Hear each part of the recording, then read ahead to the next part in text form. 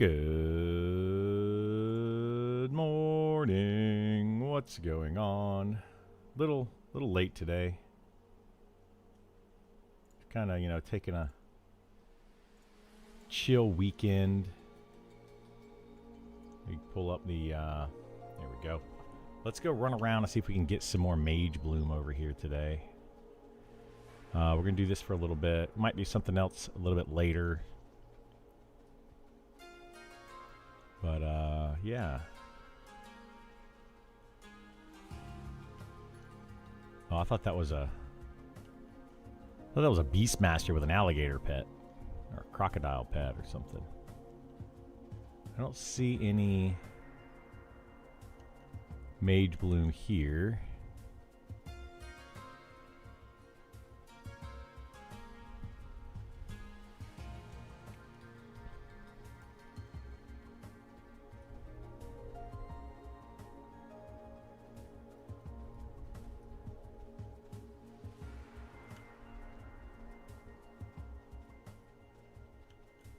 Do do do do do do do do. Bow ba da down, ba da da da down down.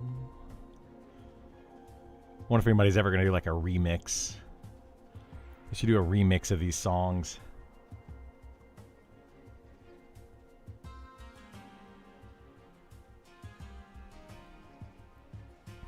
Wonder how long that'll take. Once the game becomes like super popular, if it ever gets to that point where it's like a EverQuest style of popularity, you know.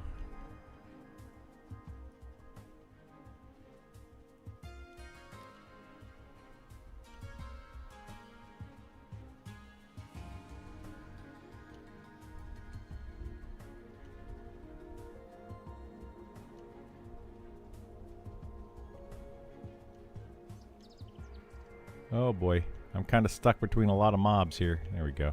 Maybe I can squeeze through here without getting aggro.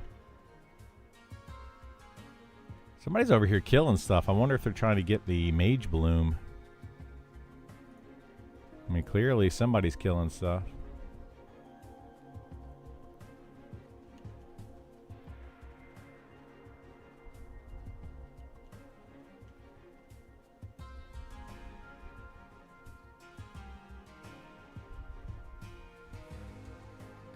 Or do these mobs fight each other? Oop, Mage Bloom. Wait, was I able to swap? Yeah, that's working. Okay. Shift right click is working again. It wasn't working for me the other day. It's really weird. That is strange.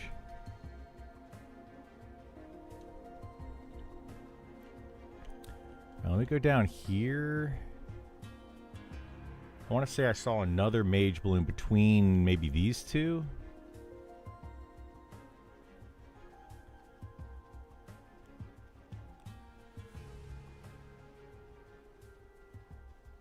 Okay, that one's not there. Somebody's making like a trail of mobs. Huh. Or maybe it was between those two. Oh, there's a camp. There's a guy right there. What is...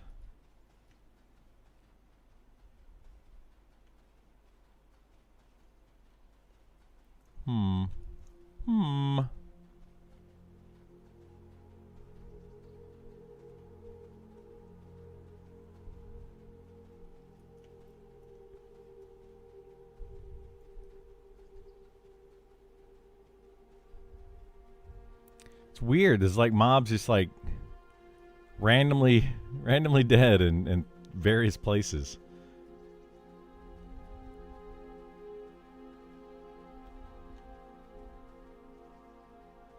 Like somebody was coming through killing them for some reason. I wonder why. Why?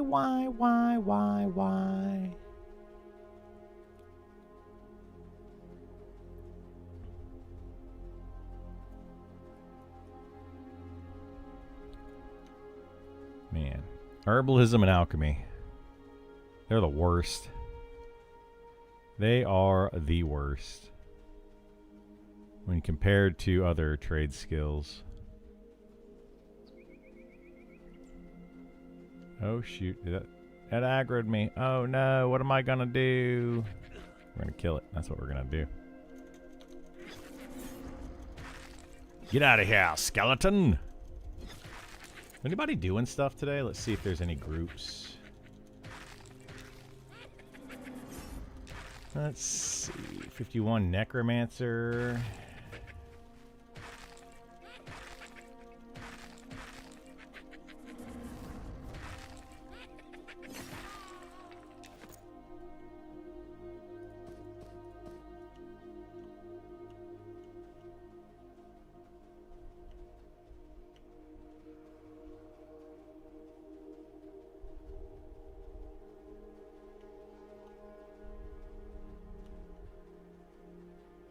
There's a flower. Are these KOS? They are K. Oh shoot.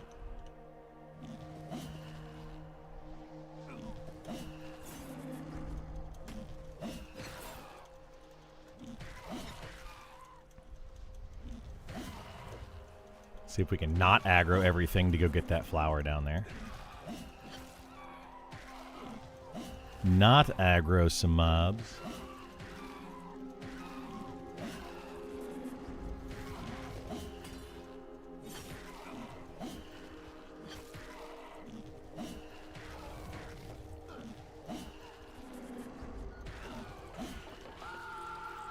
You know, I don't know what I would prefer. Like these, when you harvest things, you get like, oh, that's not a mage bloom. That's something else that I can't harvest yet. So we've got to, I got to get a little higher on my herbalism. Oh shoot. I got a debris field on me. A debris field. What is my herbalism at? Herbalism's 163. I wonder if 165 allows me to get whatever those are down there.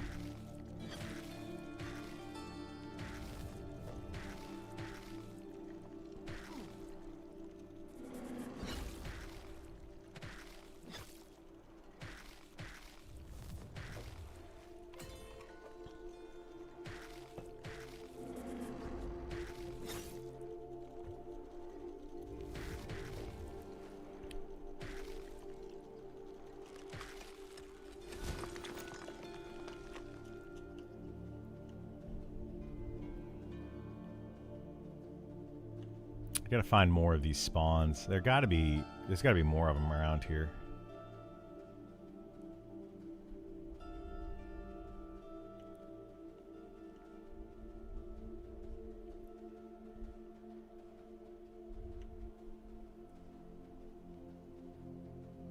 Got to be more. More. Tell me more, tell me more. Did you get a good spawn? Uh-huh.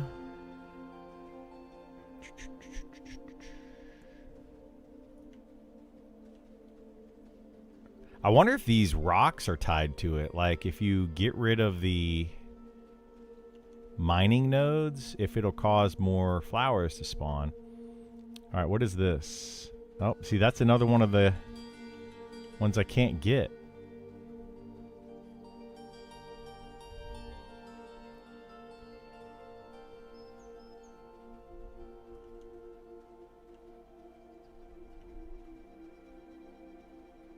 So there's two of those up. I'm wondering if that's going to prevent... Like, I don't know. I don't know if they're tied together, the different types of nodes. That'd be interesting if they did that. We'd have to... I guess I could harvest those. My mining's high enough.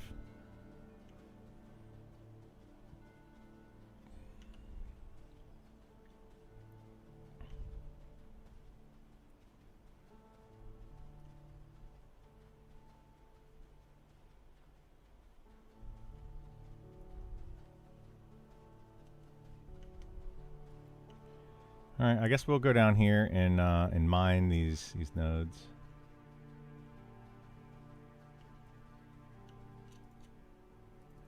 What is this? Iron?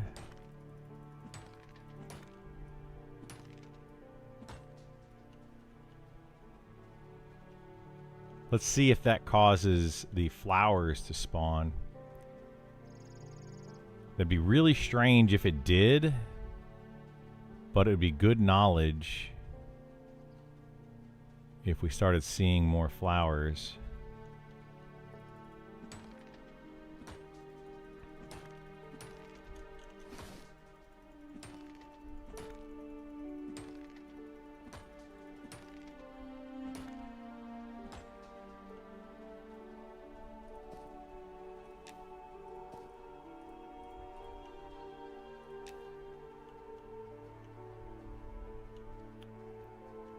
So we'll get all of the mining.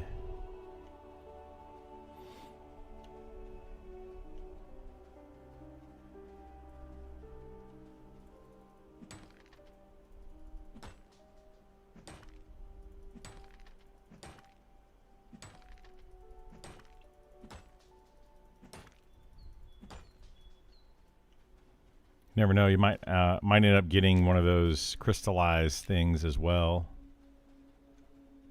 while doing the mining, so might as well. Always a chance of it. Excuse me.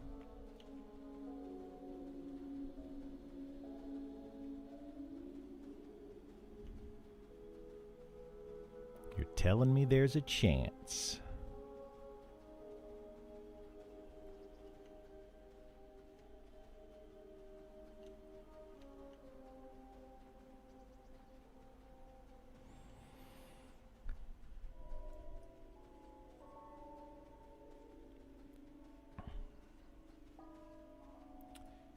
Just fast forwarded. If you're looking for Mage Bloom, try outside AC and Shaded Dunes. I couldn't find any there all through the runes. I found yesterday, I ran around there for over an hour. I found one. One in an hour. So, I don't know, man. I mean, they do spawn over there, but they have to be tied to like other ones or something in the zone somehow, because I harvested that one and I never saw another one. I ran up back and forth for an hour over there.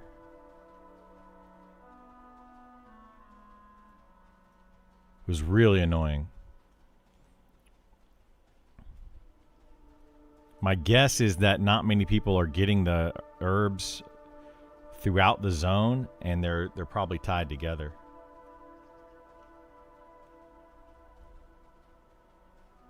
I'll come back over there in a little bit.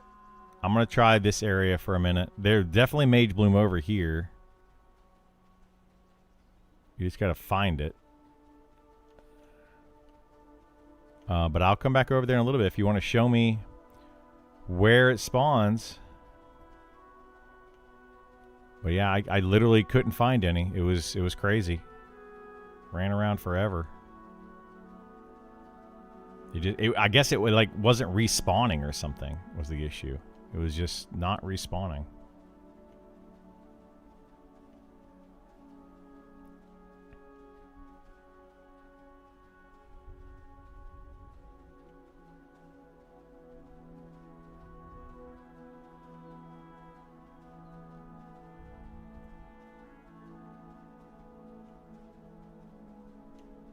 Ah. Skeletons. I don't want to fight skeletons. Stormcaller's name has 2 or 3. Stormcaller, is that outside of that? Is that where the archaeologist guys spawn?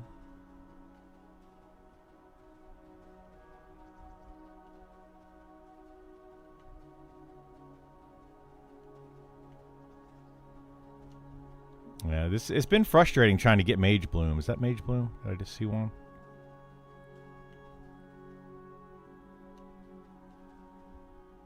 I swear I just saw something sticking out of the ground. Could have just been an artifact.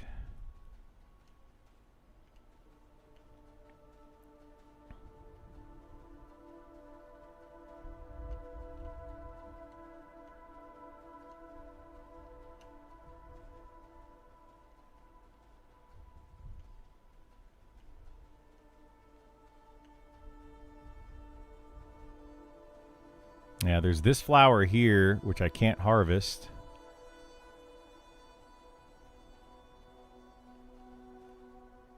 Now, this is just crazy. Like, I don't know. These flowers are probably tied to it. It is great, super helpful. Thanks for your hard work, dedication. Yeah, thank you for watching. I appreciate it. I will try to keep making them as long as people keep watching them. I want to do some more, but I'm waiting for the class updates to come out with the new class skills and all that. We'll probably do like a walkthrough or overview of all of that stuff. Once they release it, I'll probably do a video just going through and giving my thoughts and opinions on the direction of all of the classes once that does come out. Of course, we can't really say how it's going to play out until we, you know, see it in game, but we can at least talk about it. I can't wait to be able to talk about it because it's been forever. It's been 86 years. Driving me nuts, man, waiting for this class stuff to come out. I saw your video about that early this morning. I hope the editor is working overtime. Yeah, get that list out. Yep. As soon as that list comes out, we will be taking a look at all of that information. I'll probably do a full video, probably like an hour-long video, just reading through it. Maybe longer. Hopefully it's not too long of a video, but I get a little long-winded sometimes. Let's go over here to these, and maybe there's some flowers that I'm missing somewhere. Maybe there's some over here. I'm just not seeing many mage bloom. It's crazy. It's like maybe they have really long respawn timers or something, and that's why I'm not seeing them.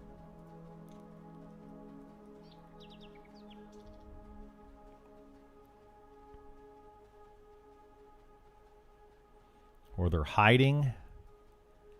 They're hiding in plain sight.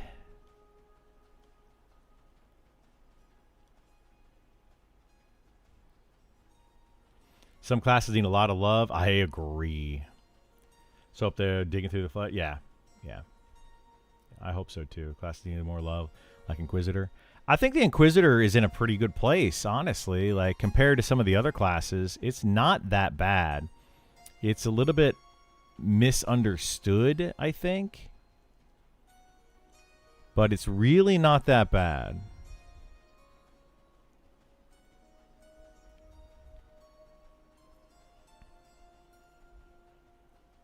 I don't know how I'm not seeing... Mage Bloom. Found one. Okay, so there are way out here as well. I don't know how I'm seeing like these corpses everywhere, but I'm not seeing anybody fighting them.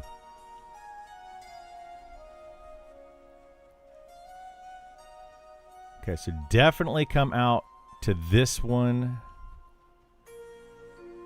My guess is that each one of these pillars could probably get like a mage bloom. I'm interested in this game. Wonder how it's coming along. I mean, it's coming along. Slowly but surely. It's getting there. Oop, there's another mage room right between. There we go. Okay. Maybe I'm just not... There's the person that's killing these. Maybe I'm just not looking in the right places. Not looking in the right places here. I'm not getting skill ups, though. I need skill ups. I mean, I need Mage Bloom, but I need skill ups. Very, very badly. But yeah, it's coming along slowly. I'm hoping that they can speed up the process a little bit more once they start making some money. You know, it's kind of a bummer that they had to push it back from June. They probably got some people's hopes up. There's another one right there. Nice. They probably got some people's hopes up that they were going to have a job come June, and those people are now like, I'm now not going to have a job until October.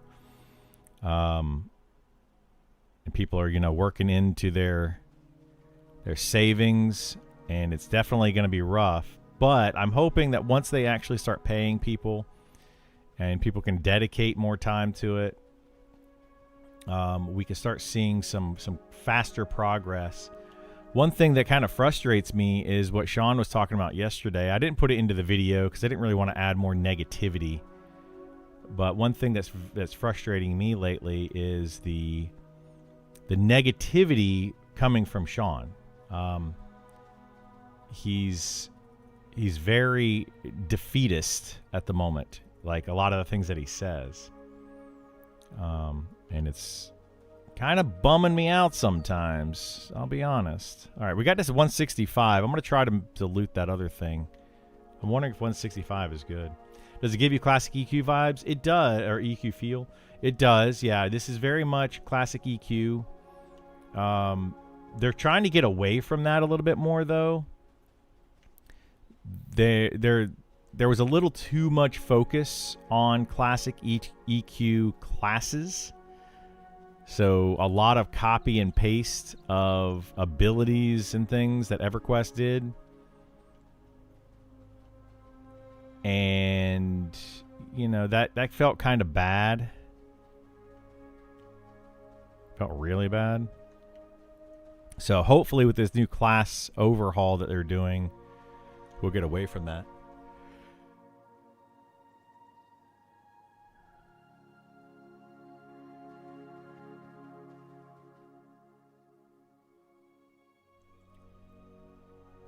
Holy moly. My obligatory morning sneeze. I swear every morning I sneeze like once or twice. It's weird. All right, let's see. Nope, still can't get this one yet. We must need to get like 165 or 175 on those. That's not good.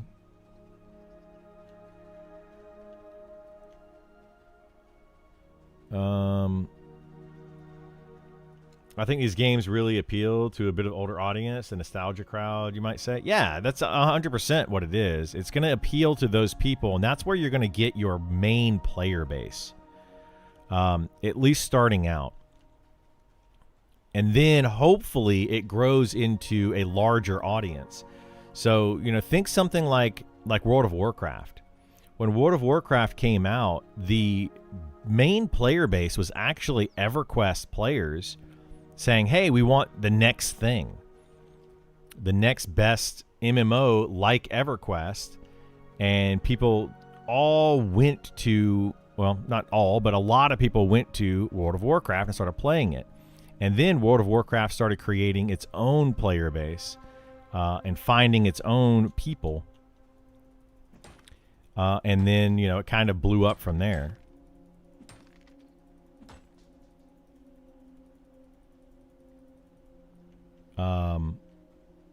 To the point where now World of Warcraft is clearly, dominated the market for past 20-something years. I'm not saying that this game is going to do that, but it is those old school EverQuest players that are coming to this game going, this is what we wanted EverQuest 2 to be, or World of Warcraft to be, or whatever. We didn't want the theme park MMO that we ended up with, which is World of Warcraft.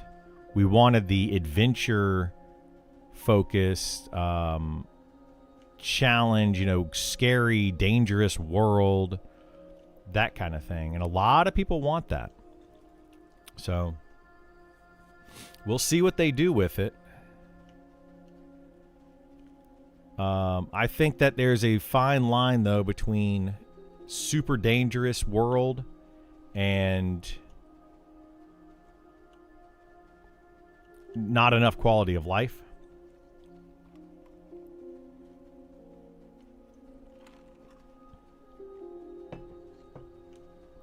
So we need to hopefully get get some quality of life, but not too much to where it makes the game feel too easy.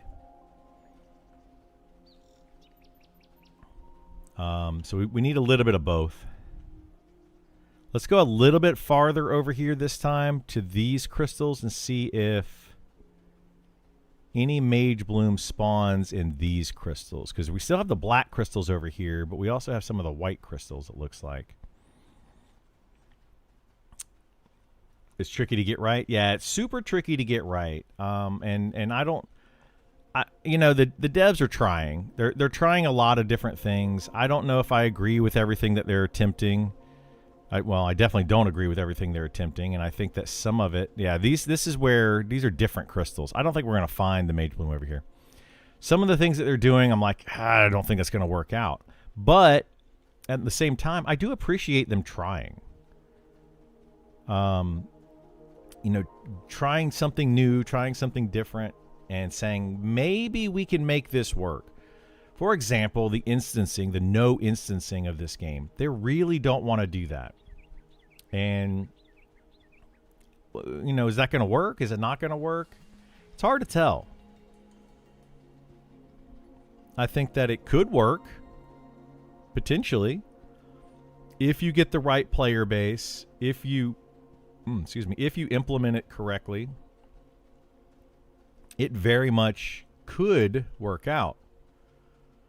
But you're going to probably have to get the hardcore player base that's willing to fight each other and wake up at 3 o'clock in the morning. I don't like that right now that they have every mob in the game spawns at the same time. And it's... the scheduling of it, like it's every 3 days, and mobs spawn. You know, like there's an earthquake, they all spawn at the same time, and it's like 6 p.m. Eastern. Like, it's just too predictable. So because it's so predictable, you're just gonna have people literally standing on top of each other, fighting over mobs. That's probably going to end up being, I think, a bad thing. But we'll have to see what they do with it. You know, it's also not fair. It's not a fair system to people that don't play on those prime time slots, like the East Coast prime time slot. What if I, you know, live in EU? I mean, I happen to live in East Coast prime time, so it doesn't affect me that much. But what if I happen to live in the EU? You know, should I have to compete with people in prime time, you know, US? Like, I don't know. It's some of that stuff. I'm just like, I don't know how this is going to work out. Okay, so I'm finding these flowers now. It seems like there's a lot of them that spawn out here.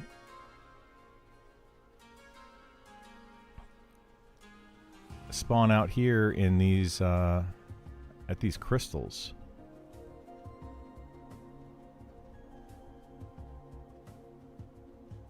Is there one in there? I think there is one in there. Pretty sure I see it. Yep. Okay, so this is the rotation. The rotation's out here. I mean, that could have been it previously, as I was looking in the wrong place in around Ancient Crypt to find the Mage Bloom. And that's why I wasn't able to find it.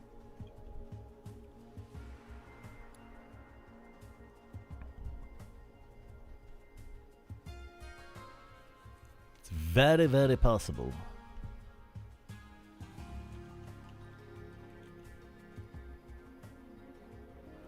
So we know there's like 3 that are along there.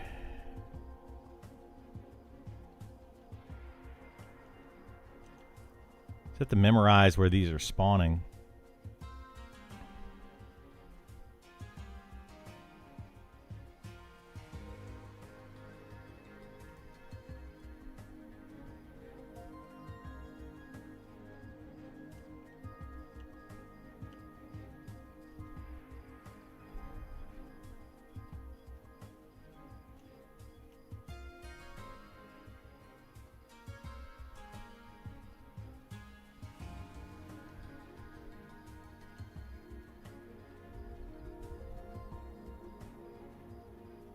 I ran around here forever the other day.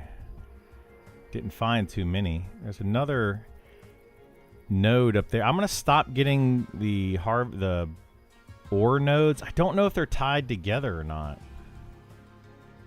I would hope that they wouldn't be. Like, you shouldn't have to mine the mining nodes to get flowers to spawn.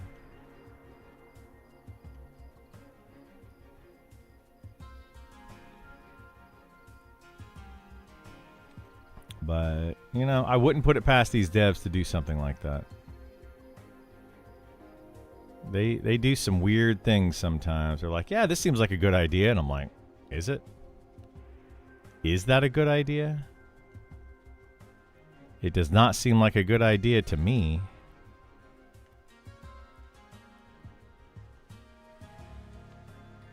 We're going to do this last loop, and then I'm going to go back to town. We're going to get Speed of the Wild again in town. Hopefully I have enough Speed of the Wild duration to get back to town. And we might check outside of Ancient Crypt again. I want to go up this way this time. And see if I can find more of the Mage Bloom over there. I just can't seem to find the Mage Bloom over there. Well, maybe I'm just blind. I don't know. I'm told there is some over there, and I found one, but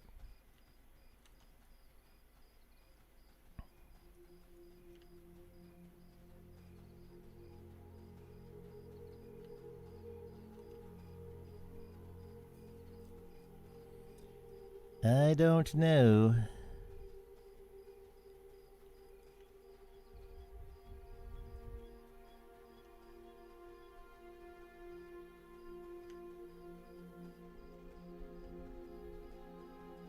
Let me go down in here. I want to say there's some that spawns down in here.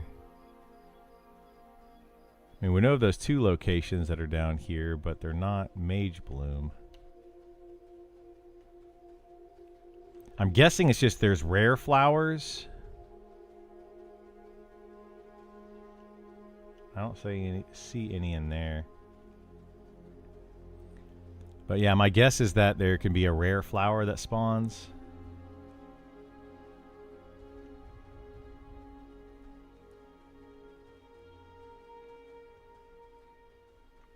And I have to have enough skill to get it, and I don't.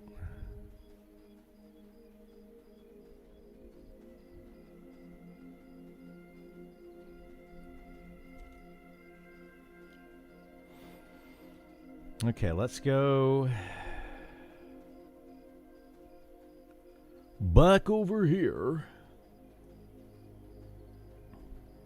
We'll hit this crystal, and then we'll spin around this way, and then we'll go back to Night Harbor. Because this crystal definitely can have one. There it is right there. Boom. So we know this crystal can have one, which is good to know. I don't know if one can spawn between these two or not. It's possible, maybe. And then we spin around this way. Is that purple light? Who's that? Is that coffee? Looks like a coffee. Golly, I can't click on that person. No, it's not a coffee. But he's got the purple light. Oh, that's the pale. That's not the pale lantern, is it? Or is that the pale lantern, the one that's purple like that?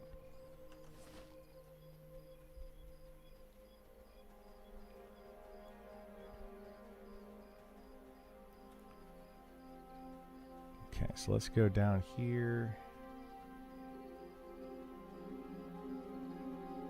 I was gonna say, I don't know why Coffee would be over here fighting these things, but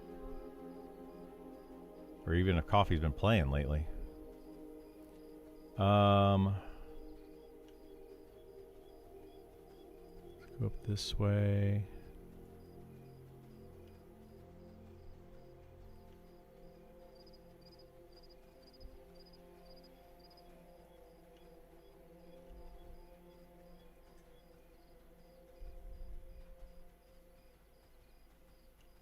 Nothing there.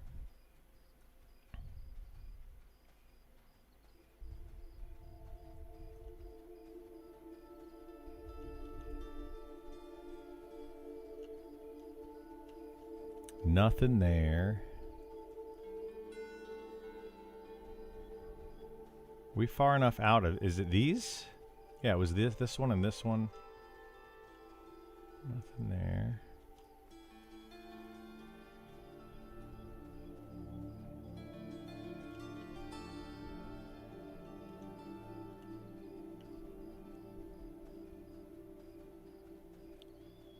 Really got to memorize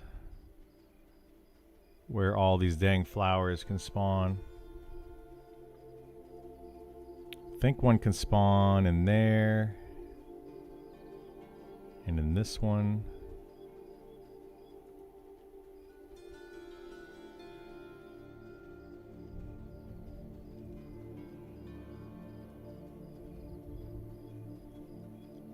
It's so weird that they're like, there's dead ones over in these areas. Like somebody's running through and killing them at that location. Like, why specifically there? It's strange. All right, let's head back to town. We'll check Ancient Crypt again, see if I can find any Mage Bloom over there.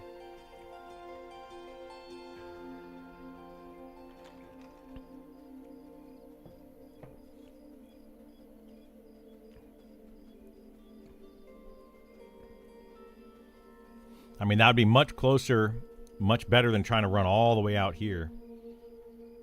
They need to put some named specters and stuff in that area. I think there used to be a named, like, in one of those areas down there, but I don't know if it ever dropped anything. Just gate? I know, right? I wish.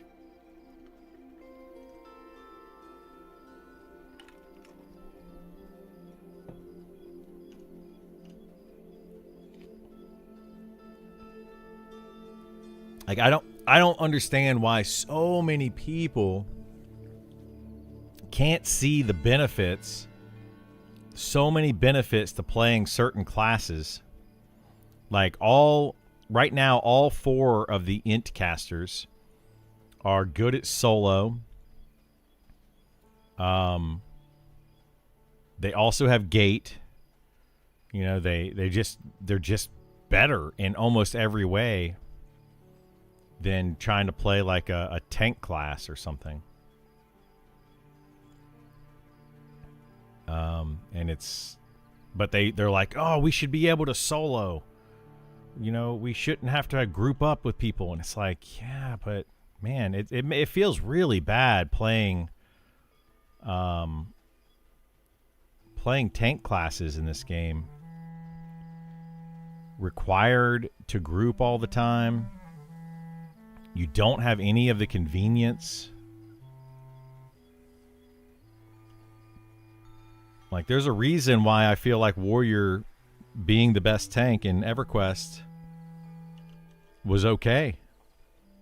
Like, I didn't feel like, you know, it was that overpowered. Yeah, it was the best tank in the game, but golly, the inconvenience that every single Warrior had of being terrible at DPS, not able to have any type of utility whatsoever,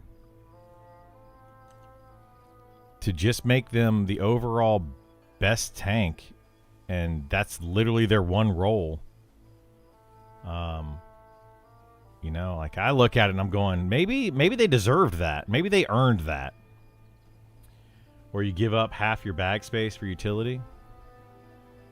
Yeah, I mean, that too. You could give up half your bag space for utility, sure.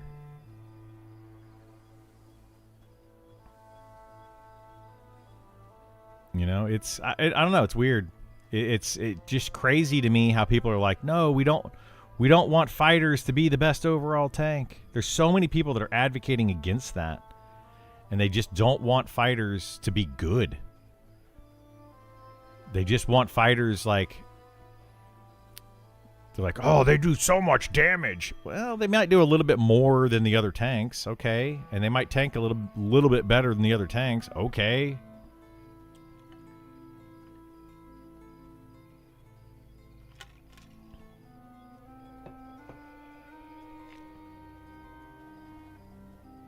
I always ask solo what? I remember EQ, Pally fighting undead and clerics always soloing undead areas. But some classes were just the core of any actual dungeon crawl. They would have the rarest stuff in the game, clerics and warriors. They did. They had the rare stuff in the game because they were required to do the dungeons. But right now, the way the game is set up, at least in my opinion, the way this game is set up, fighters are not required, clerics are not required, and then they're both, you know, two of the worst classes. They're not the worst classes in the game. They function for their role, but they're two of the worst at their role. You know, they don't have, like, right now this game is more utility is king, and you want to have as much utility as possible on your class and still be able to function at your job, at your role, right? So if you are able to function as a healer, the druid, the shaman, but also have a ton of utility, they're just better. And like the cleric isn't necessary. Yes, the cleric can heal a little bit better, but healing better is not necessary to do anything in the game. People would rather say, I can heal well enough with the druid and the shaman and have all of this other utility. Or I can tank well enough as a Shadow Knight and have all this other utility.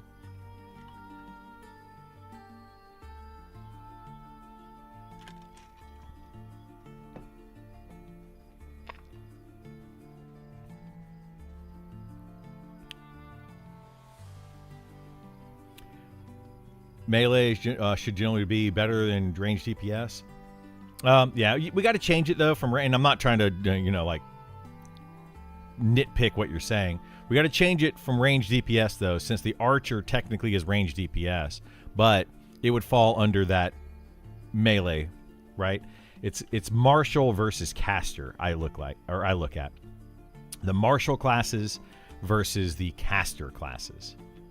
So we'll have to see what they do with these updates and these class overhauls. Like, I really want the fighter to just be amazing at damage mitigation, just like the best at damage mitigation, not by a small amount. Like, it should be a pretty substantial amount if they're not going to give it utility. Or give it some utility. I mean, I think once they do the combat for AC mitigations, actual hard-hitting mobs, like 3 hitting a wizard, yeah. Hopefully we start seeing that. I think that the fighter should get a bonus to AC or something. The reason I say that is because the Shadow Knight and the Inquisitor both get, right now, they both get the spellcaster line to give them more AC. So technically all 3 of the knight tanks can have more AC than the fighter tank. Like, that seems kind of weird, doesn't it? It, like, give them all the same gear, but then those 3 knights have spells and abilities that give them more AC.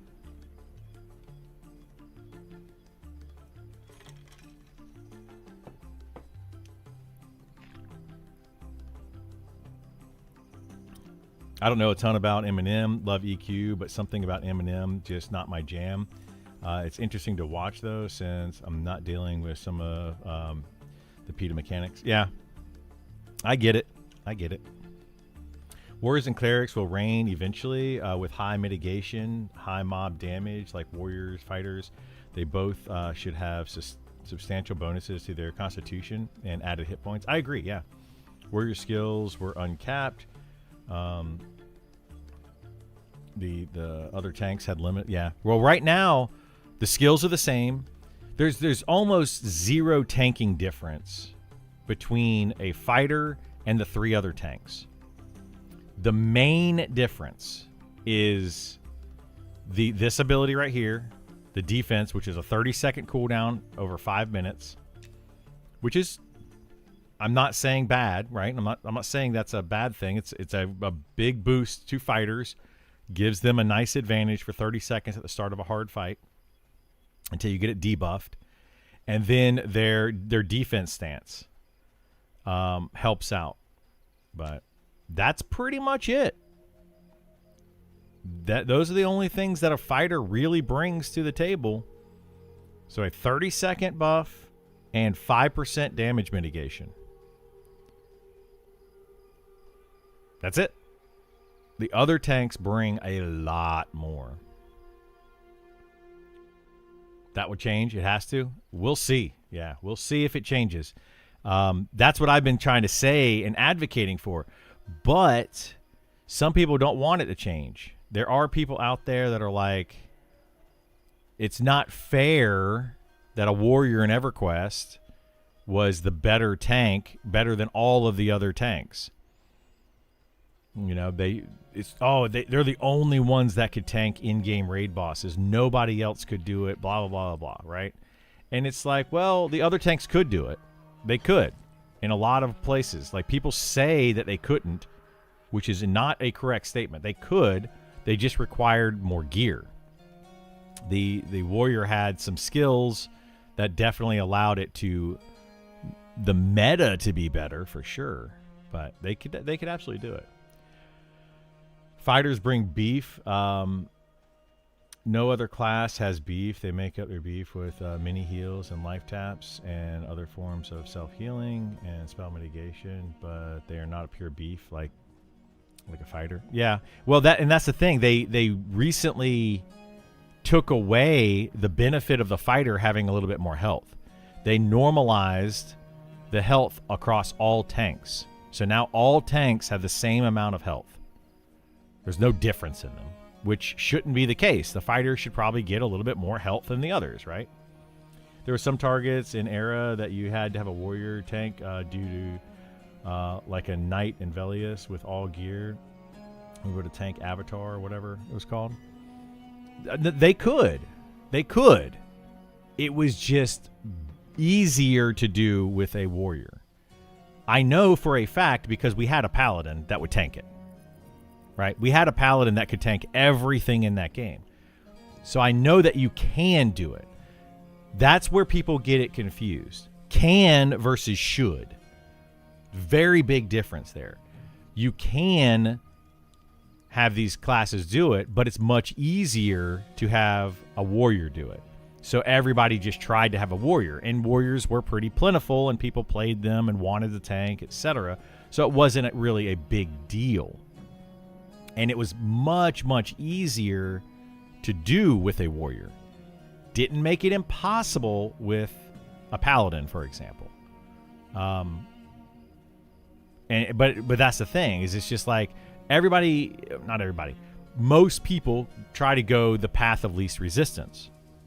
And they choose that because it's easier. Of course. Why would they not choose that? So, yeah.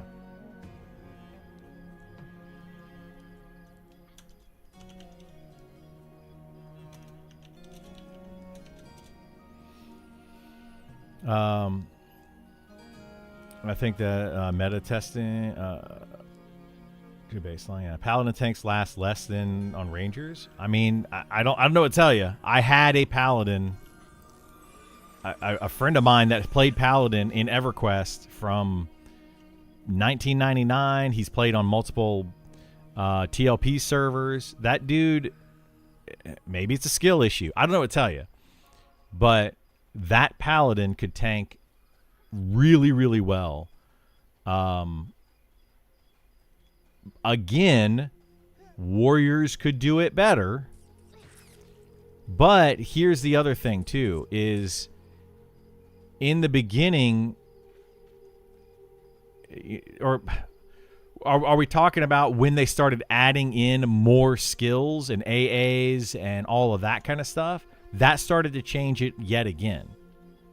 It started to allow different classes to do different things, and it still required warriors to do different things because they had certain AAs, etc. Right? Defense discipline was difference in EQ. Yeah, like, and there were some things like that, right? I'm not going to debate the fact that warriors were by far the best option. Like, they were definitely easier to heal. They were definitely just better in most ways for tanking most mobs. Absolutely not going to debate that. But to say that that other tanks couldn't do it is not fair either. They could, it just wasn't best.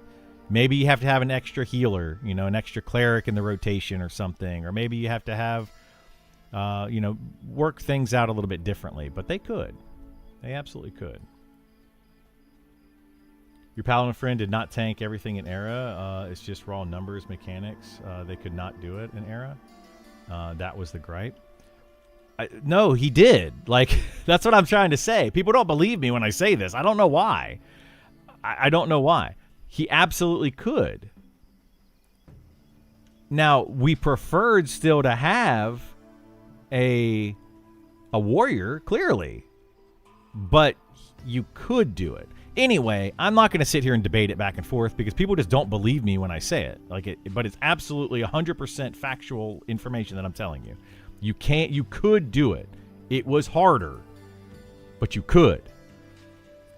But the point is, now we're getting into this game and people are still trying to say, well, it's not fair that a fighter should be able to do that because EverQuest warriors were so much better, which I don't disagree with. EverQuest warriors were the better option in pretty much every way for a tank in EverQuest. And now people, they're like, well, that's not fair. We want all the tanks to be able to do all the things. And it's like, yeah, but you're not willing to give up your utility for it. You're not willing to say, okay, I'm willing to give up my lay on hands. I'm willing to give up my heals. I'm willing to give up my feigned death, my dots, my nukes. I'm not willing to give up any of that. But I want to equal the tank, the warrior tanking capabilities. So that's what we're getting in Monsters and Memories now, and it's very frustrating because what are we giving warrior or fighters? What are fighters getting while the other classes are basically equal in their tanking capabilities? And the fighters aren't getting anything. They're literally getting nothing that makes up for the difference, in my opinion, right?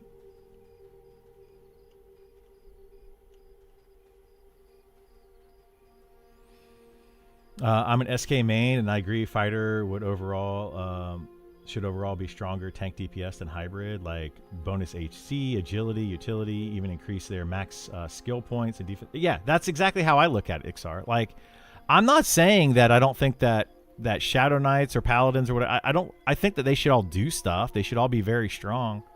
By the way, who was it that said that they could show me where the Mage Bloom was over here? Because I'm telling you, man, I ran through this for an hour and I saw 0 Mage Bloom. Well, I saw the 1 Mage Bloom. But somebody was like, I'll show you where. The ruins outside of AC. Like, okay. You show me. I mean, maybe it's in some nook and cranny. But yeah, please come show me. If you're talking classic Kunark, sure. I am. I'm talking classic and Kunark, which is what this game is inspired by. Now, when you start getting into the later eras, right? Later on, where you started getting AA points, what was that, Luckland? Then, yes, I would totally say that, the warriors started getting a lot of other things given to them. And they started to being able to tank it. That's the thing that people aren't realizing with this game, right? They're not realizing with this game. This game is not Luckland, Plains of Power, etc. It is original EverQuest. It is Kunark era, up to like Velius. That's what this game is trying to be. So they're trying to compare it to things like Planes of Power, and it's not that yet. Maybe it will be eventually, maybe one day. But right now, that's not what this game is. It's not even remotely close. So, you know, we have to compare apples to apples here. We can't compare apples to cucumbers. They're different. Seems like night isn't as bad as it used to be, at least with the... No, it is. I just have my gamma turned up. What night is supposed to look like is this. This is night. But they added a gamma slider. Thank goodness. Because, man, it needed it. It really needed it. So I just turned my gamma slider up. Warriors are wanted because they made it easier for clerics. Yeah, exactly. They made it easier. And I won't dispute that. Like, absolutely made it easier. Yeah, easier to judge when to heal. Just easier in general. They were definitely easier. It was a smoother health. You know, like their health is going down and then you heal, and then health's going down and then you heal. It was definitely smoother. Perma Gamma Slider was impossible for me to play. It was very hard. Yeah. Bad eyes are in real life. Yeah, that's the thing, you know, that I've been trying to talk to the devs about quite a bit. And, you know, Sean kind of picked on me yesterday on his stream about it, and I get it. But, you know, there is an accessibility, you know, a little bit of accessibility goes a long way in a game like this. You know, they're trying to make this game for a certain audience. But, you know, like that audience has bad eyes. They have bad reaction time. They have, you know, all of that stuff. Maybe we should add a little bit more accessibility to make the game, you know, just more user-friendly sometimes. I need to sit up straight. I've been slouching a lot lately. Hey, I found a Mage Bloom. Holy moly. This might be the first Mage Bloom I've seen in an hour over here. Where'd that guy go? There's a guy in here earlier that's like, nah, there's definitely Mage Bloom over here. And he's going to show me. He was going to show me where it's at, and then he disappeared. Just give each tank different damage mitigation abilities. The Barbarian in D2 was better at tanking raw damage, while dual wielding and Paladin had Holy Shield. I mean, weird comparison to compare Diablo 2 to this game, but I don't disagree. Like, maybe that could work. And they did do that with like the answer my tells. Oh, are my tells in here? The Mage Bloom is not as plentiful as Alpha was. Okay. So that's what it is. I wasn't looking at my tells. Yeah, it's not nearly as plentiful. That's why I like the other location better. Like, I have run around over here so stinking much, and I've seen almost zero Mage Bloom. Like, I've seen 2 plants over here. It's just awful. So have you been looking, Jeff? Can you show me like where? There's one right there. Is that a Mage? No, that's not Mage Bloom. That one gets me every time right here. Yeah. I'm wondering though if like these are tied together. If these veins are tied to what am I joining you for? If these veins are tied together in some way though. Chip diamond. I don't think we need chip diamond. But yeah, like if all the nodes are tied together. Anyway, you think instead of creating a whole new Berserker class, they would just allow pure melee classes to be able to switch weapons like dual wield to two-hander during combat, give warriors utility that Berserker class would normally have. I hope not. I don't want to see that. The reason I don't want to see that, the Oasis has Mage Bloom. Okay, we can walk over there and check it. I can check the Oasis. So go back and forth between the Oasis. Wait, which Oasis are we talking about? The Oasis over here or the Oasis over here? But yeah, I don't want to see that, right? I don't want to see... Let me tell you what I don't want to see, and then I'll explain why. I don't want to see classes that have the ability to flex into something else. Like the fighter being it's a tank, and then it can flex into a DPS class kind of thing. The reason I don't want to see that is because if they do that, then I feel like every class needs that. And if every class doesn't have that, then people are going to start getting mad and complain like, oh, well, why can a fighter flex into a DPS or a tank role, but I can't do whatever as a, like, why can't my druid flex into a DPS class or a healer role? You know, why can't my enchanter do something? Why is it only, you know, these select classes that can do, you know, two things and not these other classes? Yeah, and classes have roles, right? That's why I don't want to see it. Now, if they did that, if they wanted to make every class have multiple roles, then sure, they could do that. Okay, here we go. So there's Mage Bloom that can spawn here. Ah, so this might be where the problem was previously. Is we have Mage Bloom here. And then we go, maybe these are attached to those spawns over there.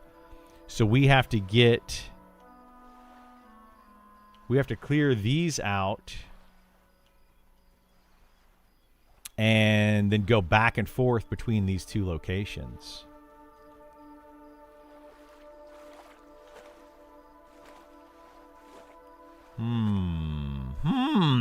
Maybe that's why they weren't spawning over there, is because people weren't clearing them over here. It's very possible. So, let's see. Let me read some chat. Saw 3D model for Deep Dwarf yesterday. Yeah, they actually have, I think, Deep Dwarves in the game. They have Deep Elves already in the game. You can actually see some of these models now, which is kind of cool. Thank you, Bull Moosin. I appreciate it. Or Jeff, I appreciate it. Pointing those out over there. That's definitely new news to me. I didn't realize they had those over there. So let's go back and forth between that location and this location and see if maybe it spawns. Here, let's start over here and go down. Anyway, I just want a Berserker full on melee class brute that doesn't have a pet spells. No rogue is not that. Yeah, rogue is going to be more like... Rogue is going to be more like fast attacks with a backstab and then some poisons for a little bit of utility or more damage or whatever. But yeah, I think a Berserker type class would be okay in this game. I think that could definitely be okay. But I am afraid what they're going to end up doing is turning the fighter into that. I'm going to be a little bit irritated if they take the fighter that was supposed to be a premier tank, quote unquote, and then change that to a Berserker class where they're like, all of a sudden now the fighter is a DPS two-handed fighter. I would be pretty annoyed because I started this class as a DPS. Look at this. We're starting to get the Mage Bloom. Man, oh man, oh man. The Beastmaster should be the Berserker. They could do that. Give the Beastmaster, like I'm thinking Beastmaster from the movie, right? Was that Kevin? What's his name?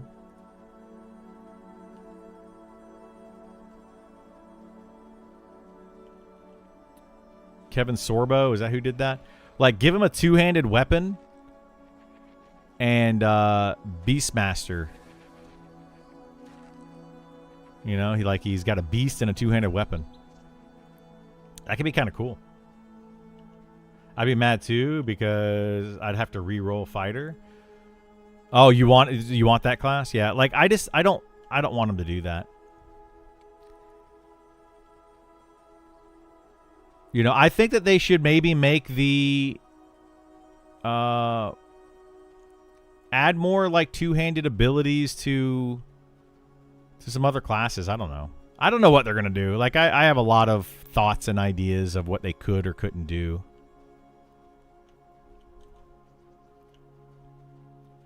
But I really don't want to see...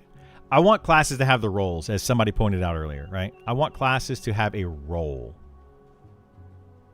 This class is meant to be a tank. Or this class is meant to be a DPS. Or this class is meant to do this thing. And then, from that, build the game out. Build the game out based on that. Add the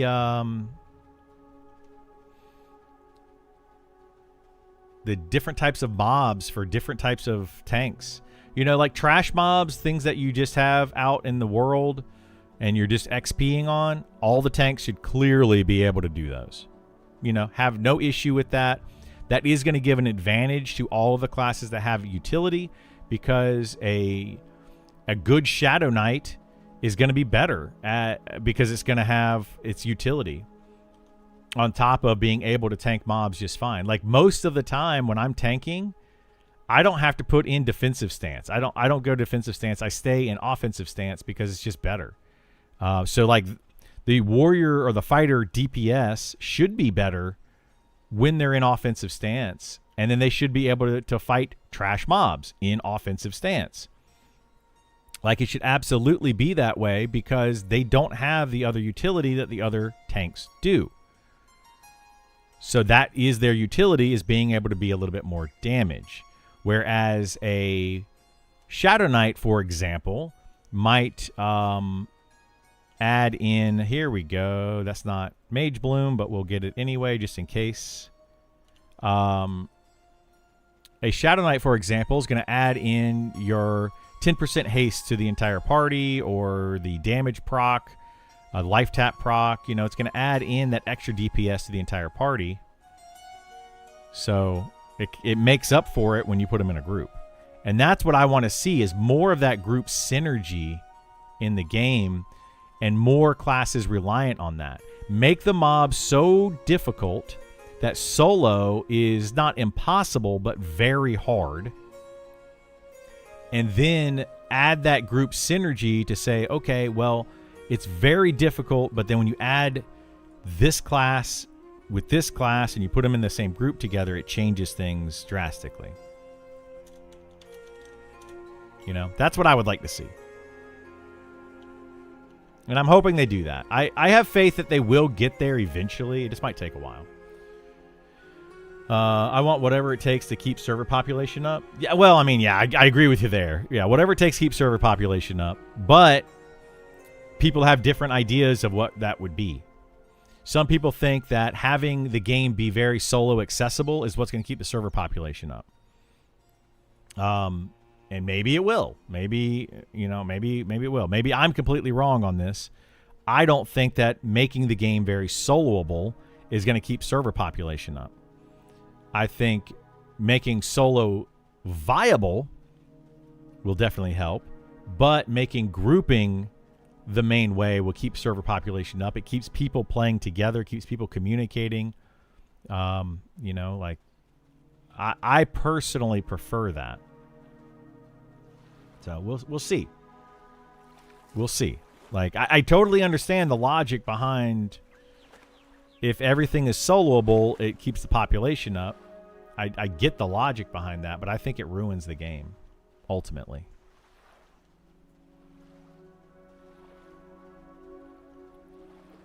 But, you know, that's...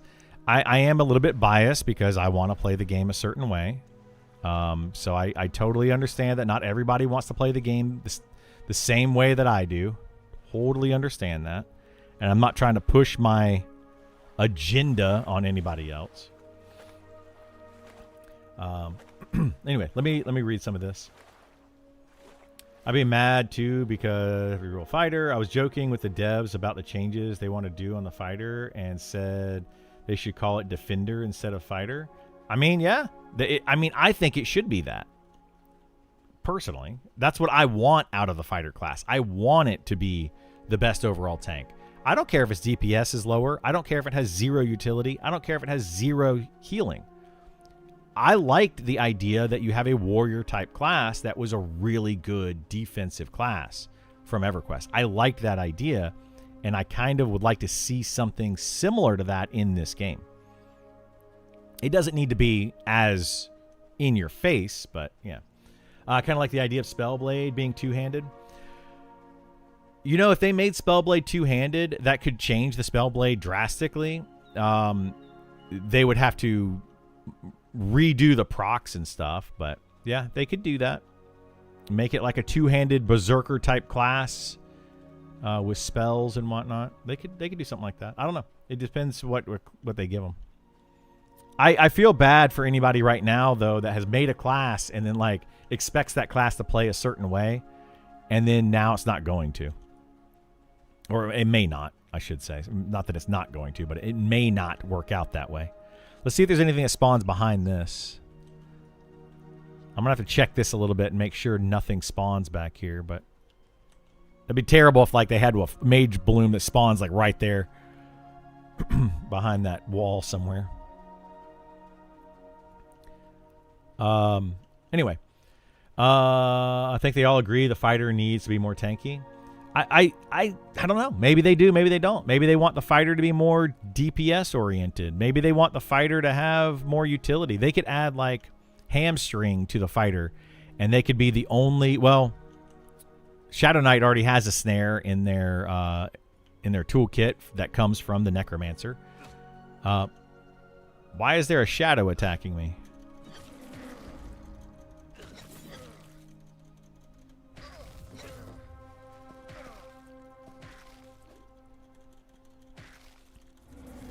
What level is this thing? Holy moly.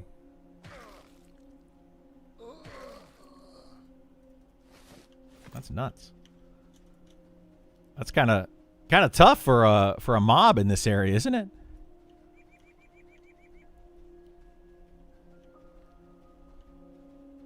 Are there people running through here trying to get my flowers? I think there are. I'm camping these flowers. I wonder how people are going to deal with that, right? Oh, I've been camping these flowers. You can't take them. This is my camp. I'm pretty sure that that harvesting nodes is just first come, first served. Didn't they say that somewhere? I think they said that somewhere.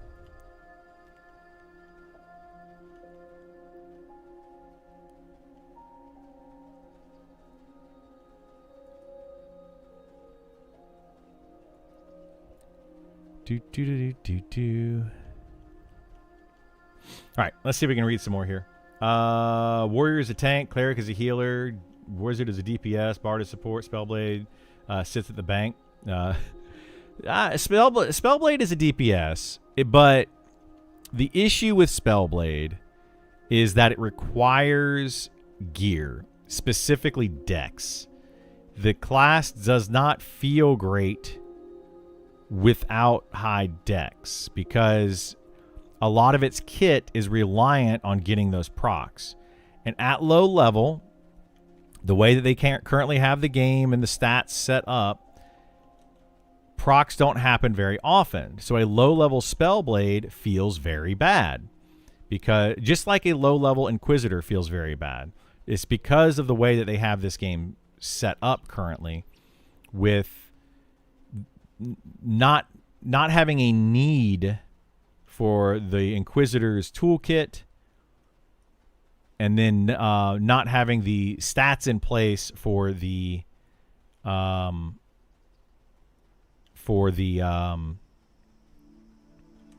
Spellblade to actually function well, you know.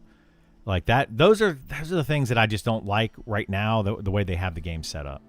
So like they're not, neither of those are bad classes, but neither of them are being played very much. And I think it's because the first 20 to 30 levels, they feel bad. Both of those classes feel really bad the first 20 to 30 levels. Once you get them to like level 40 plus, maybe level 50, then, and I know that takes a long time to get there, and I'm not trying to, you know, justify anything here, but once you get them to 40 to 50 and higher, both of those classes really start to shine, and they're like, oh wow, these are really, really good classes. So that's the issue that we're currently seeing in this game, is people have a preconceived notion of how things should be, first and foremost, and then secondly, they play a class to level 20, and then they completely they decide 100% if that class is for them or not based on getting to level 20. And you can't really do that in this game. The classes don't fully come online until about level 20 to 30. Then you're like, okay, now this class is starting to come online. Now I'm starting to see how it plays. Now I'm starting to fight tougher enemies that may require certain things. Then at that point, you're like, okay, now it starts to make sense. So it's a tough situation, right? Soloing trash is about sustain. What would fighter give up for more sustain? Well, a fighter could get something like what is that ability in D&D? I think it was called, I forget what it's called in D&D. But anyway, it allowed the fighter to heal like once a day or twice a day or something. You know, they could get something like that, where when they hit, let's say a fighter gets to 20% health. What is this? That's a Nomad's Grace stuck way in the ground. Second wind. Yeah, second wind. Let's say that a fighter in this game, just to use the D&D analogy, let's say a fighter in this game gets to 20% health, and if they have an ability on their bar, they get a second wind when they hit 20% health, where they just regenerate health very quickly and have it be on a long cooldown. You know, that could be something that they add to fighters to add a little bit more sustain to them without making them super broken. Something that, okay, they hit 20% health, they automatically heal up 50% of their health on a 20-minute cooldown.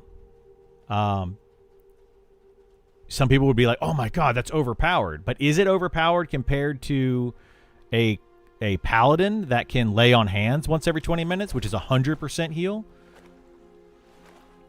And they also have Ancient Guardian, which heals a good bit. And they also have the just heal spells. Like, is it really that overpowered to give that to a fighter? I would say no, it's not. You know? That could add a little bit of sustain. It would add the ability for a fighter to recover health a little bit so that they could solo a little bit better if you wanted the game to be a little bit more solo friendly for all classes. You know, that's just an example. There's a lot of things they could do.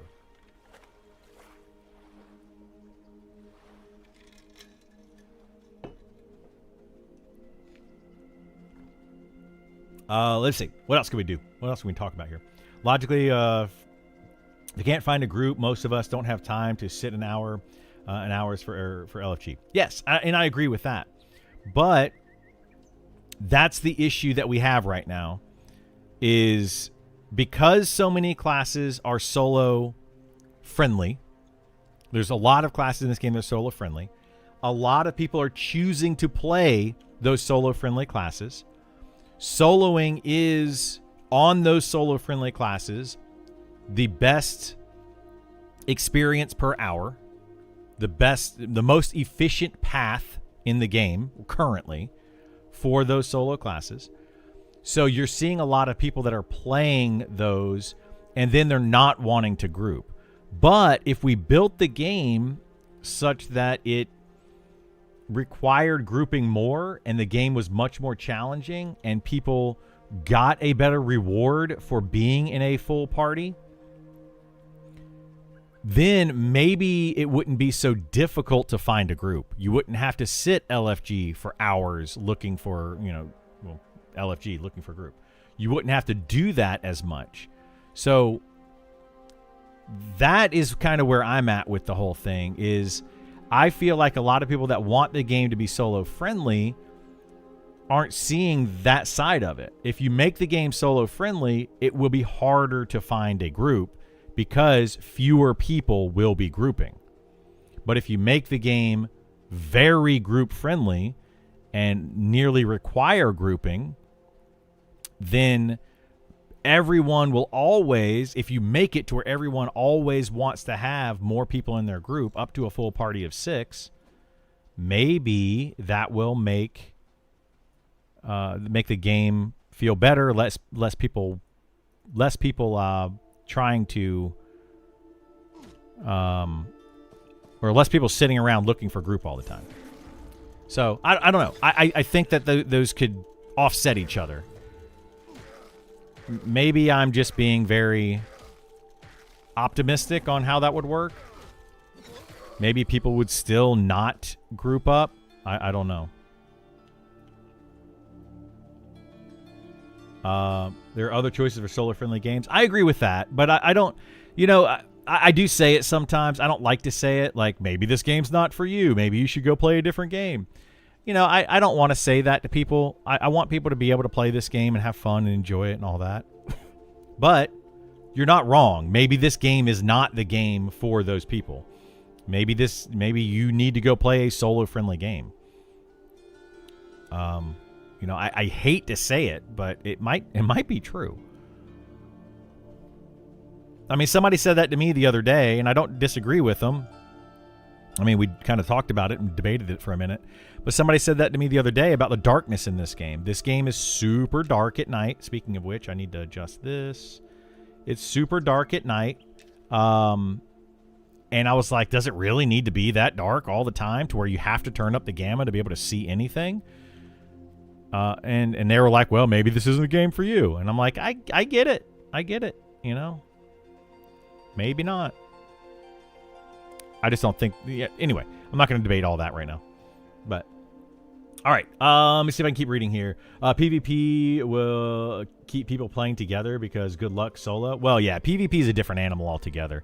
I don't recommend anyone PvP. I don't recommend it. But if you want to go do it, just be prepared. Fighter having base AC bonus or flat physical damage mitigation makes sense. It does make sense. In this game, they do have that, right? They do actually have that. They have 5% flat damage mitigation over the other tanks. The fighter has 5% more than the other tanks. The other tanks have 5%. The fighter has 10%. Just to explain that. And plus 5 defense, which we don't know the calculation on it, but that plus 5 defense could make a very big difference in tanking. So yeah, well, we'll just have to see, how that is. But anyway, let me look at that. Okay, I'm gonna try to read more of this. They mentioned there are too many interrupts kicks in the game. I'm guessing Inquisitor would be more popular after some of those changes. Maybe. Did they mention that somewhere? I didn't see that particular mention. But there might be too many interrupts. I was playing the other day in my group,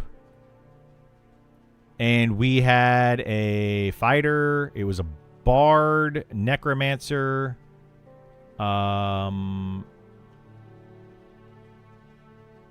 shaman.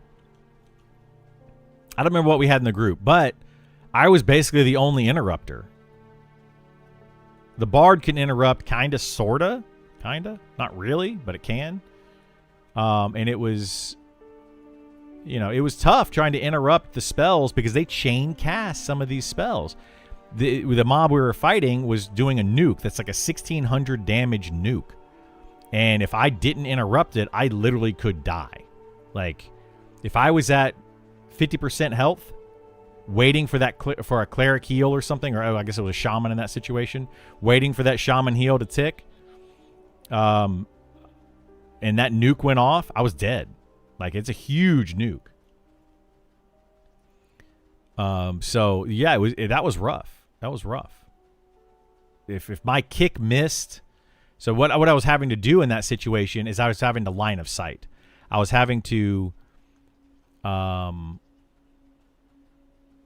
to interrupt. If I did interrupt, cool. If I didn't interrupt, then I would have to line of sight it. Can Mage Bloom spawn over here in these ruins? Does anybody know? I haven't seen any yet, and I want to keep checking it, but if anybody knows for sure that it can or cannot spawn, I'll stop checking that, because that is kind of far out of the way compared to these other locations.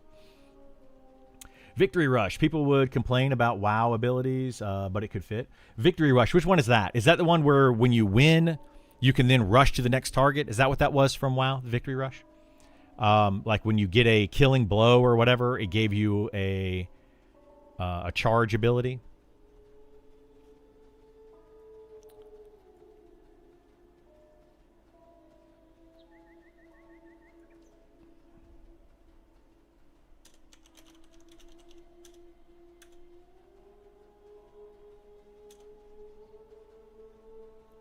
Anyway, sorry, somebody was sending me a tell. Full group. Oh wait, where was I? Are there other choices for solo-friendly games? There are a lot of choices for solo-friendly games. Yeah, there's a lot. Is there enough areas for groups grind XP given the server capacity? Yes. I kind of showed that the other day when I was doing like a tour video of different zones. There is so much of this game on this server going unseen. There's so much going unseen and undone, uncamped, simply because people are not grouping. Like, most of Telekir, no one's in there fighting that stuff. Where did I go the other day? So down in Grimtide Sanctum, there's not many groups going in there doing that. Where else is there? Man, I went to a couple places the other day, and I'm just like, nobody's here. Nobody's doing this. There's a ton of full group content. Full group Grownish should be darn near double XP pretty much, especially with all the hell levels. Yeah, I agree, Pacer. I think that they should increase. I would like to see a full group bonus, 6 party members, a group bonus of about 50% over what it currently is. I don't think it should be doubled. If they do a 100% bonus, that might be too much. But probably a 50% bonus from what it currently is. And then maybe maybe a 40% for 5 players, and then maybe a 20% for 4 players, and then probably maybe a 10% for 3 players, maybe. And then nothing for 2 and nothing for 1. That's what I think they should do, because right now, solo with certain classes is just by far the best. Duo with all other classes is the second best. It doesn't matter what the other classes is. Duo is better than anything else, other than maybe Rogue. I would say that Rogue might want to be part of a trio, just because they can't really take hits very well, and they need to be behind a target. So they're probably best in a trio. But other than that, pretty much every class would prefer to duo. If you want to be efficient. Most bang for your buck for time put in and all that. I really haven't enjoyed grouping like I did in EQ. Most games are just auto group for missions, no real community. Yeah, they are. They really are. And that's a thing that has been carrying over into this game, which feels really bad to me. Because people are so used to World of Warcraft and Final Fantasy, where you just queue up, you do a dungeon, and nobody says a word to each other. They just queue up, do the dungeon, burn through it in 15 minutes or whatever, 10 minutes, whatever, you know, how, depending on how fast you can do dungeons. And then they all loot their items. They say GG in chat, and then they disappear and they never speak again. And then they queue up again to the next dungeon. And now what we're seeing in this game, or at least what I'm seeing a lot of in this game, is people are doing that. They're putting groups together to go be like, oh, there is a mob is up, a named mob is up. I want to go kill that named mob. So they're putting a group together. They're going to kill that named mob. And they kill it, and then the group falls apart. Like they have that same mentality of do the thing, reform group, and then do the thing, and then reform group. Rather than what this game is meant to be, which is a community-focused, group-based game where you're supposed to get together with a group and sit in a camp. And I know this is not the type of gameplay that a lot of people want to play, and that's okay. But where you sit at a camp and you talk to each other and you hang out and you kill mobs for hours on end. You know, sit there for 2 or 3 hours and then rotate people in if people have to leave and that kind of stuff. I'm not seeing that very often. In fact, I would say that groups are just like one person's like, okay, I got to go. And then the group is like, all right, well, I guess we're breaking up. And they just break up the group rather than say, okay, well, let's find a replacement. I don't see that. I was in a pug the other day because people say that I don't pug enough. So I pugged the other day for like 3 or 4 hours on stream. And I gave an hour notice to the group. I said, hey, guys, I got about an hour left. I was the tank of the group. Said I got about an hour left, and then I'm going to probably leave. If you can find somebody, if you want to replace me or whatever, if they get here early, I will gladly leave early. If not, I'll be here for an hour trying to find a replacement. And everyone in the group was just like, nah, it's okay. We'll just break up in an hour. Nobody wanted to find a replacement. They just didn't do it. And I was like, okay, well, that's kind of weird. You know, I don't know. I want to see more of that. Anyway, did they mention anything about more beta invites? Yes, they're going to be doing more beta invites every Friday. Yeah, every Friday is beta invites. And they're going to continue to do 500 from my understanding. 500 per week. So, yes, more of those. Thoughts on EQ Legends? I think EQ Legends is the solo-friendly MMO. If people want to solo so badly, then go play EQ Legends. That's what that game is made for. It's literally like this, but solo-friendly. That's why, like, I don't understand why everybody wants to try to make this game so solo-friendly. There are other games out there that hit that for you. Inquisitors can drain mana. They sure can. How to play this game? Need an invite or something? You do need an invite. You can opt in on their website, !beta if you're on Twitch. HP on Killing Blow. Oh, okay. So on Killing Blow, though. So that, the HP on Killing Blow, which is what you're talking about, the Victory Rush or whatever. That's okay. Except for a fighter fighting for kill shots. And then you have like a wizard trying to fight for kill shots. It's much easier for a wizard to get a kill shot than it is for a fighter to get a kill shot. So I don't like that idea. It could work if they made the combat work that way, but like fighters don't have. I think in World of Warcraft, warriors had like a, what was it called? There was like an ability that warriors could do that was like a big hit when they were under 20% health that allowed them to get kill shots. They don't have that in this game. I know this isn't a game loop we're going for, but I did enjoy Pantheon combo system. Always thought the game loop was cool. I don't dislike the combo system. I'm not a fan of it, but I wouldn't say take it away. What I didn't like about it is how required it was. It created where you had to have specific setups for groups. One thing I like about Monsters of Memories, and I hope that they continue to encourage, is having weird group setups that function. Just having 6 players that can do various things and it works. Whereas in Pantheon, you needed to make sure that if you were this class, you had to have this other class in your party, and then that class had to have this other class in their party. So it created like this dynamic where you had very specific classes in a party to be able to do anything. What are your thoughts on MnM discussion to refrain from accepting any revenue until early access? I like it. I prefer it. Let me read the rest of what you're saying, though.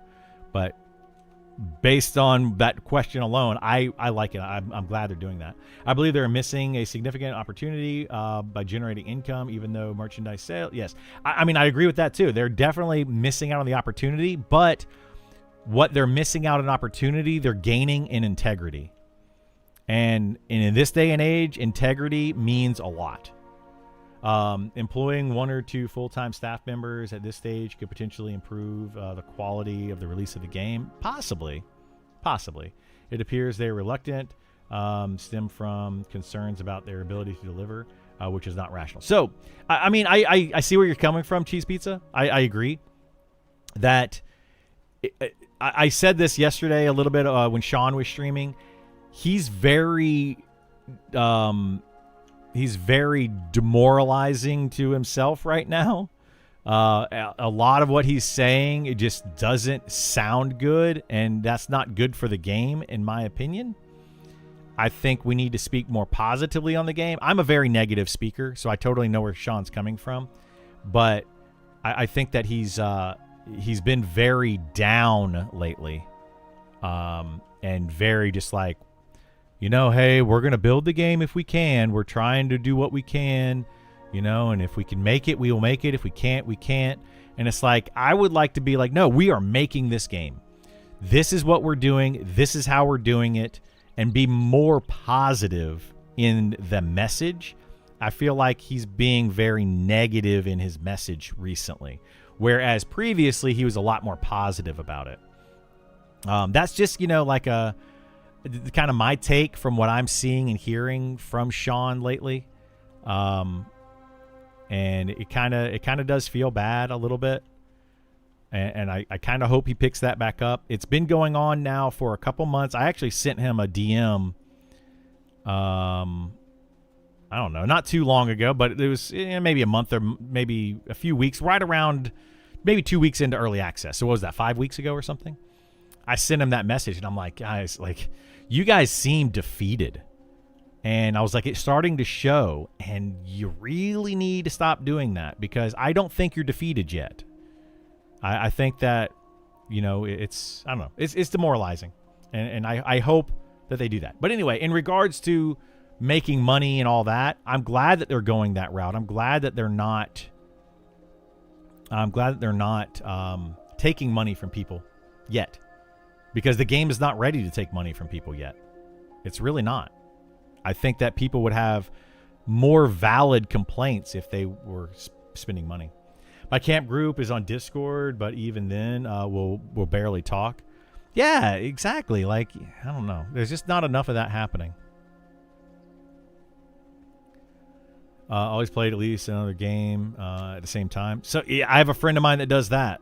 You know, that's something that, like, I don't know, it's been kind of annoying me lately with my group, is people go in and they just half-butt the game, right? They're not focusing on the game. And it's a tough conversation to bring up to people. It really is.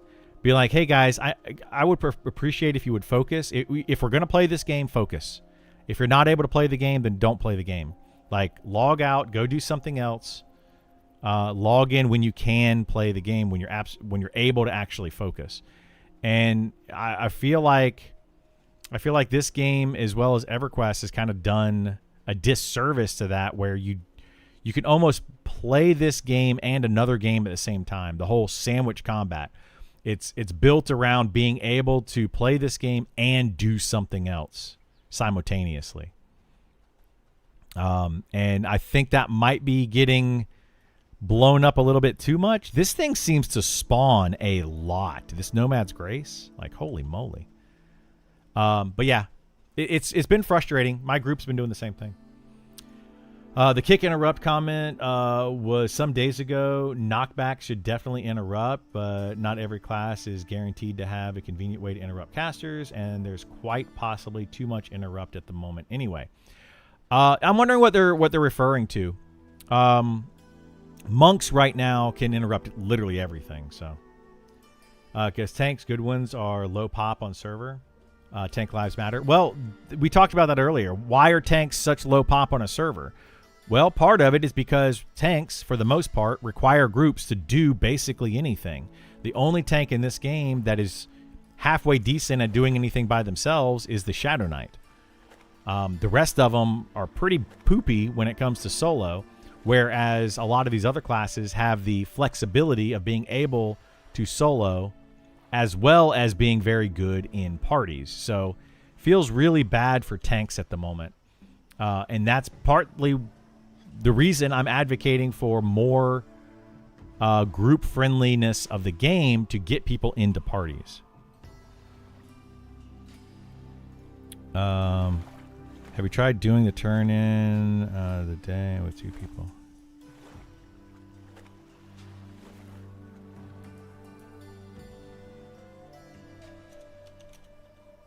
Hang on one second.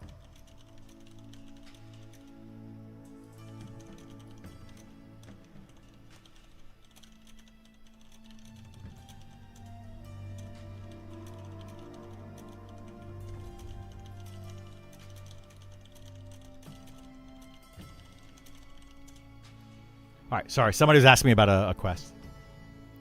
Warriors have execute too. Yeah, execute. That's the one I'm talking about. Thank you for reminding me. I forgot what the skill was called, which allows them to get that victory rush. We need more tanks. Yeah. I think this game does need more tanks. Look at this. This thing already spawned. Is this thing just spawning like every 30 seconds? Maybe I shouldn't show you this. If that thing continues to do that, we probably should bug report that. I am going to bug report that. Because that seems to be spawning way too much. Let's do world collision terrain, pathing, broken quest, item, transfer, NPC, trade skills. I don't know what this is. I don't know what to bug that under. Anyway, let me watch it a little bit longer. But it seems to be continually spawning all the time. And it's a little bit under the world, so it's hard to see. Maybe that's why, though, just because it's hard to see and it's under the world. Let me... I'll read some of that here in a second. Fighters don't really have execute. Sustain class, that's a tank. No, he's talking about in World of Warcraft. They have an execute ability. There's multiple, like... multiple conversations going on. Hey, what's up, y'all? This is a captain of the ship here on the way to port. Wait, you got to do the All right, dinner starts at 5. Have a nice trip, everyone. And we'll be landing shortly. Why do all pilots do that? All pilots add that, like,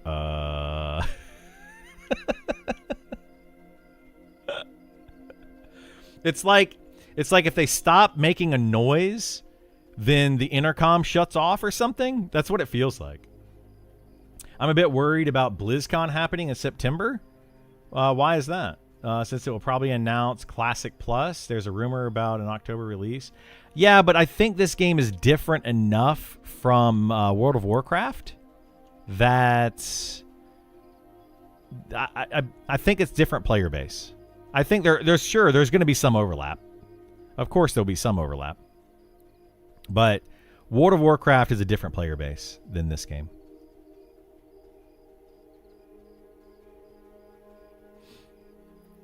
I found it kind of refreshing. I don't know. I was in the delayed announcement, so I think we've all seen these other games going early access with delays, and we're totally doing this message, and I think they're very aware of that. Yeah. But, I mean, there's a big difference a delay can definitely kill a game.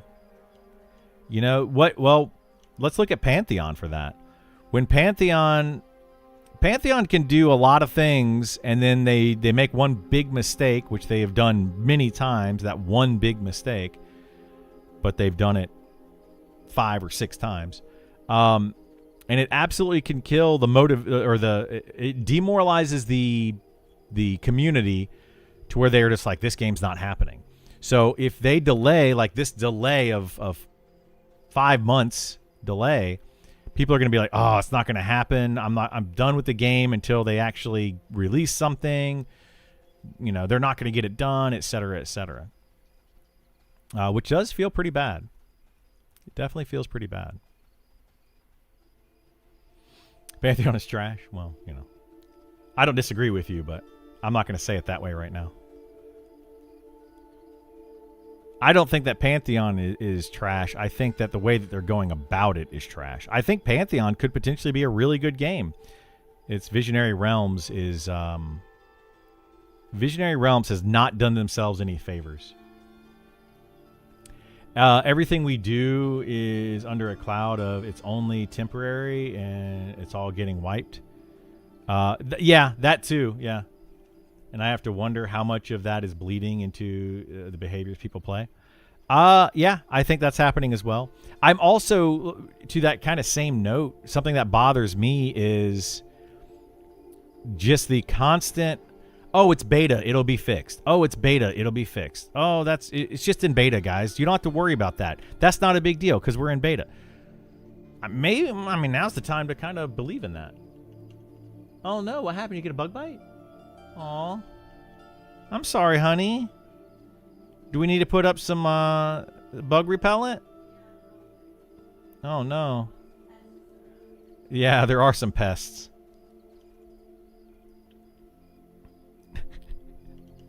Sorry. What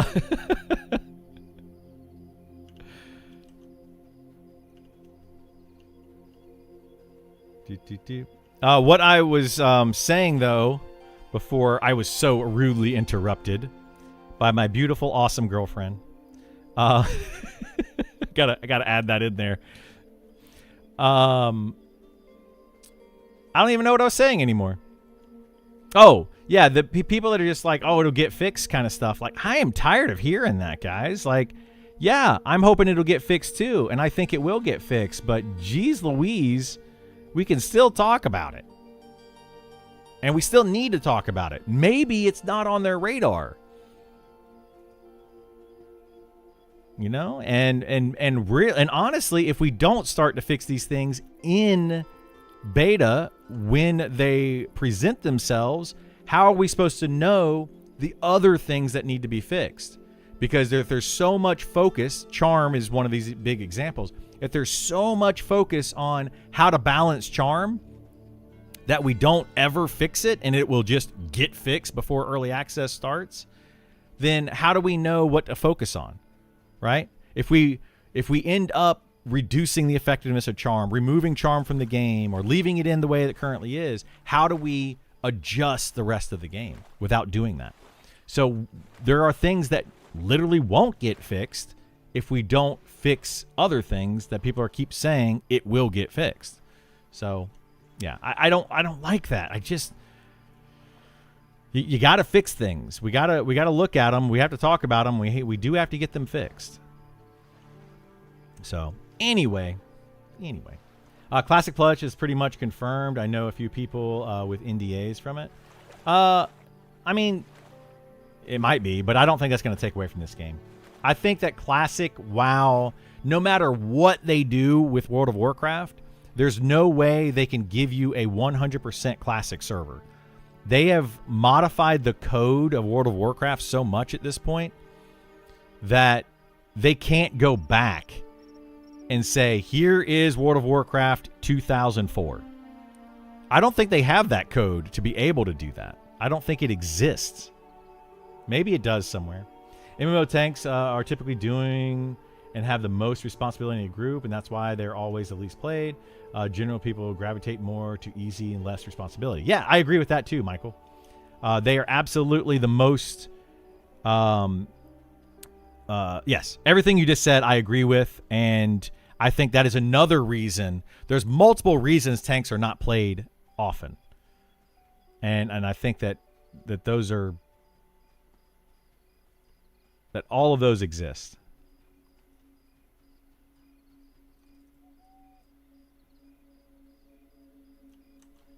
So anyway, Pantheon isn't trash. It also does a lot of things better than MnM does.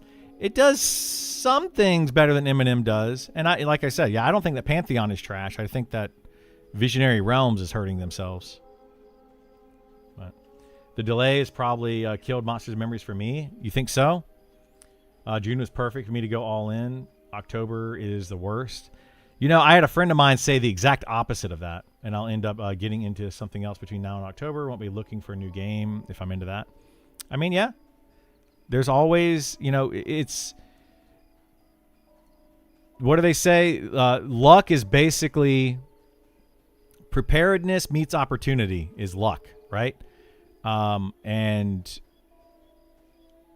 Will Monsters and Memories be prepared, and will the opportunity present itself in October? Maybe there's another game, like let's say this game released in early access in June. Let's just theoretically say it did happen, and now it released in June, early access. People played it, and they're like, "Man, this game just feels unfinished, undone, unpolished, whatever." And then Pantheon releases their spring update in June, and people are like, wow, Monsters and Memories really missed the mark. Maybe Pantheon will be that. And then Pantheon somehow hit the mark, and preparedness meets opportunity, and it just worked out. So that could kill Monsters and Memories if Pantheon ended up being really good when it comes out in spring. So you never know. Like, I'm not going to count anything out until it actually happens completely anyway. You gotta look at it that way. Maybe this pushback is the best idea. Maybe now we'll look at Pantheon, and Pantheon won't do very well in its spring update. And then, you know, some other game that we're looking at maybe pops out in, let's say, August or September, and we're like, man, that game didn't hit the mark either. And just all these games just end up not hitting the mark. And then we're like, oh, I guess we're going back to Monsters and Memories in October, you know, and then maybe that'll work out. Maybe we'll get all of these other games out of our system. Just throwing it out there. Maybe it'll work out. You never know. You can't see the future. Imagine adding mounts and EQ and respawn NPCs. Misguided, spoiled dev team wasted millions and can't deliver a patch without breaking the world. I don't know which game you're talking about with that one, Ryan. You'd have to specify, because it could be a lot of games, including this one sometimes. What's exciting about Classic Plus? I don't know what's super exciting about Classic Plus to people. I'm going to go get Sal, though. We're going to run back to town and get Sal. This is brutal, running this slow. This slowly. Mage Bloom. Got 20 Mage Bloom. Okay. 27 Mage Bloom. Not bad. Not bad. We have 52, so we need 100. Said 104 Mage Bloom to be able to equal our Dragon's Vigil Powder here. My gosh, I'm running slowly.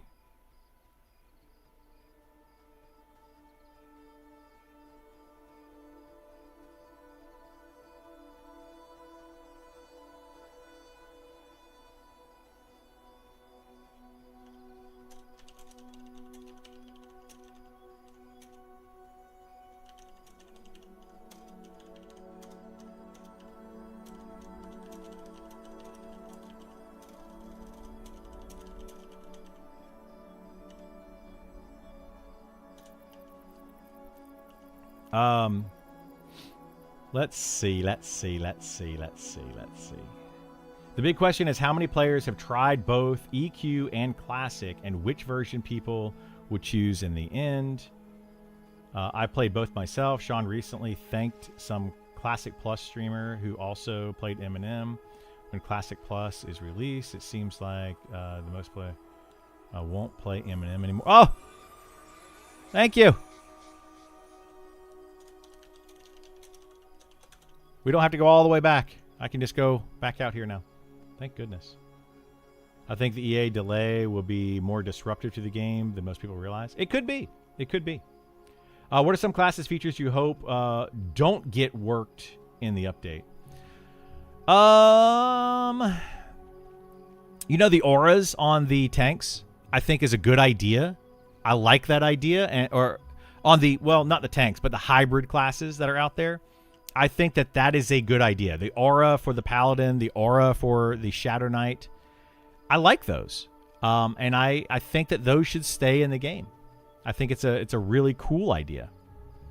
And I hope they don't get removed.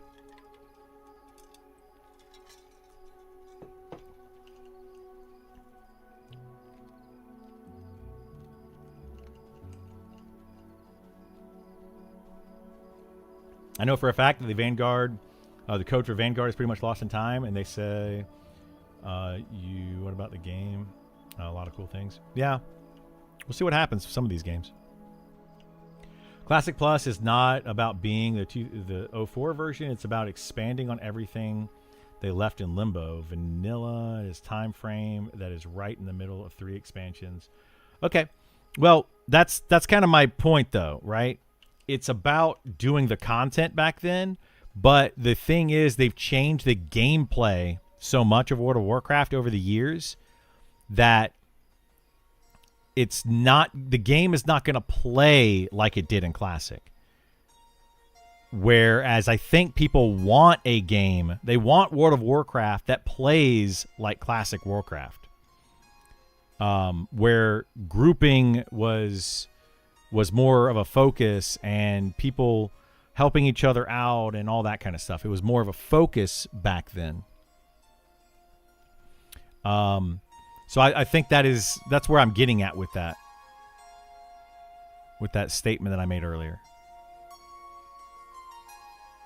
Like the content of that was good, sure, but it was more about the community back then. World of Warcraft, original OG World of Warcraft in 2004 will never be seen again.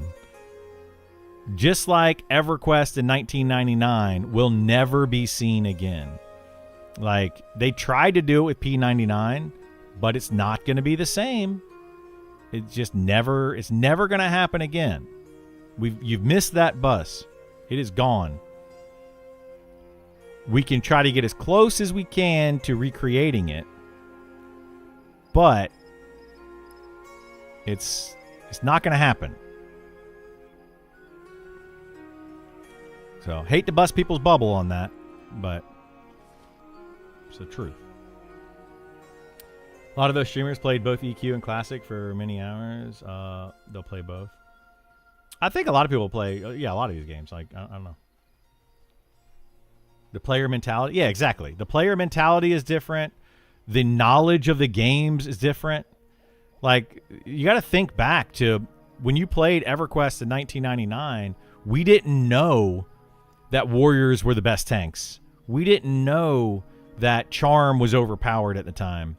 We didn't know where the Froglock King spawned and what he dropped. We didn't know all of that information. So it was all fun and unique and interesting and exciting, and people played it completely differently. Now you try to go back to those classic era and you try to recreate that. People know that information. They already know. Like, it's not going to change anything. People are going to be like, okay, well, I'm picking the warrior, and I know to put all my points into charisma. Because I'm going to max out my stats once I hit all the best gear in the game. A robed cultist. This guy seems unique. What is this? Huh. Interesting. I don't know what that guy is. I've never seen that guy before. Is that a name placeholder or something? Anyway. I don't really ever fight over here, so he could be very common. I think people are used to games coming out unfinished and broken, and because of that, they think October is a bad idea. The game is going to be in a much better because of the delay. I mean, I don't even have a key right now, but I'm willing to wait till October. I mean, I think it's going to be better in October than it is currently. Yeah, I'd agree with that.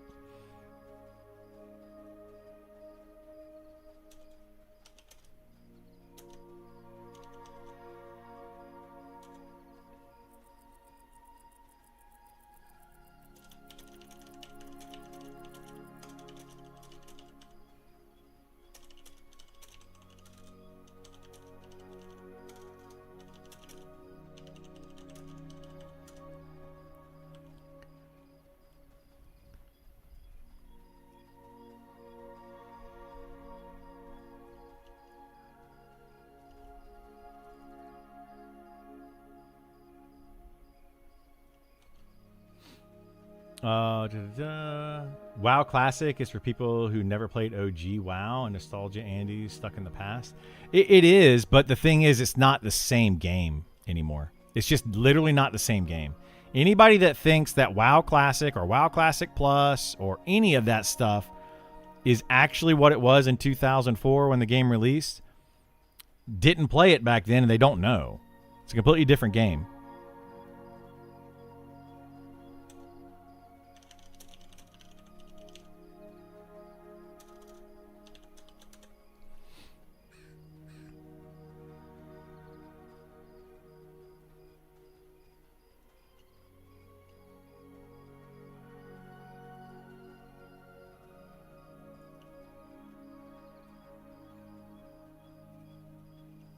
I was just being personal, selfish about October. My work has major milestones then. We're June. So, yeah, what I was talking about, Tor, in that same thing, you were saying that, pushing it back outside of June, you at least admit it's personal, selfish reasons that you think that it's not going to work for you. And I totally get that.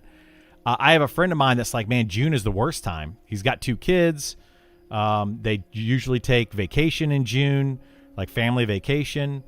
And for him, the best time is around October, November, when things start to slow down for him at work, and kids are in school, all of that kind of stuff. So it actually works out. So again, we a lot of us look at things in our own perspective, and we say something's gonna fail because June is summertime, and everybody that's playing this game is they're all family people. They're all adults with families, and they're going to have to go on vacation with their kids, and nobody's going to play, right? And it's, I don't know. It's weird. It's weird.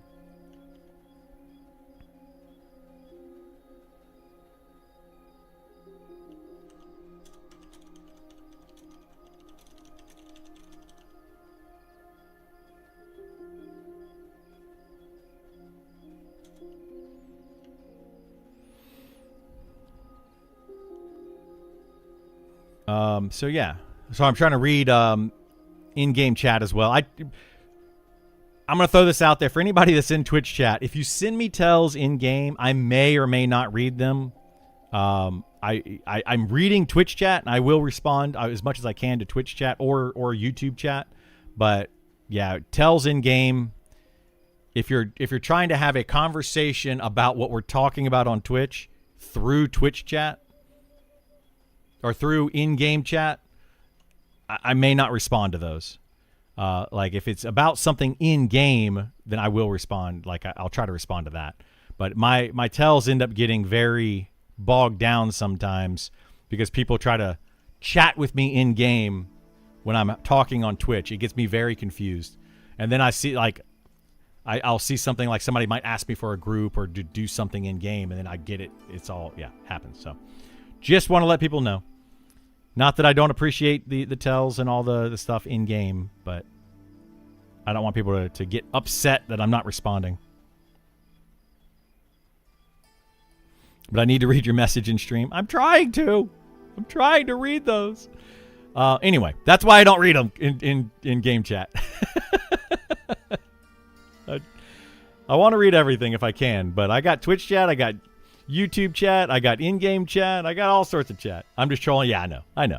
I'm just teasing. It's all good. I just want people to be aware. I'm not trying to ignore anybody. I'm not trying to be mean. I do often not read tells in game because, you know, I get quite a few sometimes, and I do appreciate them. Completely agree. There would never be an experience like EQ or UO EQ Asheron's Call. Yeah, it's not gonna, like, you're not gonna be able to repeat those, but hopefully we can make a new experience for a new generation to see something similar. You know, that's what I'm hoping out of Monsters and Memories. Maybe we can see that again.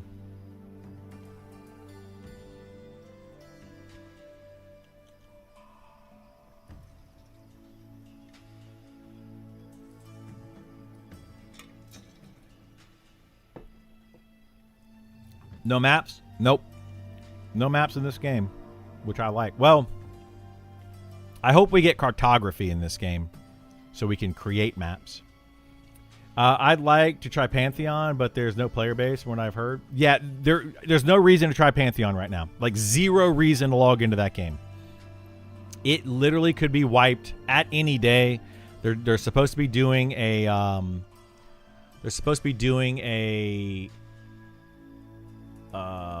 an overhaul or whatever of the game.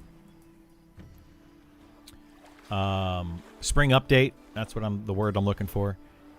And they're going to wipe all the servers.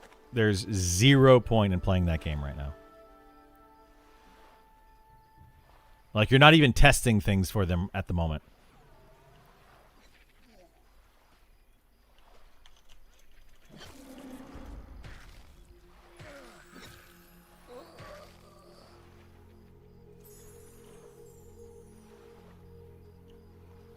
Somebody sent me a tell and thanked me for killing the robed figure that was over here.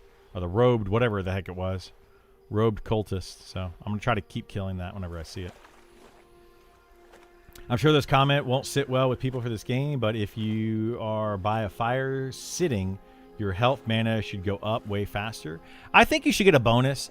I would like to see that. Like, maybe a component. This could be another economical thing for the game to burn components to remove more things from the game, because the economy of this game is absolutely busted at the moment.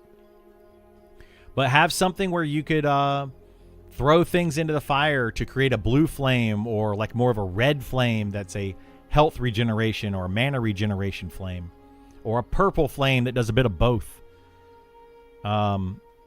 You know, and it could maybe increase your health regen by, let's say, 5 per tick, and your mana regeneration by like 2 per tick, or something like that.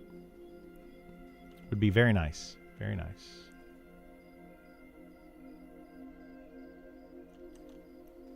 I would like to see it.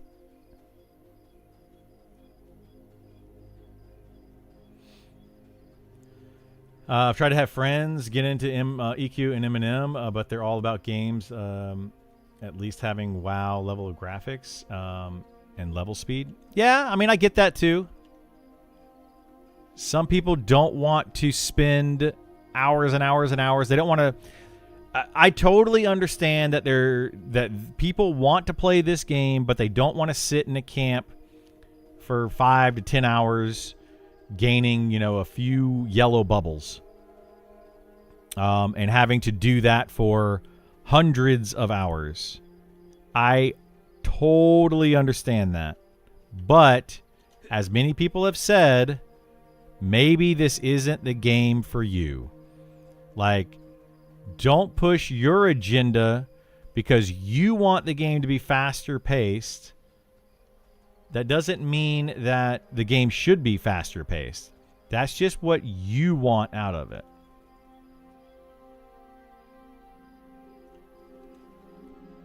So, I don't know.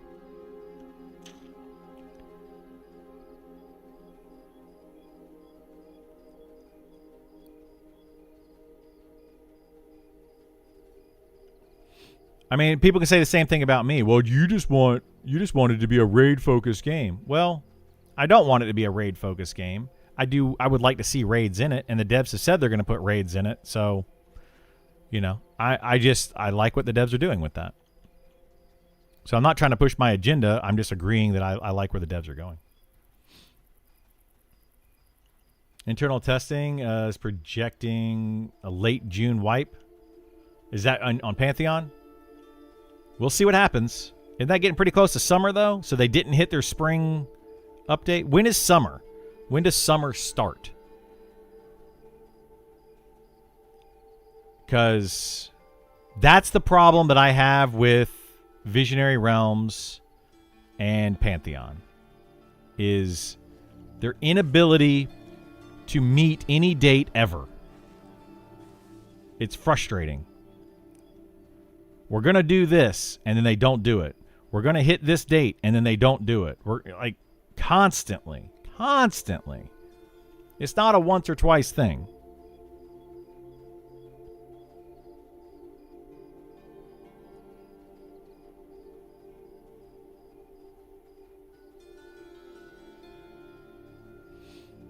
Summer starts Memorial Day.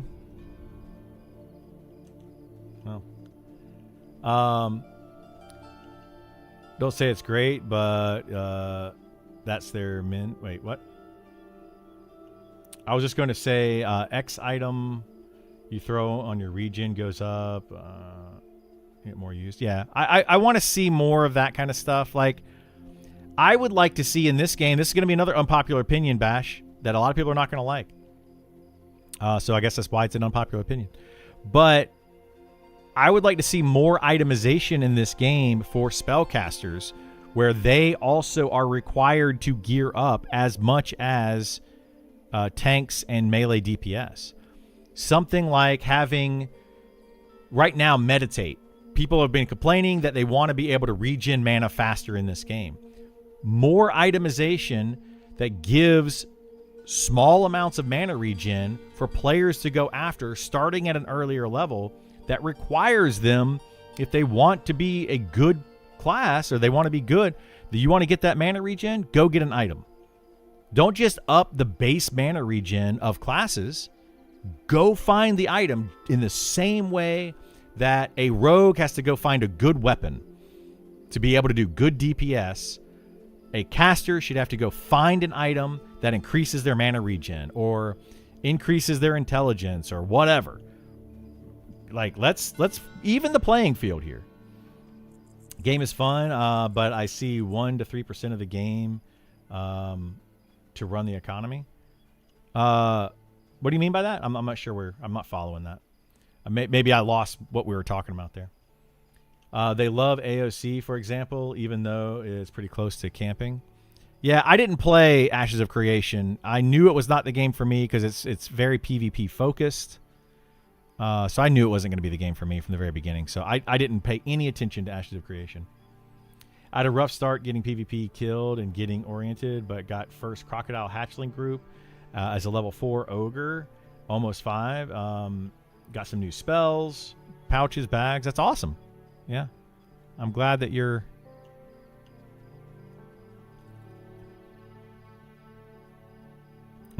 making some progress. That's good to hear. Summer starts Memorial Day. We read that. I quoted the internal testers estimate, not Pantheon's dev estimate. Yeah. But still, like, we're pushing pretty hard. Like, they're pushing pretty hard to try to get that out for spring, and I don't know that they're going to hit a spring update. Hey, what's going on, Klaus? How you doing, bud?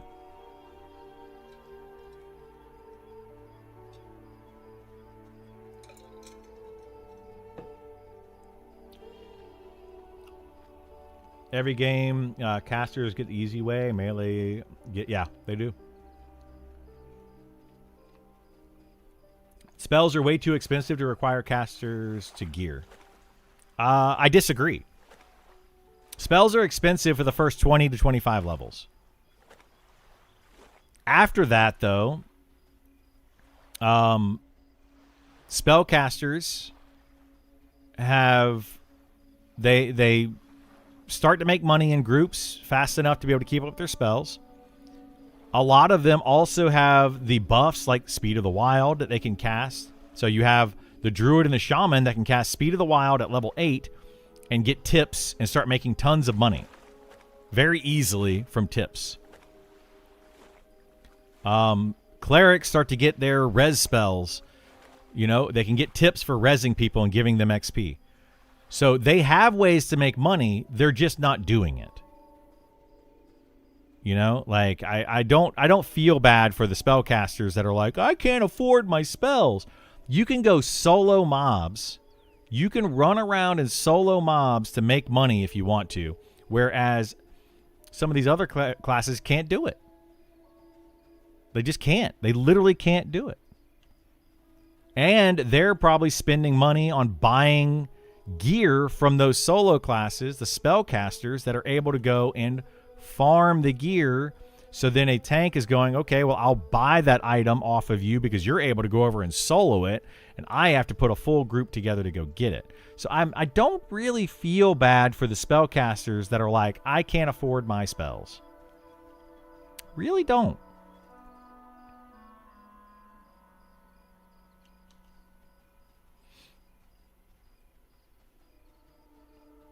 They just have to toss herbs in the fire, increase regen like other games did. Yeah, I think I would like to see that. You're great. Awesome. Glad to hear, Klaus. Glad to hear.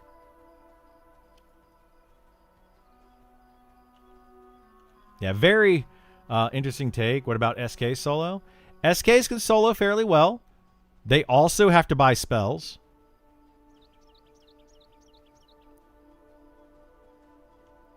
You know, I mean...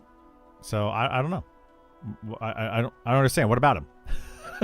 I don't feel bad right now in this game for spellcasters. You're not going to get me to be like boo-hoo spellcasters because they are able to do a lot that some of these martial classes can't do. A fighter, a rogue, a spellblade, they struggle to do anything in this game whatsoever because they don't have those really beneficial spells that are so expensive.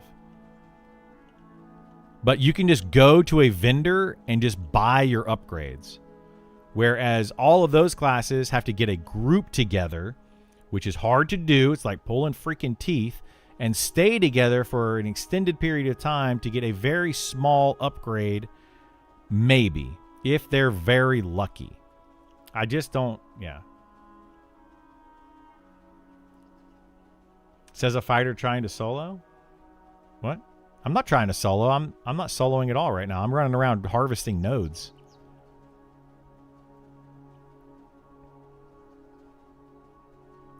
No, you're correct. They need a duo player, yeah. More so it's more so than what a solo class needs. I'm a complete advocate against that too. Like, you got to be in here for a little bit longer than 5 seconds and understand my take on things. You can't just come in and halfway through a conversation and be like, "You're wrong about everything, Criddle." You got to listen to the full conversation. I play casters, and yes, spells are expensive, but also is a good weapon for melee. The same, yeah. Plus, you can just buy spells. Some weapons can't. Yeah, exactly. For a rogue to be good, they require good weapons. To get a good weapon is going to be expensive, way more expensive than a couple of spells. The charm spell, for example, you know, is super cheap compared to buying a weapon. You know, like, I don't know. You can make a level 1 rogue and do CRs for tips. You could do that too, yeah. Rogues could do CRs. That's a good valid point. Casters feel rough to play at later levels. Those med times. Well, yeah, there are, and that's why I say that itemization needs to happen for casters as well. Increase their mana regen through itemization. Rather than just giving them innate mana regen that makes them faster at getting their mana back, make them actually have to get items. Caster's gear also rarely drops. No, there's a lot of good caster gear in the game. You just have to find it. You have to find it. He's max level almost always in areas that are way below his level. Yeah, exactly. I'm not trying to solo at all, guys. I don't solo on my fighter. It's impossible for me to really go and solo well. Even if I go to an area, let's say level 40 mobs, and I'm trying to just farm something at level 40, I can't do it because I will run out of health and I'll have to sit there and bandage myself. It's very awful. It's an awful experience. So I don't even try to solo anymore in this game. Not on my fighter, anyway. Med times versus HP regen times? Yeah. Yeah, exactly. Like, I can't just sit down on my fighter and gain 20 mana per tick. Or whatever it is.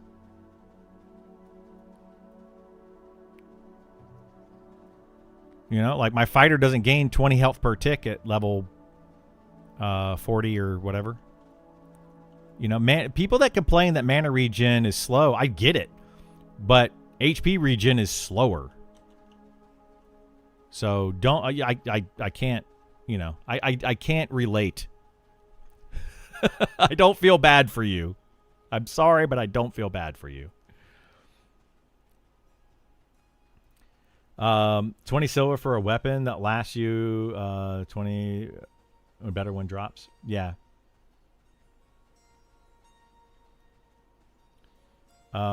You had a duo in a level 38 to 40 area and still required heals every now and then. Yeah. Yep. It's rough, man. Like, people think that they have it bad until they go and play another class. Then you realize, maybe I don't have it so bad. It's just like real life. Man, I can't afford to have that steak dinner that I was really looking forward to on Friday because I have to pay my bills. And then you look at other people in life and you're like, wow, they can't afford ramen.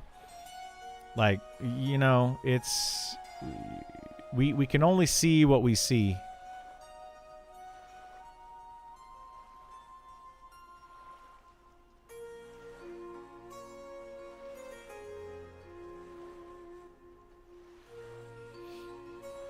You think spells are expensive in the game? You should have played EQ1 back in 99 when you didn't have enough money to buy every spell.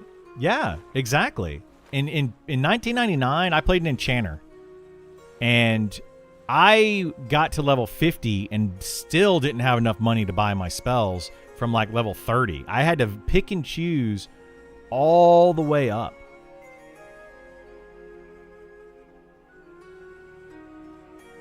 I also had to get drops because they had the research in that game where some of my spells came from drops. I think that they should probably put that into this game. That'll really make the casters mad. I can't buy my spells anymore. I have to actually go and kill mobs that have drops to be able to craft my spells? What? Maybe they should do that. Would that be a better way? Would that be more beneficial to the casters? Would you prefer to have money, to have all the money in the world, because the economy in this game is garbage, by the way. Once you get to level 60, there's nothing to spend money on. So all that money you're spending on spells, who cares? It literally doesn't do any good for you. Would you rather it be where you have to go and get groups and go into dungeons and find the 4 pages and combine them in a book to be able to craft your spells? Would that be a preferable way to do it? And then you don't have to buy spells anymore. Be cheaper. Totally forgot about research. Yeah, it was awful. It was awful. And I couldn't buy spells and I had to find drops for spells. Like, I had to do both. It was terrible, man. I played a monk, but the benefit of not using armor. Dude, monks were great back in EverQuest because it's like they didn't need armor, they didn't need weapons, they didn't need almost anything other than weight reduction bags. Monks were fantastic back then. So, yeah. Back when the library didn't exist and you had to get drop spells, yeah, exactly. Bring back drop spells. I'm all for it. There are drop spells in this game at higher level. Like there's level 60 spells that are dropped in this game for some classes. In EQ, I made a lot of plat buying rare spells from vendors and selling them to players. How did you buy them? Like, did you would buy? Oh, you're talking about where you had to like go to a specific. I thought that was a WoW thing. Did they do that in EverQuest as well, where you could only get spells and abilities from certain vendors or something? I don't remember that. Felt so good to finally get that one spell. Yeah, I'm pretty sure I've heard them talk about alternate advancement points before post 60. So they're not going to do AAs like they did in EverQuest. They're not planning on doing that. But they are using that as the example of something they would like to do in this game. So an AA alternative in this game. So an AAA for this game. An alternate advanced alternative. They would like to have some sort of specialization for classes, something where you could continue to do something at level 60, maybe doing it through quests, maybe doing it through grinding XP. I don't know how they're going to do it, but they have talked about something, but we don't know when. Just give Wizards comment. That's all I need to be happy. Yeah, like the best wizard spell right now is a drop spell. The highest damage wizard spell in the game.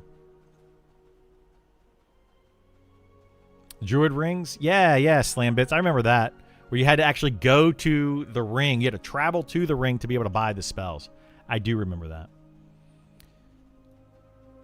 Selling guard armor was good money also. I had a bard to camp towns. Yeah. Honestly, as a Shadow Knight, I don't mind having another tank, especially a warrior in a group. That way I could chain pull an alt tank, and Sebelis with a chanter or bard literally had 6+ mobs in camp. Fun chaos. You could do that in this game. You don't. You're saying that you would like to have a second tank in this game? I don't think it's necessary. Having a second tank in this game is a net negative for your group. Now, you know, some people would say, and I can tell you why you don't want to do this, but some people would say that put 6 people in your group. You know, it doesn't matter who they are. Just fill out your group. You don't really want to do that in this game. Because when you get 6 people in your party, the XP is so slow that you need to chain pull so quickly, you're not going to be nearly pulling fast enough and killing fast enough to keep up with a good solo class or duo. It's just not going to happen. I would love to see a full party of 6 at level 40 plus. Really almost at any level. But lower levels could potentially do it.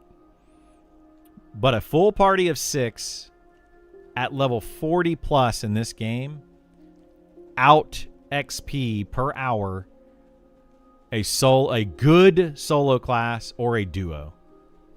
I would love to see it because people have said that they can do it. And I highly disagree. So I say put up or shut up.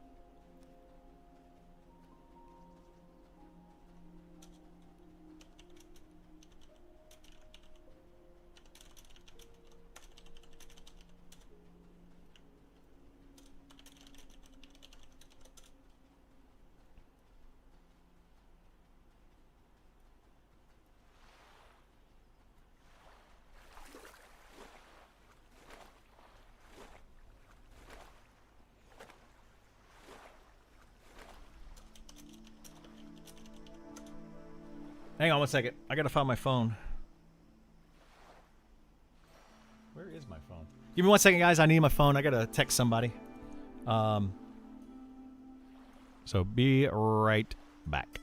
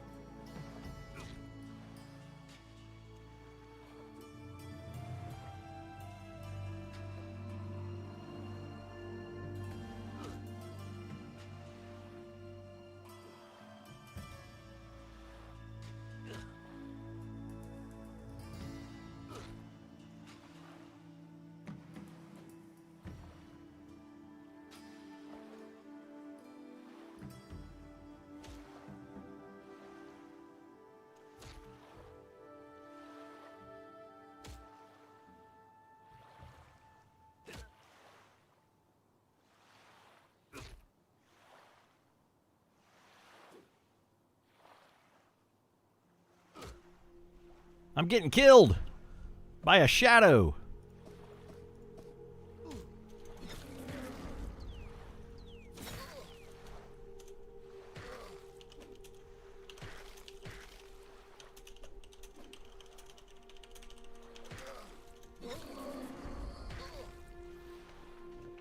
Okay.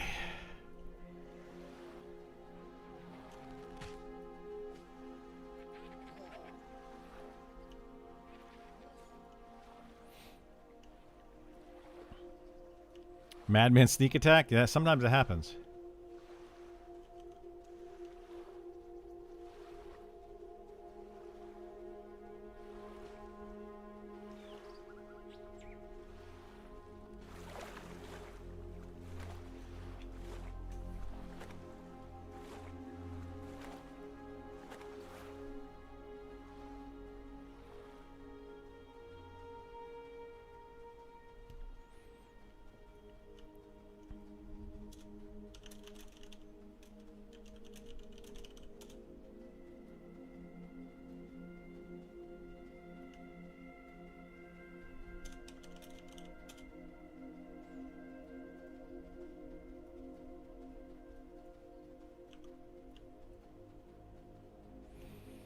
Sorry, we're trying to figure something out in game. So, yeah.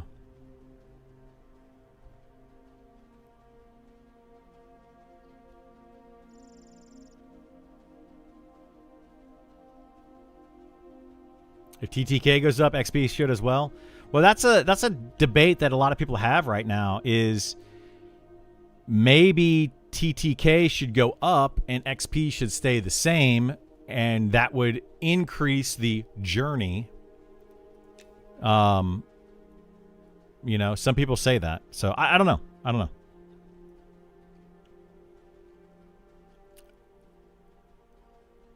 know. Sean did speak of that yesterday, saying that they want to increase the journey, but without adding in too much to the grind. So that's that's something that they're looking at, is, you know, how they want to do that. Do they want to add in more to the grind of it? Do they yeah.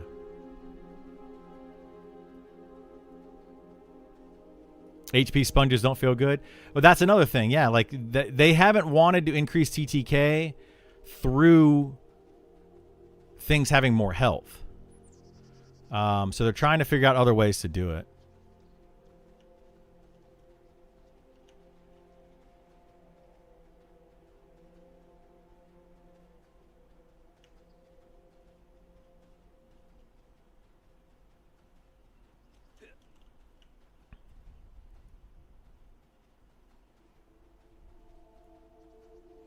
Two ways to really nerf players: damage or boost HP. Yeah, I mean, you could lower the damage, you could boost HP, you could increase the armor class of mobs, you could increase their resistance rates if that was, if the issue is casters, there's a lot of ways you can do it. Another way, though, to increase, it wouldn't really be increase of TTK, but it would be an increase of downtime, which is something that a lot of people don't want to do, but you could increase downtime. And I'm not advocating for that, so don't jump it down my throat for it. But there's a lot of different ways that you can increase the journey outside of just, one or two of those. Like there's a lot of things they can do. And which direction they're going to go with it, who knows?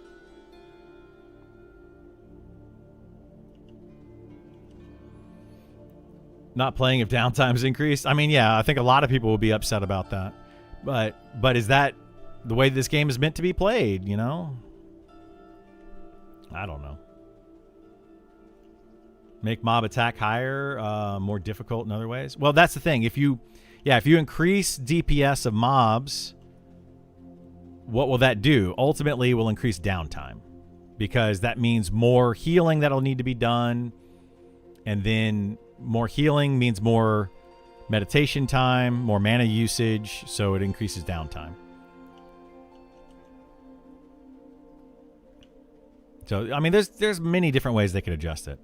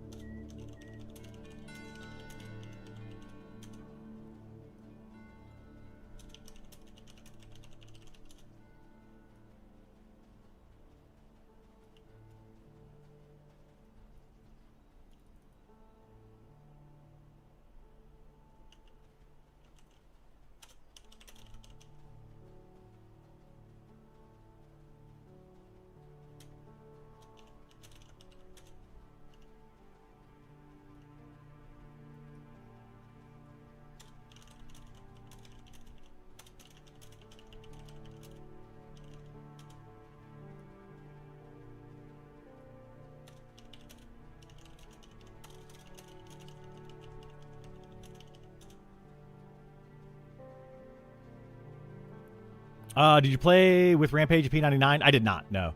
Back in 2016, I think was my biggest fear. MnM spits out a game world that plays too much like that with 2 bat phone guilds, or worse, only 1, basically making up 90 or 80% of the and that's a huge complaint and a huge concern from a lot of players, and I think it's a very valid concern. Wait, am I in the right place here? I'm getting so lost. Very valid concern.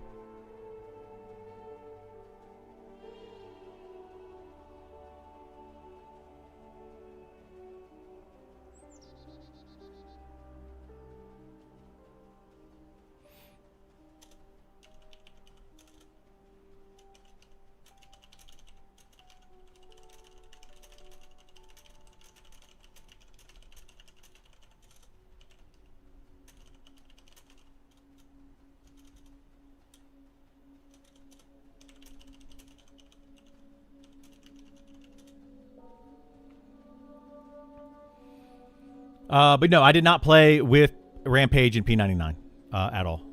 I met the Rampage people when we were playing in Pantheon, and then we played a lot of the Alpha, the Friends and Family Alpha, with them, and we're playing with them in Beta here.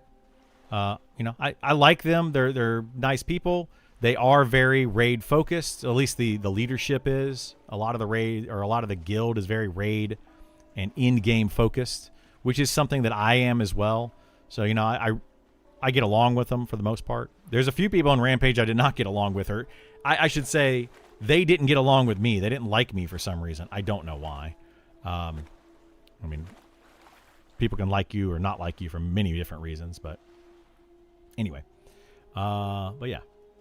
I think we live in a world where people want everything right now. Casual games have a journey catered. Yeah, I think that's exactly what's going on. Yeah, it's sad, man. Like we do live in a world where everyone is just like I should be able to play the way I want to all the time, no matter what. And I don't necessarily agree with that.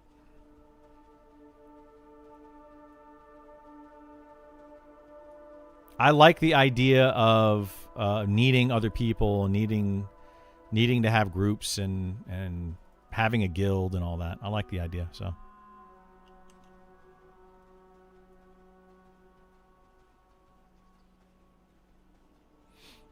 I totally get it. I totally get where you guys are coming from, and like having one guild lock down all the mobs, which is where the instancing is going to be talked about, and has been discussed and debated quite a bit.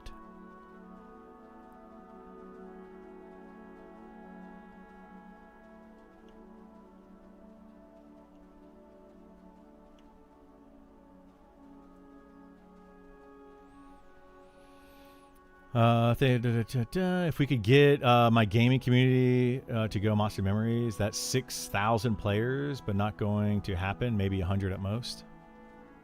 Yeah. I mean, that would be a whole server, right? The heck?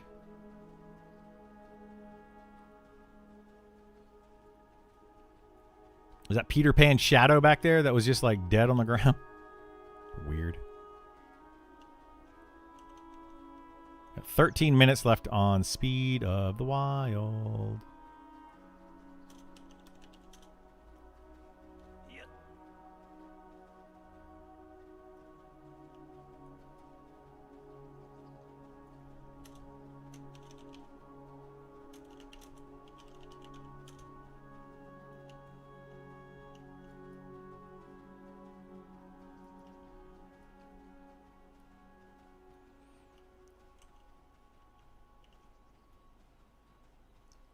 Need pick zones probably in raid instances. I don't know if they're going to do pick zones, but who knows? Who knows?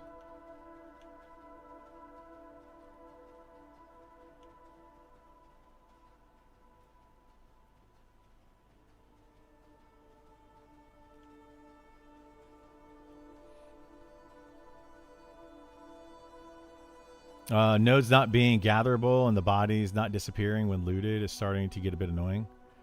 I haven't seen any nodes not gatherable yet. Are you guys seeing that quite a bit somewhere? I haven't seen too many. So you never got to see how Hoku was trying to make the FTE run up from VP pad? Oh, no, I don't know anything about that, no. I don't know anything about P99 other than it's a thing that I never played. But I use it as my reference for a lot of things because like we're never going to see EverQuest like it was in 1999. P99 was similar, but it's not the same because everyone knew how to do everything already. You already knew where the mobs were. You knew how to defeat them. You knew what classes you needed. You knew everything about it. You're just not going to see it again.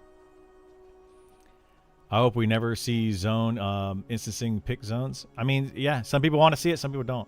I like this game because they are going back to old school way of playing, not the new age, give me everything I want. Yeah.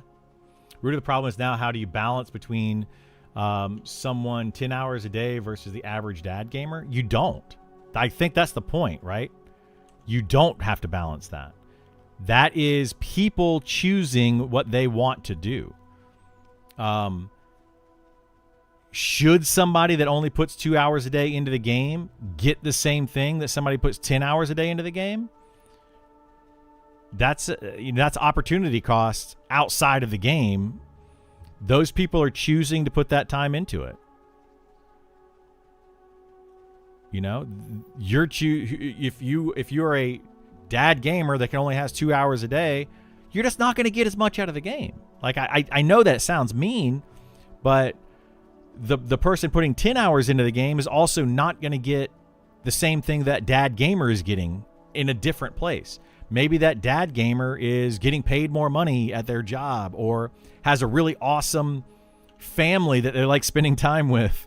I don't know. I'm just like throwing stuff out there, but they're opportunity costs. You can choose one or the other. Like you're making a choice. You know, should somebody that practices the piano 2 hours a day versus somebody that practices a piano 10 hours a day, should they be equal? Should they both get the job at the orchestra, you know, what you see what I'm saying? Like it just they're not the same. You can't really argue that. No, they should absolutely not get the same stuff and opportunities. One person is clearly putting more time and effort into the game. You can say whatever you want about that, but they might deserve more because they're clearly putting more time and effort into it. How do you feel about the difficulty, risk versus reward? From what I remember, I died around 6 times from 1 to 18. Once level 1, fighting a noob. Second time, traveling back to Black Tide.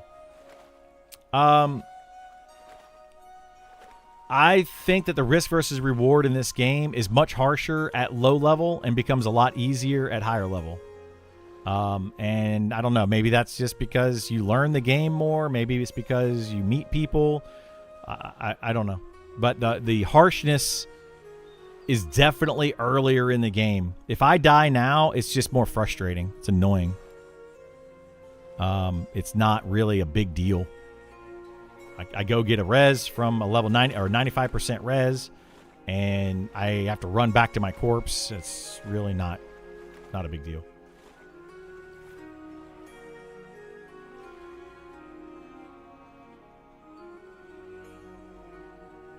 You have a couple in Shaded Dunes, so you guys are seeing them pretty often. All mining nodes outside Northgate was bugged for me last night. It's a bummer. That's rough. It's okay to be slow progress gamer dad. It is. Yeah, it's absolutely okay. You're just not going to see some of these stuff. You could be a slow progress gamer dad and just know that you're probably not going to be getting the best gear in the game from raid bosses, or you may not see that ultra rare item that may drop somewhere. You're just not going to have that stuff, but you can still play the game and have fun. You have to play it differently, though. You know, to me, it's these people that are these dad gamers that they're like, I only have 2 hours to put into the game. but I want to be able to experience everything in the game and have everything in the game. Well, you got to put in more time. I'm sorry, but put in more time. Pick zones are detrimental to a world exploration. Yeah, I mean, it can be. Dad gamer gets more family time. Exactly. Like, I mean, look at it that way. You chose to be a dad. I'm a dad. I'm a dad gamer. You know, by definition, I'm a dad gamer. And I have to choose sometimes between the game and my family. Of course, my family is more important than the game. Like yesterday, I wanted to play the game. I was actually having a kind of a down day yesterday. I wasn't feeling great. But I chose my family because my girlfriend's daughter's in a volleyball team, and they were going to the volleyball game. So I did that. I went yesterday and went to the volleyball game, hung out, and then my girlfriend and I went out for dinner last night instead of playing the game. And could I have played the game and gotten more done in that? Sure, I could have. But that was my choice. You don't balance them against each other, but you do need to consider, dude, with 10 hours games changes. I'll stop though. So no, like I don't think you need to. I don't think you need. You can consider that if that was this game, right? I understand where you're coming from, but no. When people say that I'm a dad gamer and only have 2 hours, they're using that as I deserve to have more stuff. I deserve to have just as much as somebody putting in 10 hours a day. And that is not the case. That is just absolutely not true. Somebody that puts in more time and effort into something clearly deserves more out of it. That goes for anything in life, not just video games. Literally anything in life. Sorry, I gotta join Discord here.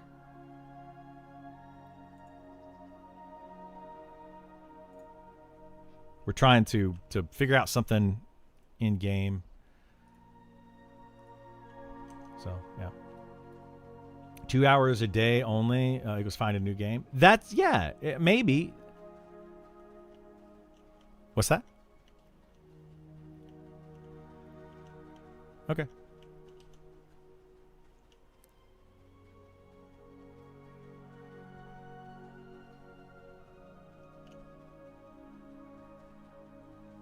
It's just runes. You just put up the damage prevention thing, but yeah.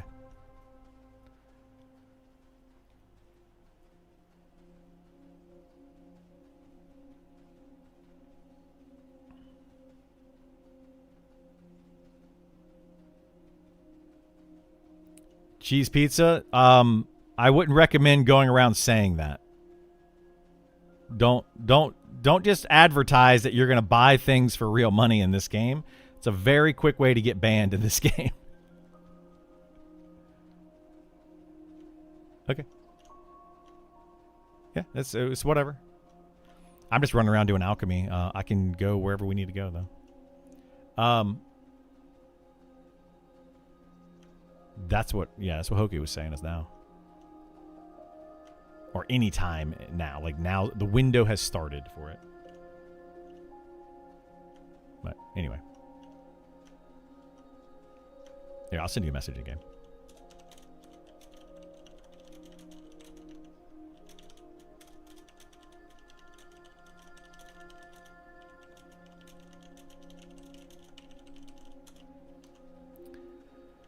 A blue at 48? No. I mean, those Drakes are 48, 49, 50.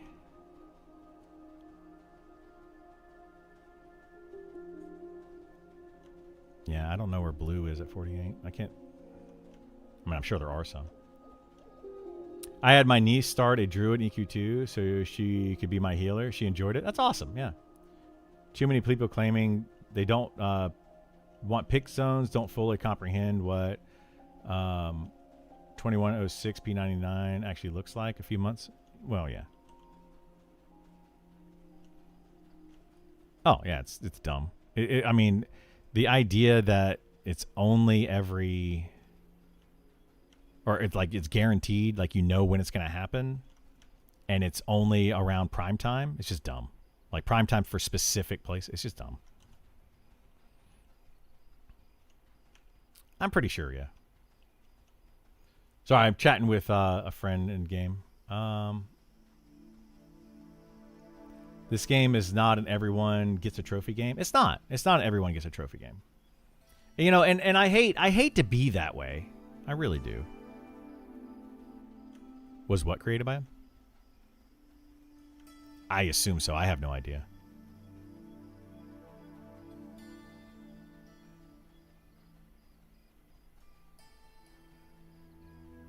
They will, Rock. They absolutely will have things camped. I have been advocating against that for a long time, even though I get to play this game for 10 hours a day. But I have been the one advocating against it and being like, maybe we need to look at this in a different way. And I still get yelled at by the casual gamers and the casual players as being too hardcore. And I'm like, what the heck? I should just go full on hardcore and be like, you guys suck. Y'all shouldn't be playing this game at all. Go play every other game. You know, this game is made for hardcore players. I should just start saying that because I get yelled at so often and people disagree with me so often when I advocate for the casual gamer to get more. A lot of what I say advocates for the casual gamer. They just disagree with what I'm saying and how I'm going about it. It's hilarious to me. It's just like, what? Like, why are you so against what I'm saying? Oh, I don't know what his plan is.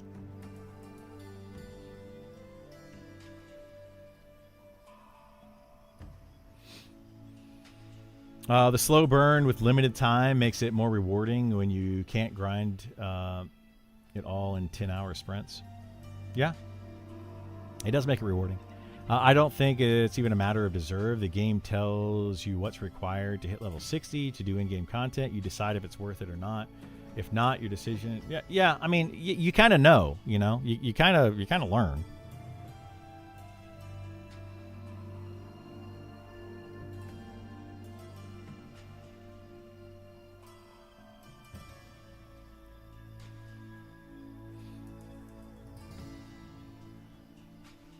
It's not the gamers, it's the devs. What are the devs doing? I'm confused. I may be missing your point. I'm trying to make sure that I understand people's point before just arguing with them, because you know, I'm a pretty argumentative person. I get that. I come off as argumentative. I don't mean to be, but I do come off that way. And I think sometimes it's because I don't understand where they're coming from or what their point is. I read something and I interpret it a different way than what they intend. Only way to fix that is make everything instance, which is most people don't want. Yeah, a lot of people don't want the. I would say that a majority of people that really are wanting this game to be different than World of Warcraft. They don't want it to be. They don't want it to be easy. They don't want it to be instance everything. They don't want it to be super solo focused, all of that kind of stuff. I would say the majority of players want that. They want that old school feel where it's a dangerous world, grouping up and communication and relationships, all of that. They want it to matter. They want the community to matter. And the problem with that is there are people that say they want all of those things, but when you actually put that into the game, they don't like it and they don't want it and they disagree with it. And it's like, well, you're literally contradicting yourself. A lot of people contradict themselves in this game. They keep asking for that old school. I want EverQuest in 1999. It's 100% the game that I want, but I should be able to solo. But it shouldn't be a grind that's hundreds of hours long to get to max level. But I want instancing. And it's like, well, no, that's literally going against everything that was EverQuest in 1999. None of those things were actually in EverQuest in 1999. So it's weird. Going too radical with no picks or instances, etc., is just gonna make it fail? Well, maybe. I mean, maybe it will, maybe it won't. The problem is a development company in the last 20 years has not really tried to make a group-focused, non-instance game like this. They assume it's going to fail if they try to do that, and then they don't make it. And they start catering to the whims of the casual player, and just nobody attempts it.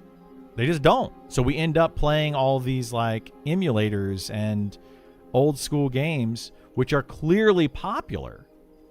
They're clearly popular.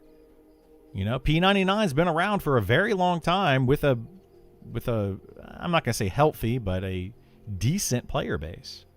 So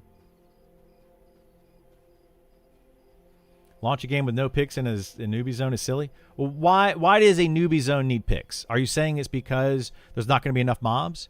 So there's no other solution other than picks. Well, increasing spawn rate is a solution. Adding in more newbie zones is a solution. You know, there's other solutions other than just adding in picks. So we can't really say, and I'm not disagreeing that picks and instancing is a way to solve it. I do agree with that. But maybe there's other ways to do it as well. I don't know. I'm just, you know, but to say something is absolutely going to fail, I don't know. I disagree. I can't keep up with chat, so I'm gonna try to read some of it. But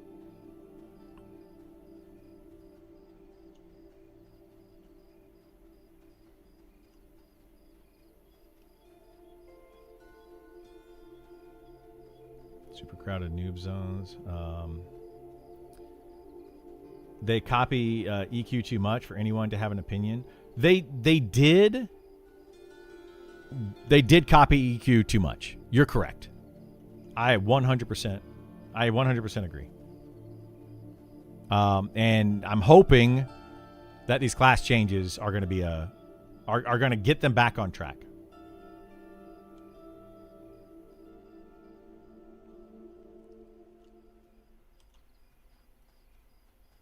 Hundreds of players isn't decent?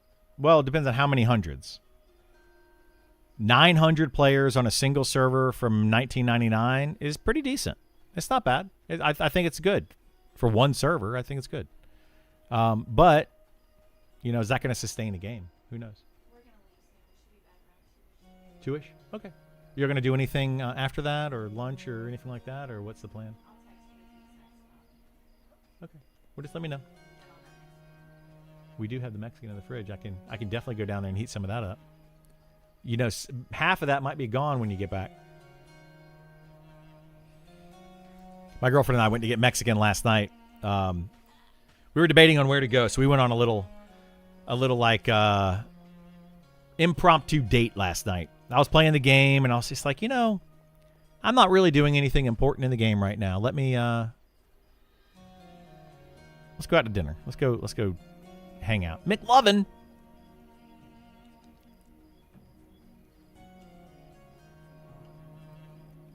EQ 99 capped at 1,500 players, was very low pop for an MMO. So P99, yeah.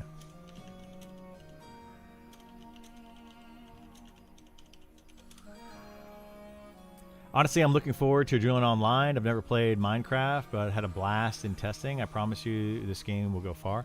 I think Adrenaline Online looks great. I don't have any issues with Adrenaline Online. I think they have a lot of potential for sure.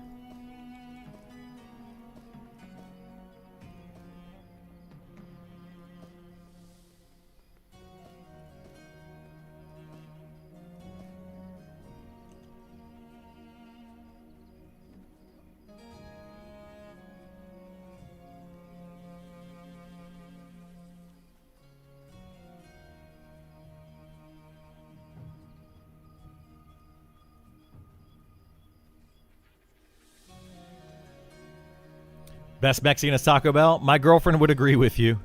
We went out to a good Mexican restaurant that we like. So we have one that's like, we have two actually that are within walking distance technically of me. They're less than a mile, like a half a mile away. Yeah, Taco Bell. See, I say Taco Bell. My girlfriend literally comes in the room. Taco Bell? She loves Taco Bell. But yeah, like we have 2 Mexican restaurants that are half mile away. We wouldn't walk there, but we could if we wanted to. But we like another Mexican restaurant. It's a little farther away. I needed to go to the store anyway, so we went to the store, and then we went to that place. They have these jumbo margaritas. I swear, they're like this big. They're huge. It's probably a 10-inch diameter rim, and then it's like a margarita glass, but it's a 10-inch diameter rim. It's nuts. And probably about, I don't know, 6 inches deep or something. It's a giant margarita.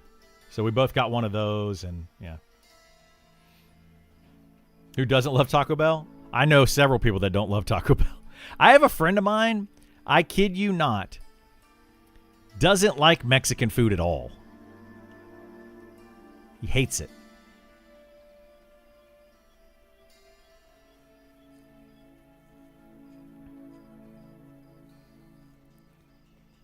Healer that groups with his friend all the time. That gets a pickup group, and the tank is now draining the healer's mana because the tank is not geared. That happens. Yeah, it happens often. It happens often.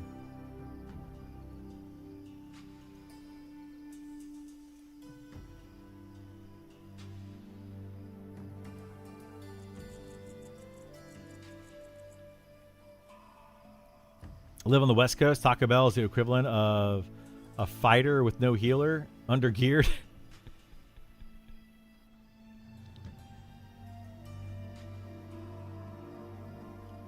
Yeah.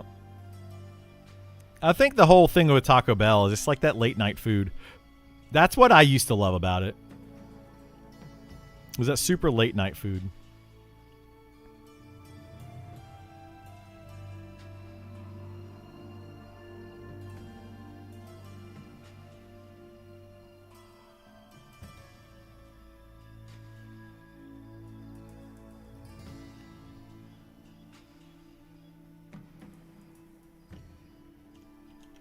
Yeah, it's broken good.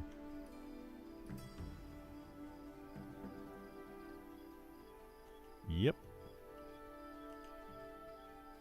Huh? I'm here.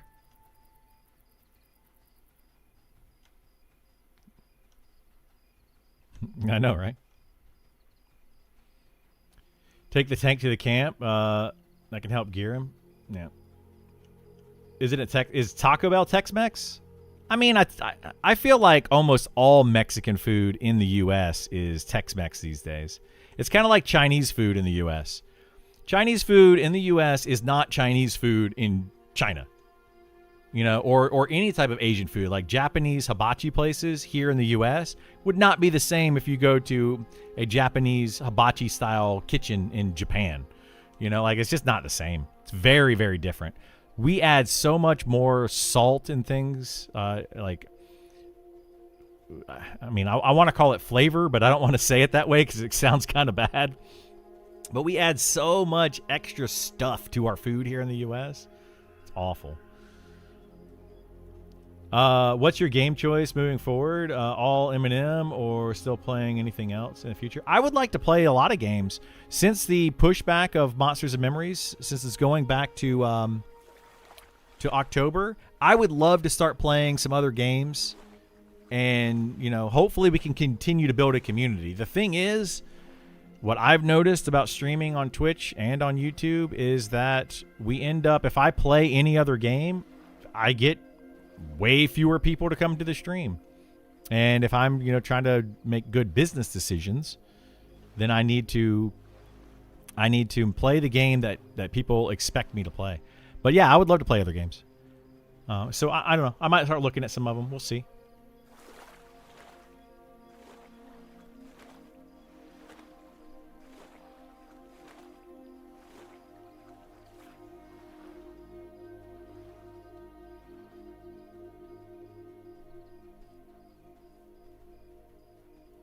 We will see.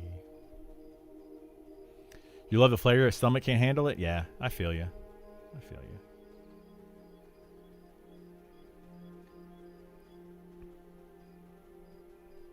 Thinking of AOA at all during a playtest, maybe? I might, yeah, I'll probably give it a try. I might mess around with it at some point.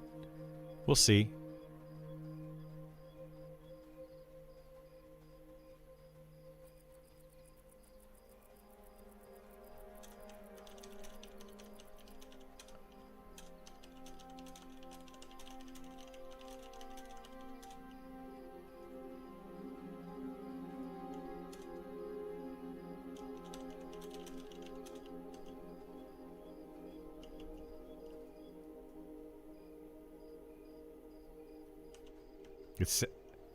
Yeah, it says it on the spell.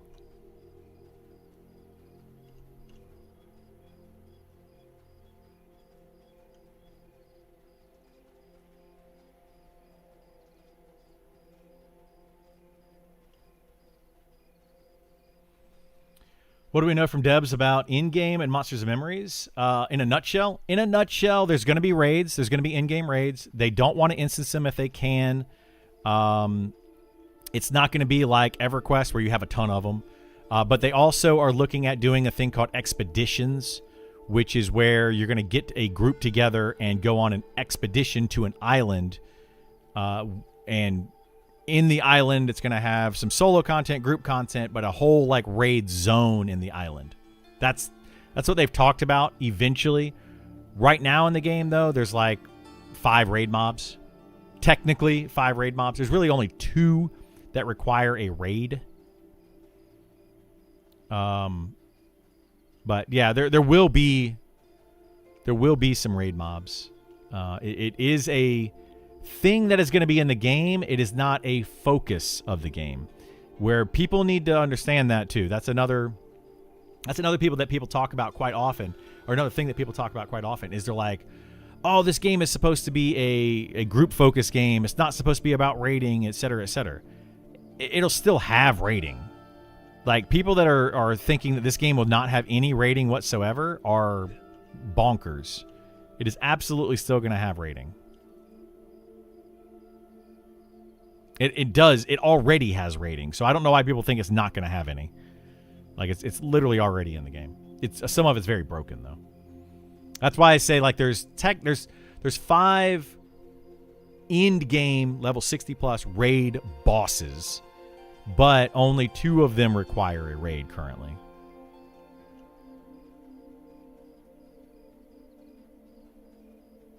I think so, yeah. For solo, yeah.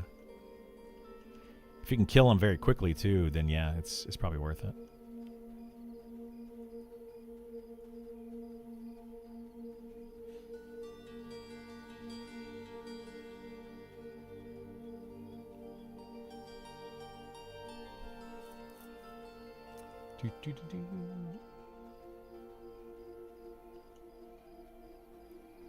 I'm out of the loop. MnM got delayed. Yes, MnM is pushed back to October 1st now.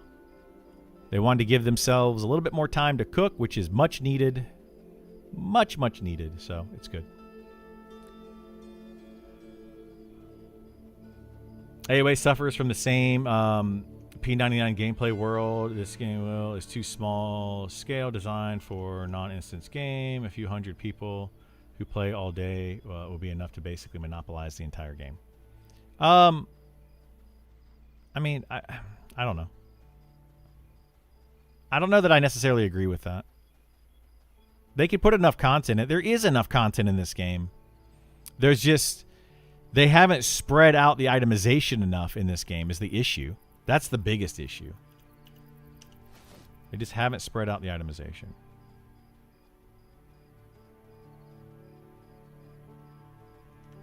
You probably already are.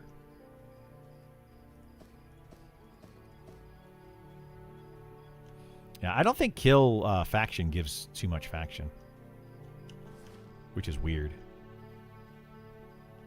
Yeah, it just doesn't give much, because like you can go kill goblins forever and barely gain any faction, but you turn in their ears and their head and you get a bunch of faction.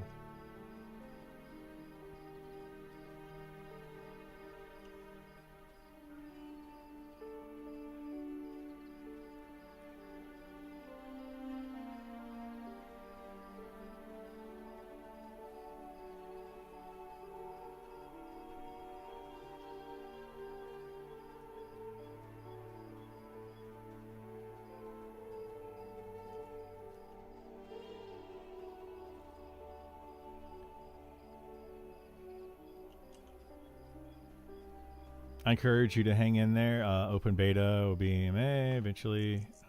Yeah. What I might do for open beta, I'm debating. What would you all like to see? Since we have a lot of people in here right now, you all give me what you would prefer. During the open beta, I was thinking if I play this game, I might start a brand new character that's a solo-friendly character and just level it up. Play it kind of casually, but not casually, like casually for me. And level it up during the open beta so we can stream this game. The other thing that I thought about doing is playing a different game that entire week. Playing something like Winrose or Soul Mask or whatever. Play something different that week. And just kind of get away from Monsters and Memories for a week and play something different. A new level 1 character? Yeah. Monster Memory greater than other games because I want you to succeed on Twitch. That's the thing, yeah. If I want to succeed on Twitch, I'm going to have to play Monsters and Memories right now because I don't think a lot of people will stick around. I did play another game during the last open test. I want to say that I played something different for like a few hours.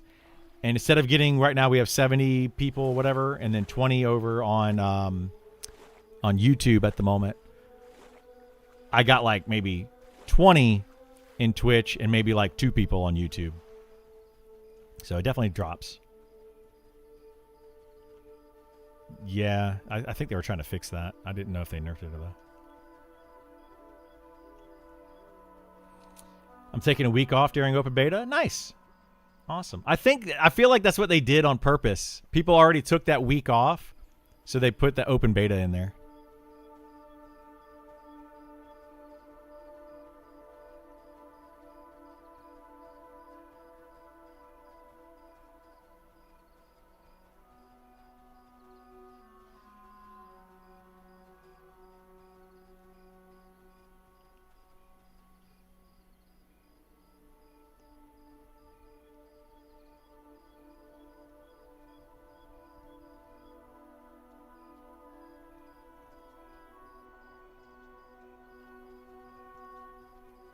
Yeah, that's not too bad, though. I mean, like, Kick is very reliable now.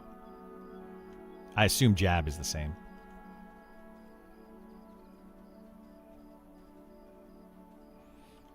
Yeah, I don't have that much dex, but mine still doesn't miss that often.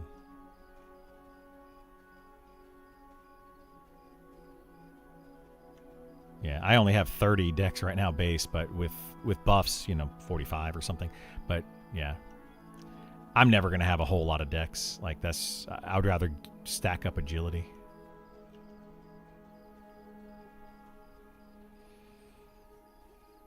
When is the open beta? The open beta, there's an open beta for this, the last week of May, first week of June. The weekend of May, like the last couple days of May, and the first full week of June. It's going to be a full week test.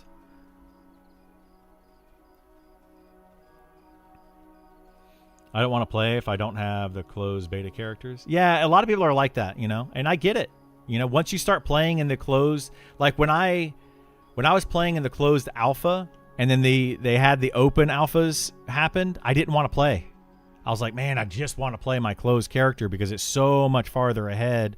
My alpha character is so far behind, and it just felt bad.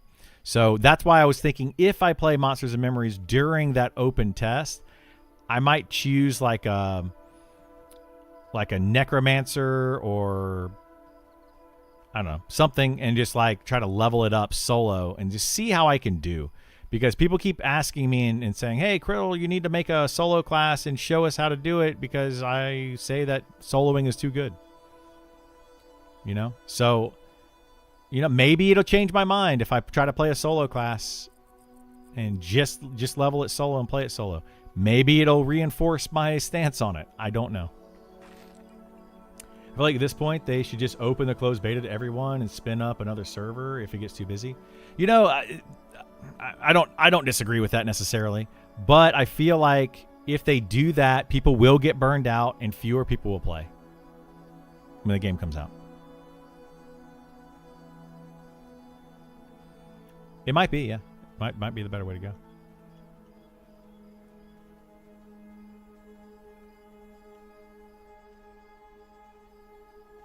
Yeah, I say we look at it. We do our thing and see what happens as it goes. You know, like keep our options open.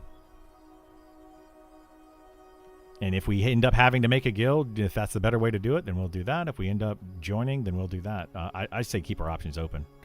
Because, like, I will say that in EverQuest 2, I joined a guild in that game before I joined EC. And I quickly realized, because they were on the top. They were actually member-wise, and they had a lot more people than you guys did. And it was better. It was like they were going to dominate the server, and then people started to fizzle out because they were burning out, because they were leveling quickly, etc. You know, and it burned people out.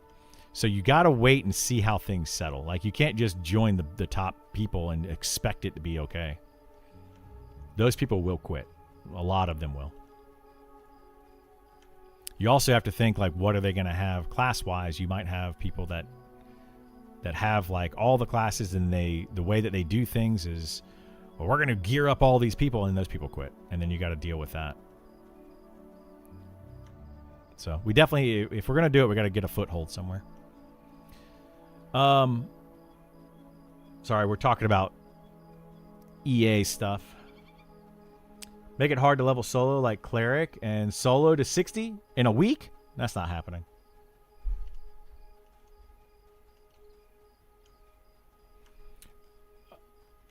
I wonder if you can go over to Glass Flats. I wonder if those are going to be blue to you at that level. Well, no, they're dark blue to me. Some of those are. What about the Bat Cave over there? Have you ever conned mobs in there? In Glass Flats, the Bat Cave, yeah. It's where all of the spire or the crystals are coming out of the ground, the white crystals. Like back in that area. Yeah, pretty much. It's almost straight ahead, yeah, when you zone in.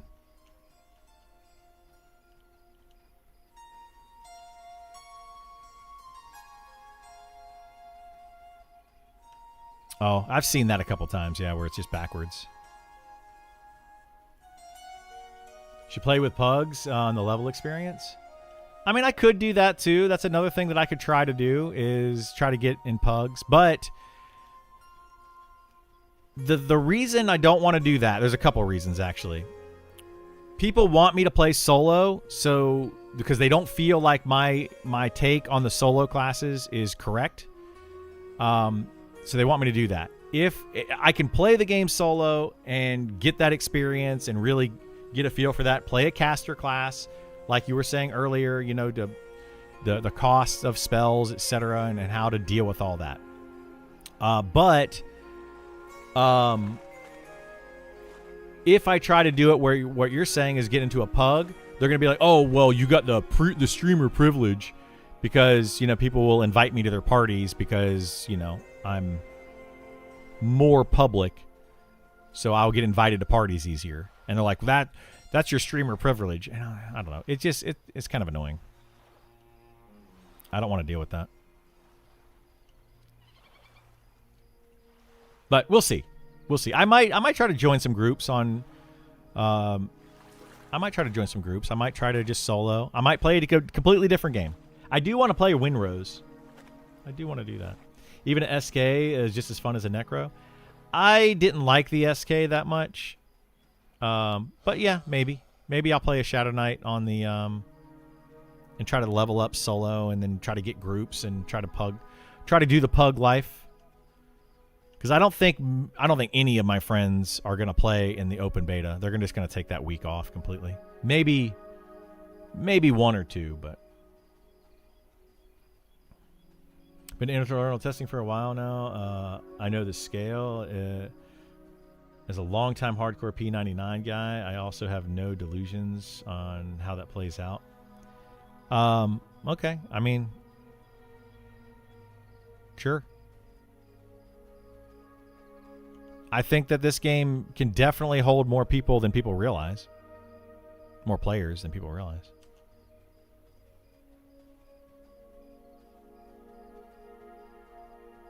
You watch me for the group play perspective at higher levels? Okay. Well, we'll still be doing that. Golly, I'm super itchy. We'll still be doing that on the closed alpha stuff or a closed beta stuff, but on the open beta, I might just play solo for a few days and play it a little bit more casually too, and just see what I can do. But it's not really about playing casually. It's more about like looking at the hours put in.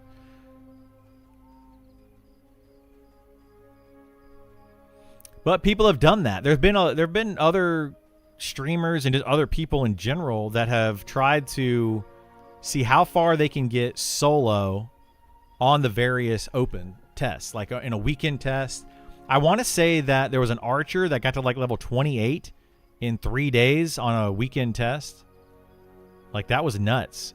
There was another guy that played a necromancer on one of the tests, and to see how far they could get solo.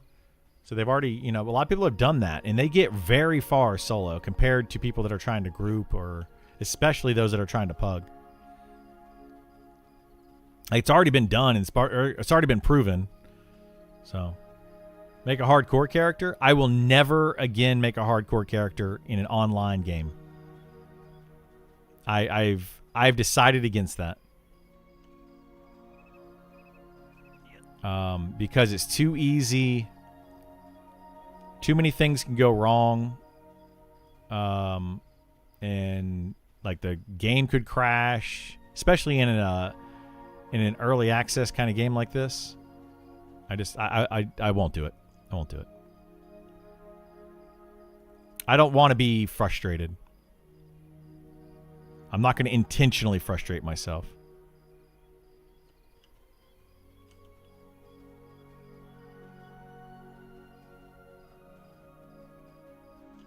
Do we need to go over there, or are we good just doing whatever? I don't know what the plan is. I haven't really been reading chat.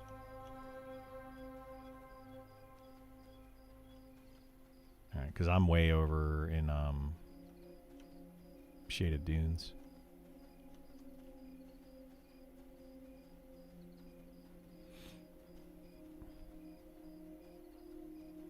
You need to get into a hardcore story arc, early access, as a side project. Good for views. Need to get into a hardcore story arc? What do you mean? Killing light blue at 44 solo as a necromancer while I wait for my shaman partner to log in, and I get so much XP that he has to get in groups every few days to catch up. Yeah, it's ridiculous, dude. Solo XP is stupid. I'm not going to make a hardcore character. I won't do it again. It's too frustrating.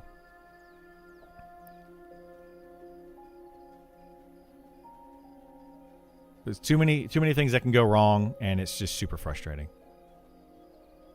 I highly doubt me making a hardcore character is going to in any way increase my views or make my channel better in any possible way.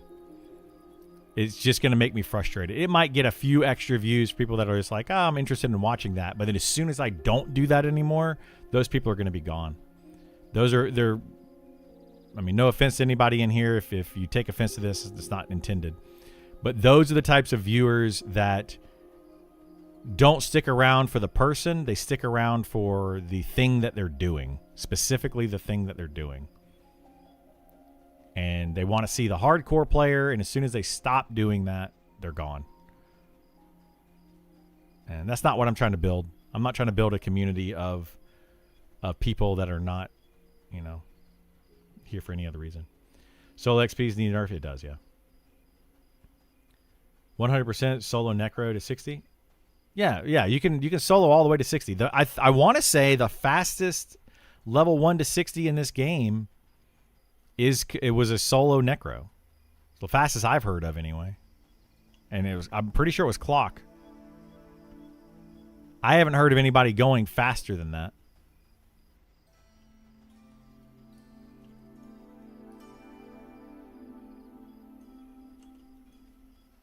Full group bonus is not enough. It's not. It's absolutely not. Anybody who disagrees with that has clearly not played a good solo class and played a group required class and tried them both out and really looked at it.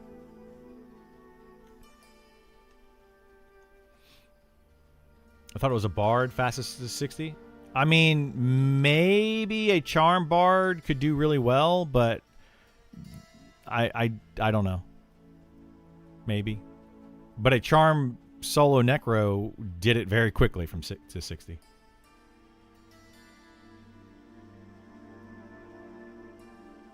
Should remove XP and just have a petition with reasons why you deserve full level. Yeah, maybe.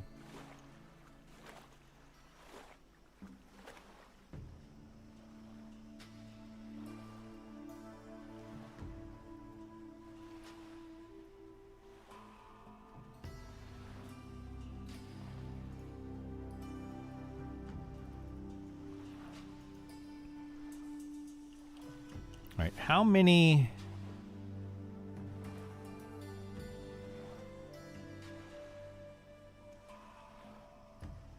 I'm not getting nearly as much enchanted or mage bloom. That's what it is. Mage bloom as I thought I would over here.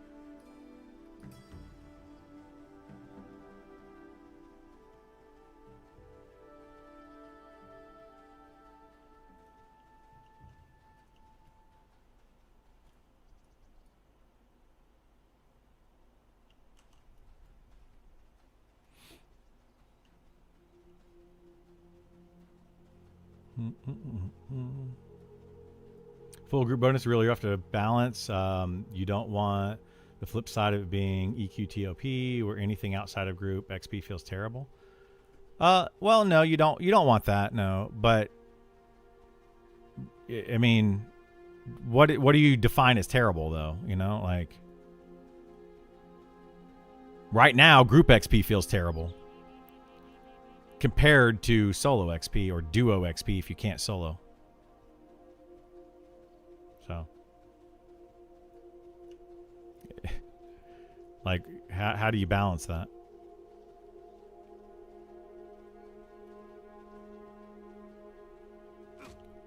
I think I want groups to be better than solo for sure. I think it's ridiculous that somebody can solo better.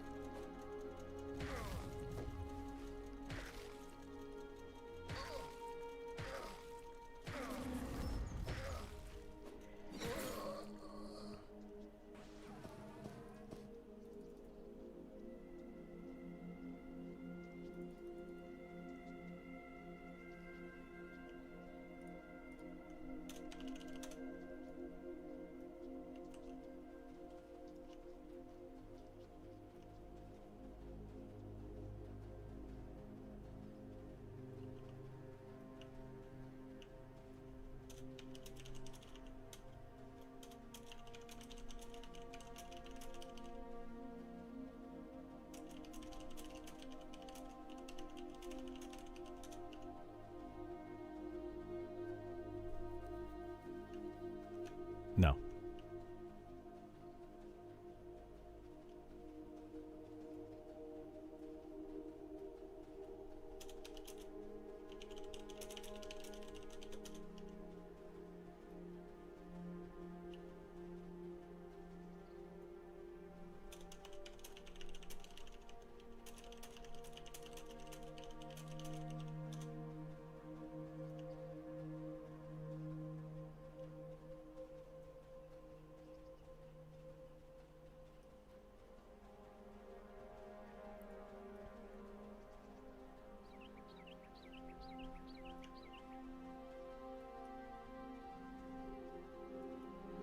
You should let them know.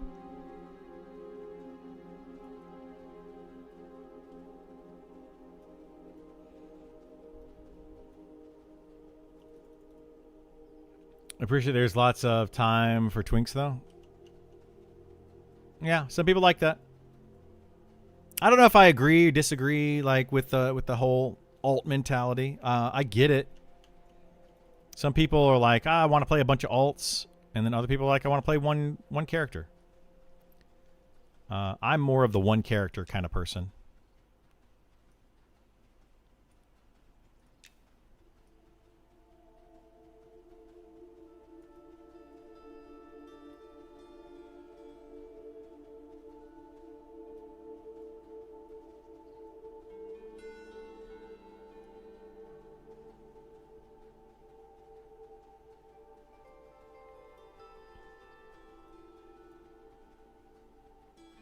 You said tweaks, not twink. Oh, did I read that wrong? That's what I get for trying to read. Nah, they're not.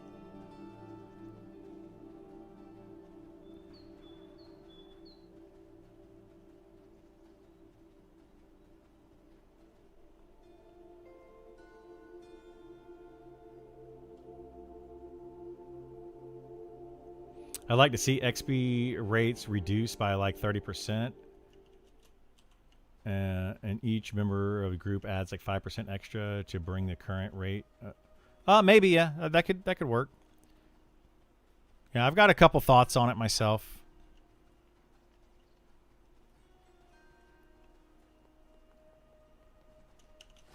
Few thoughts myself.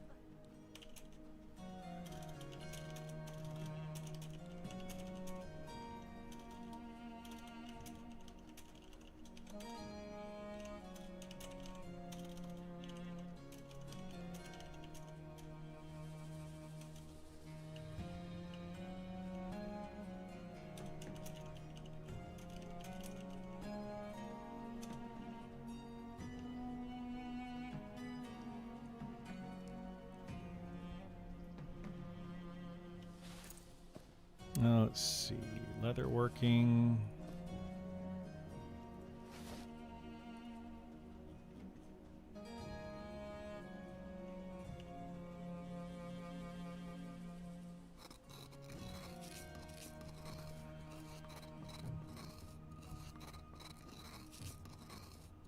If they even lowered XP boosting, will still be faster though. You're talking about like power leveling? Yeah.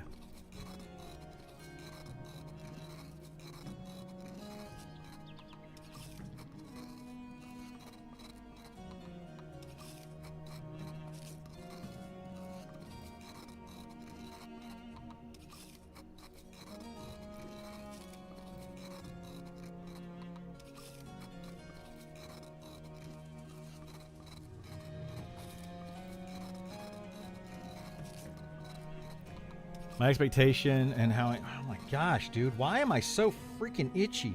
Oh my... Okay. I think my hives are acting up. I get... Like, I think I have like a wheat allergy.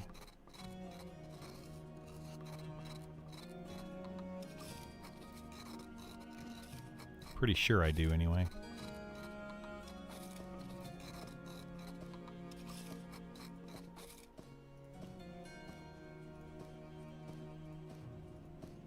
Awful. I don't know what I ate though. I just had a banana today. I didn't even eat anything. Might be time to go gluten-free. Yeah. That's exactly what we think it is.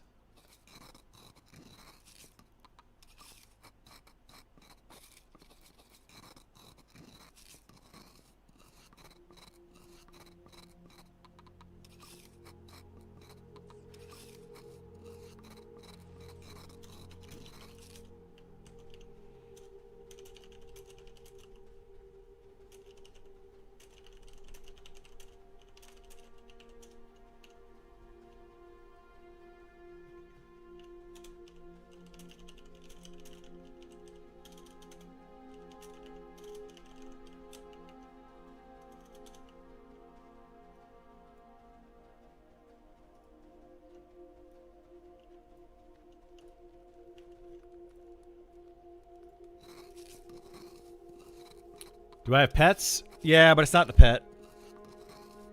It's definitely a gluten allergy. But I didn't eat anything today, which is what's weird.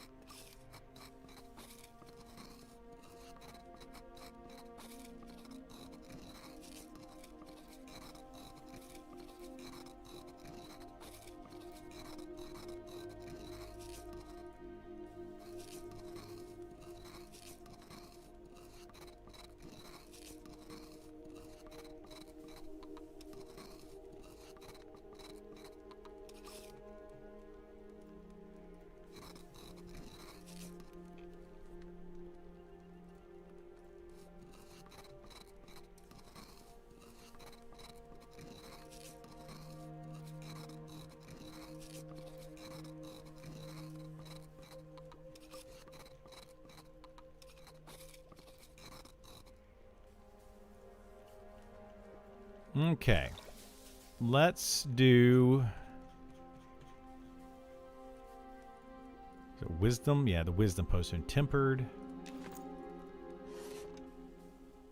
I think I can do at least 20 of these. So tempered. See if we can level up our alchemy some.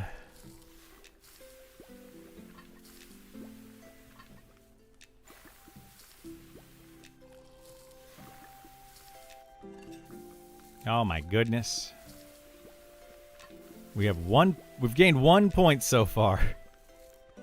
Oh, there's 2.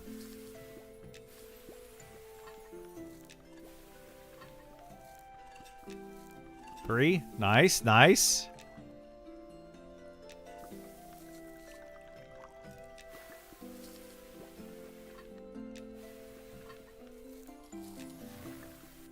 That's gonna happen to everybody. Let's do another 20. All right, we can only do 7 more, but we'll hold on to those. Well, I don't know. We'll figure something out. 106. What else is worth crafting in alchemy? All the stat potions are worth it.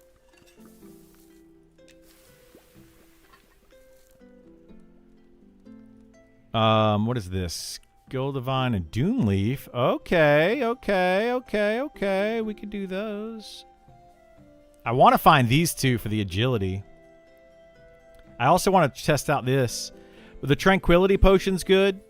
This is going to give you mana regen for 2 for 20 minutes. So it's not crazy good, but, you know, mana regen is good. And then this right here, this Stone Skin, if you can make it. I don't know where to get the Drake Scales, though. That's also good. But any of the stat potions are worth it. Yeah, they stack. Yeah, the stat potions stack. Not with each other. You can have one stat potion, but they stack with other spells in the game.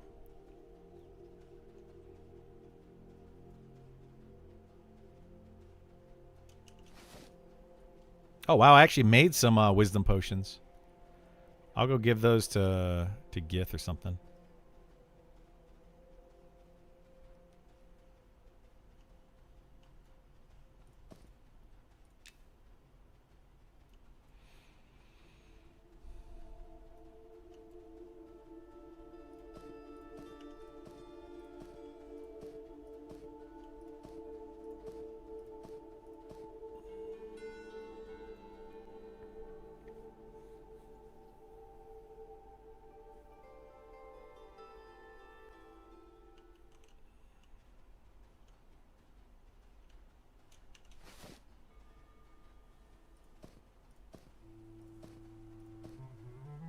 disgruntled employee.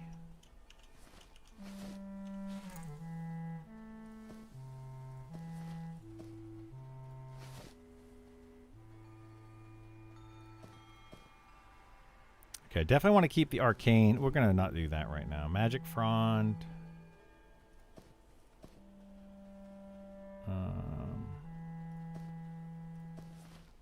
And my inventory is bonkers.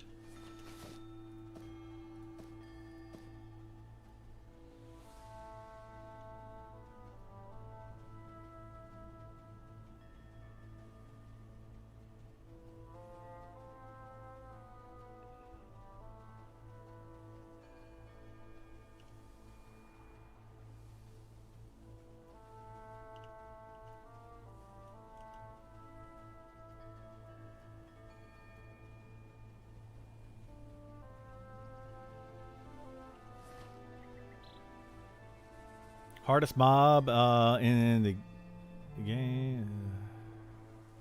Clicking craft all the time when something fails. Yeah, it's silly. I agree. I agree.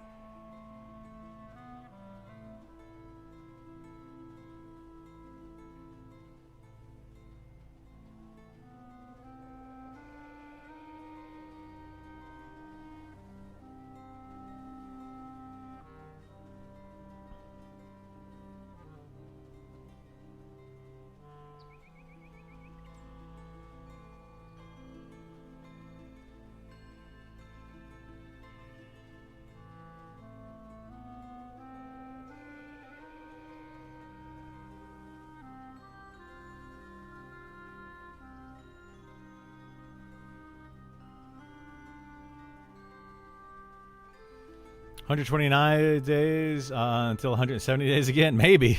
It's very possible. We'll see.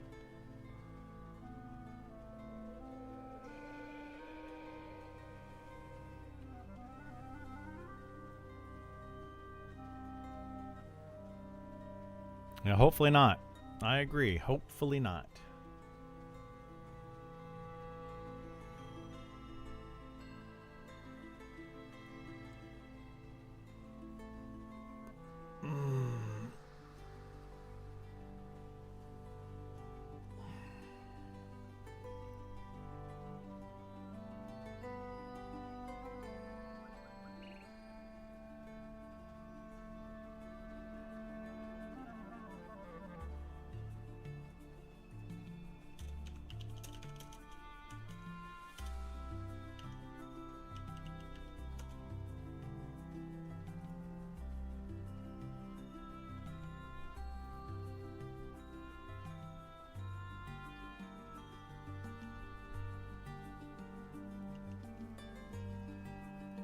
How many alchemy points did we gain there? I was at 103, so I went up 5 in crafting 27. It's not great. I'm playing Scars of Honor. I haven't looked into Scars of Honor too much. No idea if it's going to be good or what.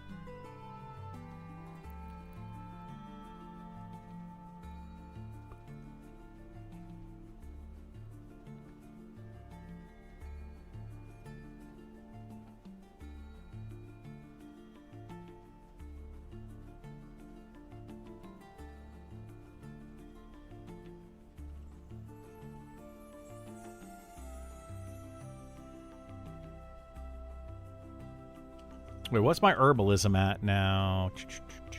Herbalism. 174.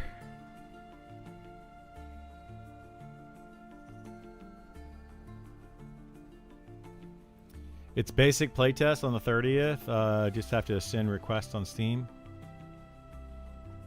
So it's going to be the same time playtest as the open playtest for this game. Oh boy. Is Scars of Honor PvP game, or is it all PvE focused?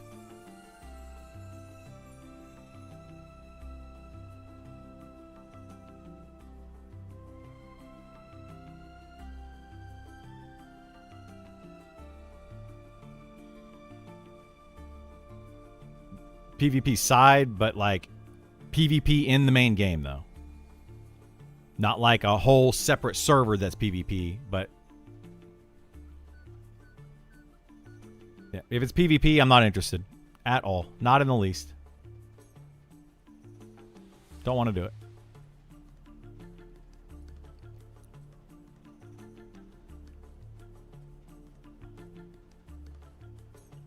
Not since I've been on.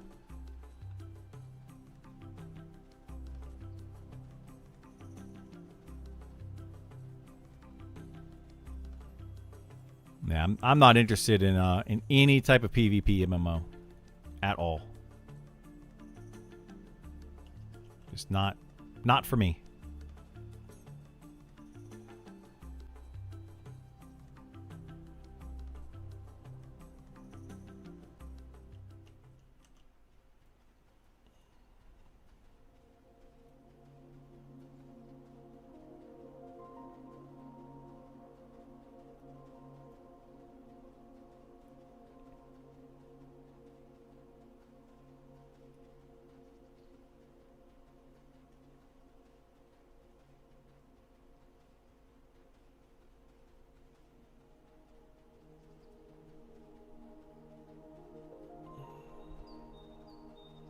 Do do do do do.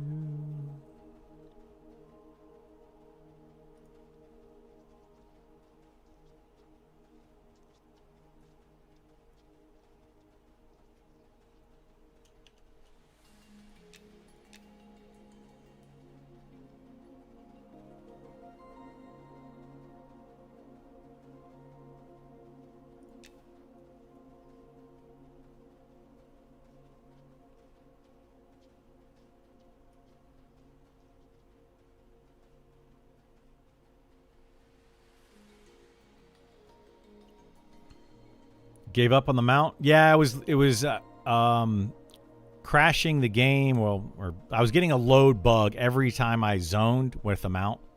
So no mounts for me until they fix the mounts.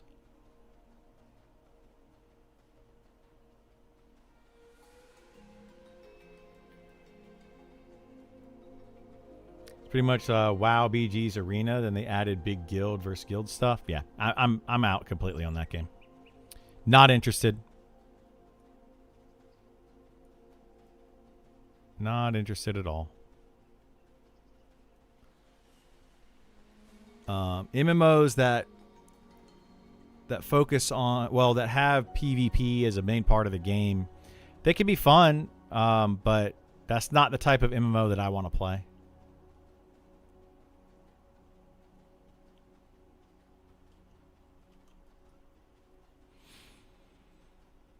That's why I don't think they need to necessarily focus on PvP in this game. You know, it's. I feel like Sean yesterday kind of contradicted himself in a couple of ways, where he said at one point in his stream yesterday, he said that the features of like a Drulin Online may or may not make it into this game, right? Or other MMOs may or may not make it into this game because they're building their own game, and those features are already in another game. So, you know, if you like those features, then they're in that game and they're different enough. But then at the same time, he said that they want to put some stuff in for PvP into this game, and I'm like, so you're going to put some focus on PvP? And I was like, well, wait a minute, that doesn't make any sense. Like, there already are those games that have PvP in them as well. So you're kind of saying it's a pick and choose, you know? You're picking and choosing stuff from one game that you want and things that you don't want, right? So yeah, it's just a weird thing. I'm with you on that. I wouldn't waste any resources at all on PvP. That's kind of where I'm at with it. I wish that they wouldn't do that in this game. But if they want to, I mean, it's totally their prerogative. They can do what they want. It's their game. But yeah, I would like to see a group-focused social MMO that is all about PvE, and like that is the focus of the game. That's what I liked about EverQuest, and I didn't like about so many other games since then, is that they start getting away from that group focus and they start doing more stuff with PvE or PvP.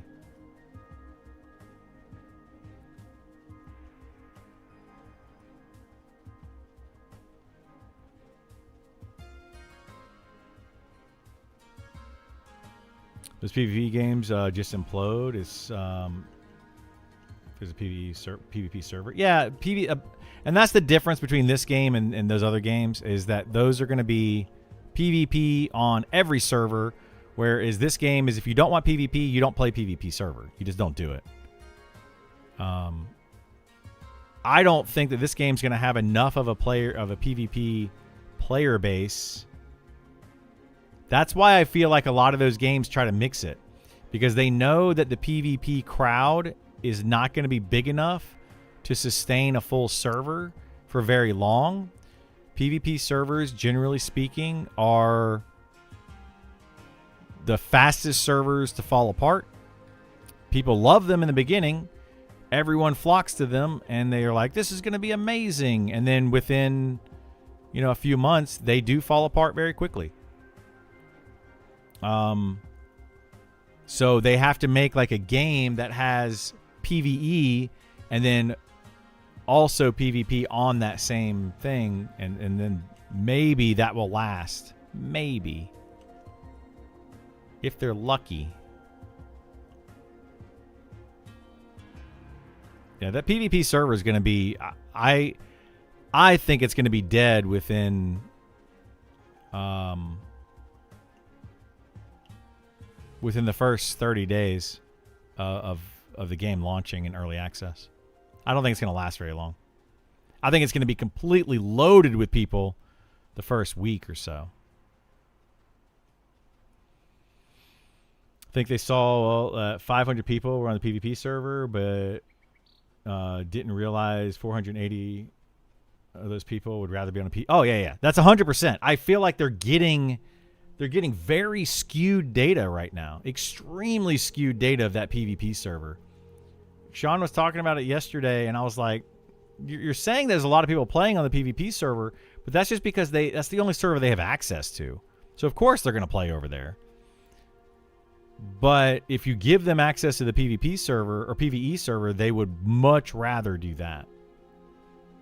And maybe he did say something else. Maybe some people will get on the PvP server and realize that they enjoy it. That's a possibility, but I doubt it. I think more people are going to get on the PvP server and realize how terrible it is and just end up stop playing it. I'll be shocked if it's more than 100 people on average logging in after the first month.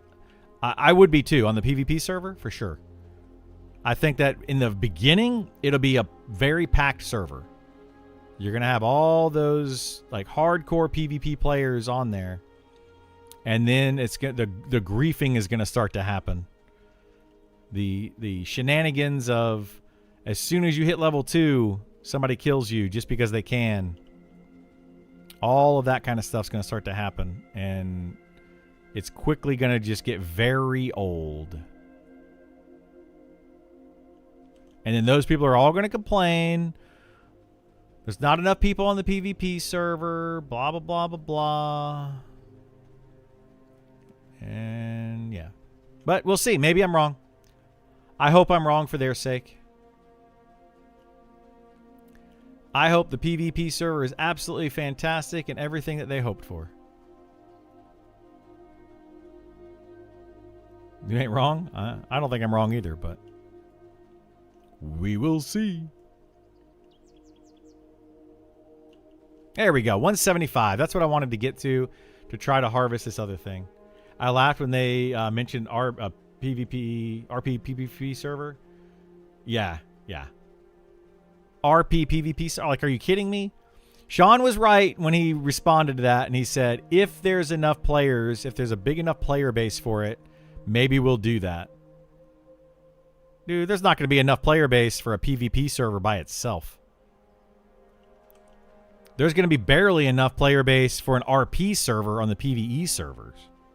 Like, after some time. I think, again, that'll be one of those things that start off pretty strong, but it won't last very long. Like a true RP server is what I'm talking about. Because what's going to end up happening on an RP server is we are on the internet. People are going to be like, I want to be on the RP server and I'm going to role play. And then somebody's going to be like, you're not role playing the same way that you're supposed to be role playing. Like, I want to role play that dwarves hate elves. But in this game, my dwarf can like an elf. And it's just going to be like, oh my God, guys, seriously. I don't think an RP server is going to work out. Roleplay does not translate into an online MMORPG because people roleplay differently.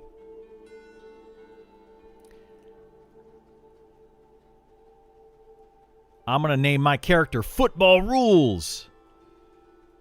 And that's my roleplay character because I think that there should be a football game inside of Monsters and Memories or whatever. I don't know.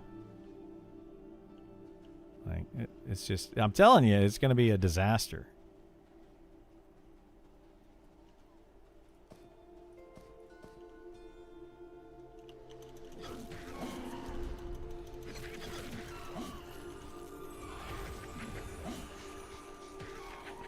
I think there will be more people on the PvP server than RP server.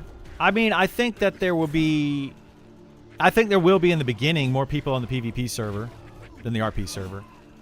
But I think the PvP server will die faster than the RP server. Much faster.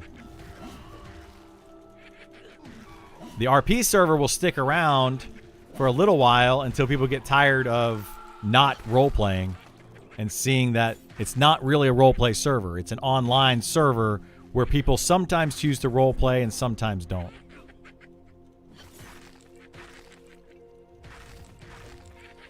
My ogre roleplay is better than your roleplay ogre. Yeah, exactly.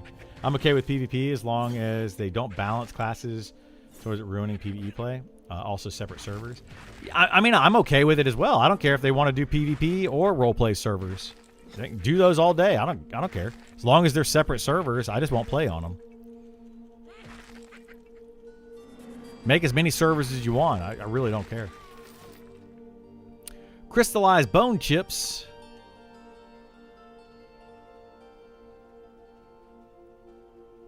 Let me see. I'm looking for the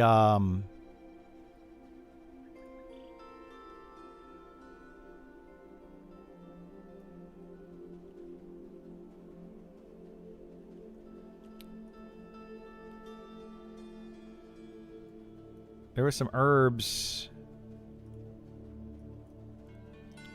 Did somebody get the herbs that were here? I want to see what skill levels needed for them. That's why I came back over here. It's because there were herbs that were too high for me, and I want to see if 175 was high enough to harvest them. Yeah, this right here. Seriously? I still can't harvest this? My goodness. Bananas. WoW, early WoW roleplay servers were really good. Low population, but the community was really good. Yeah, and they could be great. I mean, I would love to be on a roleplay server. I always wanted to be on an Ultima Online roleplay server where people actually roleplayed. I always thought that would be a lot of fun. But you're on the internet. People aren't going to do it. Or they're not going to do it the same way that you want to do it.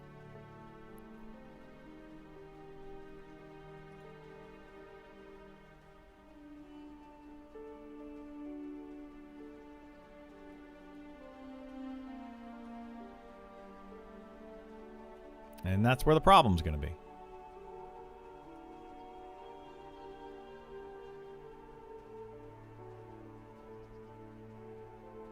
Closest thing, EQ of the Pantheon and Monster Memory. The closest thing to early EQ you've seen is the WoW roleplay servers. Maybe. Mayhaps.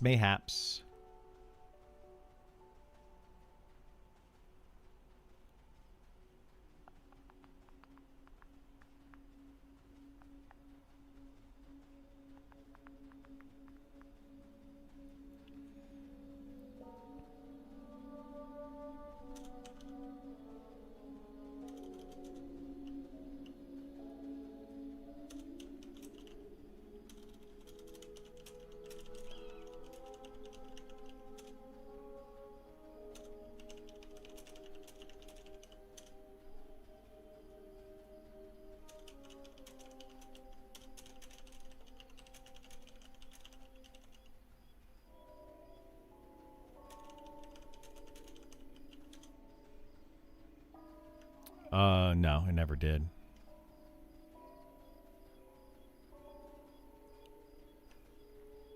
Probably not since we killed it last.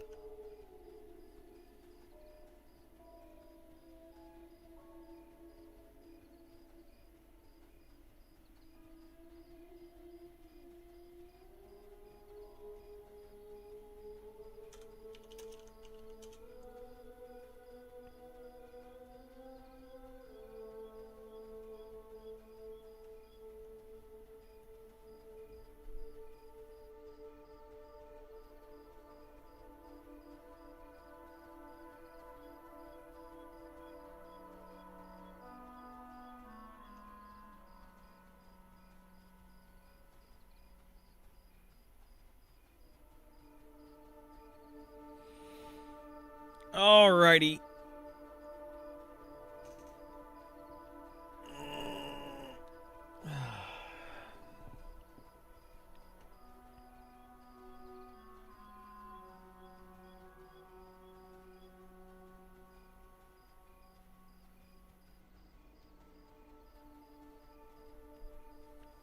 I think the RP server does okay. I think lots end up gravitating, escape the bat phone gameplay stuff that will dominate the other servers.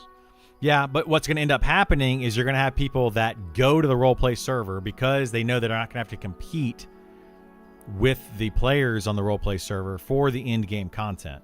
So they're going to pretend to be role players on the roleplay server just so that they can not have to compete. It just the whole thing. I know people that are already going to do that. Like I've talked to a few people and they're like, yeah, I think I'm going to roll on the roleplay server and then we can dominate. I'm role playing a poop soccer. Exactly. There'll be people that do that. And you'll be able to dominate that server. And then the people are going to be like, yeah, but you're not role playing right. It's going to be a problem.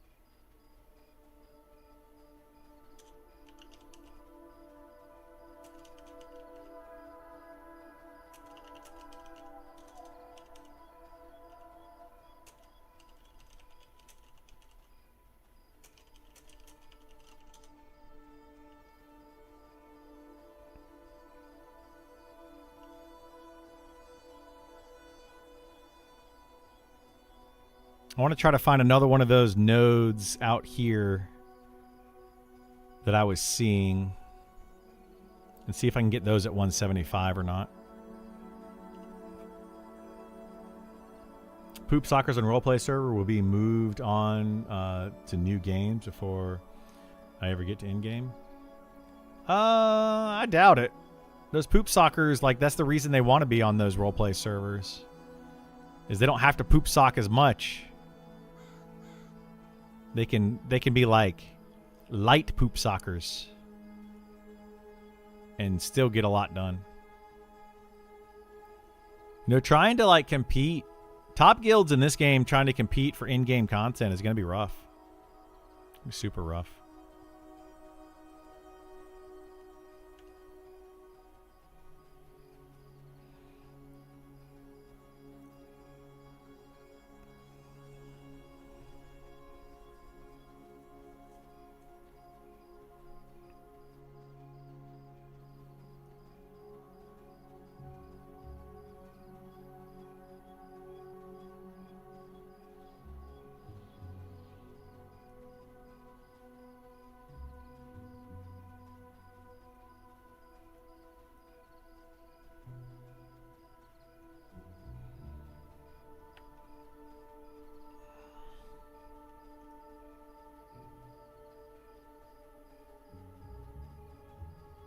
Where are those stinking herbs at? Them dang old herbs.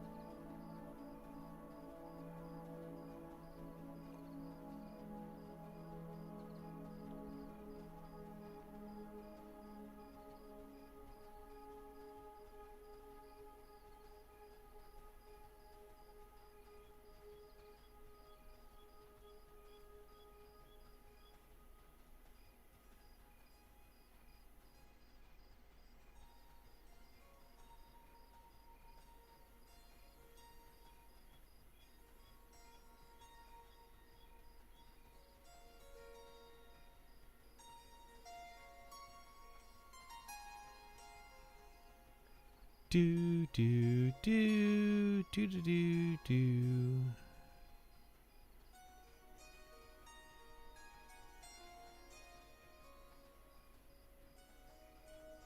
How do I know if I get accepted into closed testing? You'll get an email. You could also just log in. There's the herb I was looking for. Boom, right there. Right next to this giant.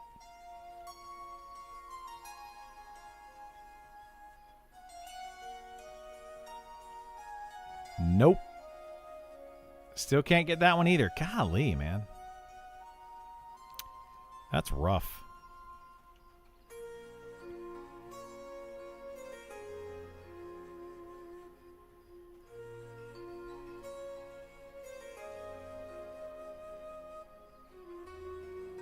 What day? It's on Fridays.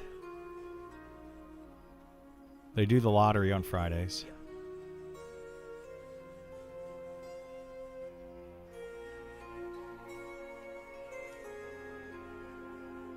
All right.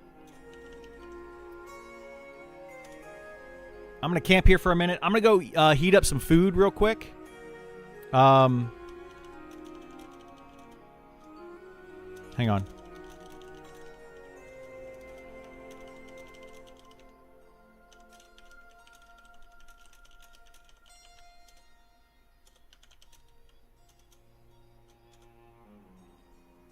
I'm going to go heat up some food real quick, though, and I'll be right back. I'm also going to take some meds for this crazy rash that I've got. So I'll be back in just a minute. Stick around, and we'll be doing something fun.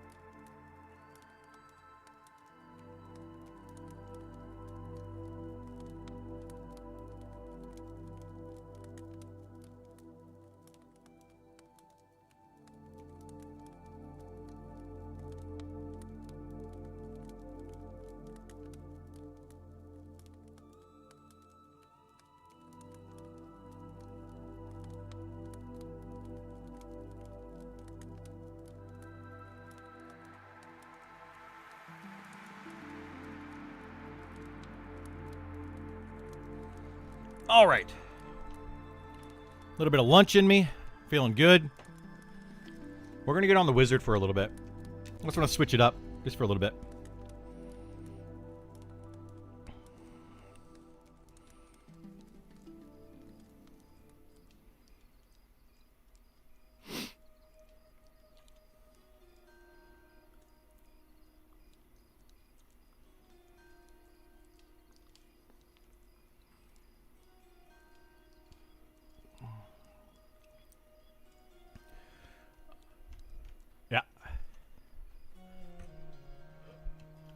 No, I have, but I haven't on this character.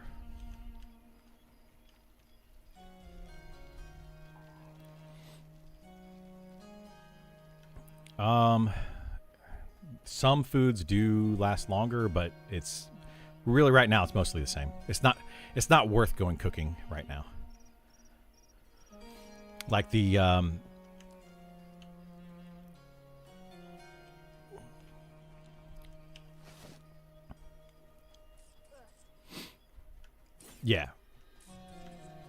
Yeah, the water and rations go at the exact same speed. So if you buy the rations from the vendor and the water from the vendor, they're the exact same speed.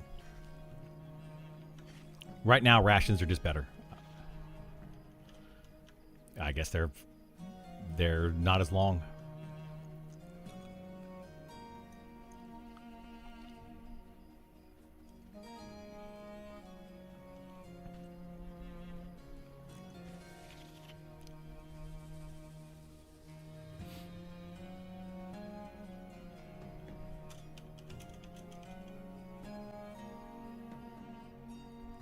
Did you start a new character?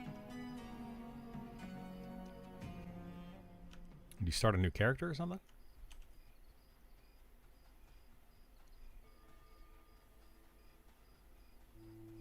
Oh, yeah. Yeah, I would just get rations and water.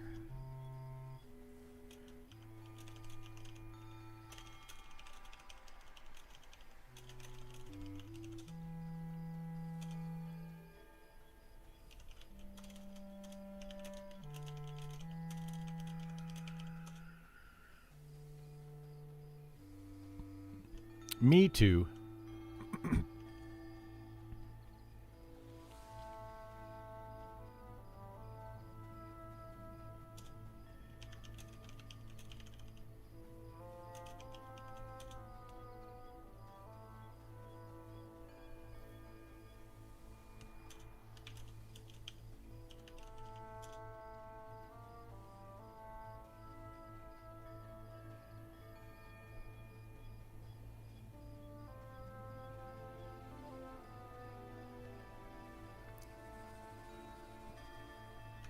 Yep.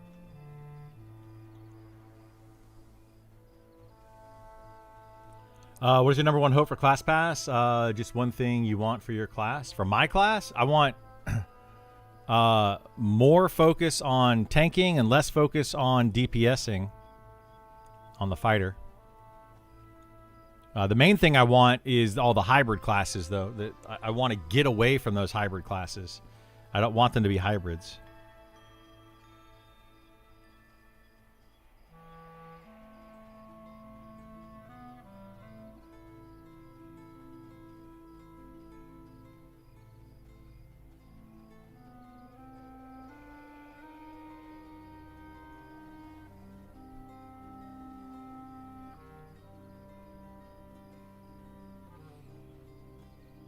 Hey, you start coming in with the community gifted subs. Thank you so much. I appreciate it.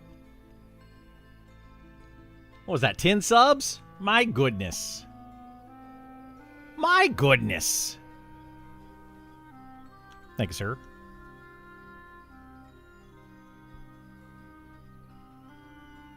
Oh, wait a minute. Did I bring wood? I've got some wood. Okay. Cool. Yeah, I got a little bit of wood. We are good to go. I'm going to try to do these beetles over here. People were saying that beetles at this level might be good XP to quad kite, so I'm going to try. Give bards more haste belts. They need to give monks an actual haste item. that's better than the cloak that everybody can use. Monks and spellblades are kind of poopy for that. They don't get many things. Oh, I can also do the quest over here. Ooh, I can get the mage stick. Oh yeah, the hiccups. Every level 50 plus monk wearing the same equipment? I'm sure they are. I mean, right now it's everybody 50 plus of whatever class is wearing the same equipment. What the heck's going on over here? Is there somebody quad kiting or something over here? This is...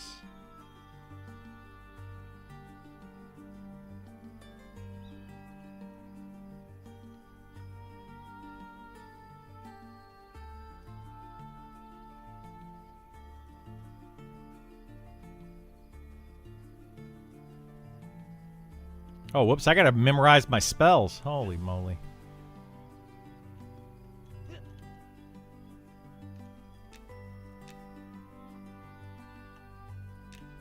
I was wondering why I was squinting to see there. Can't see anything.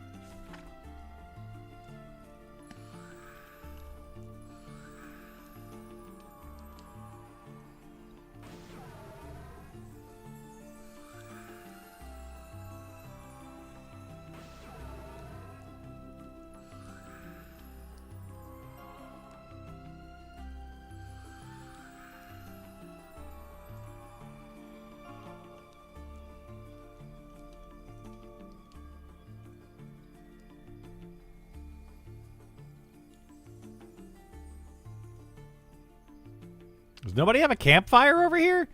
Are people actually XPing on these mobs without a campfire?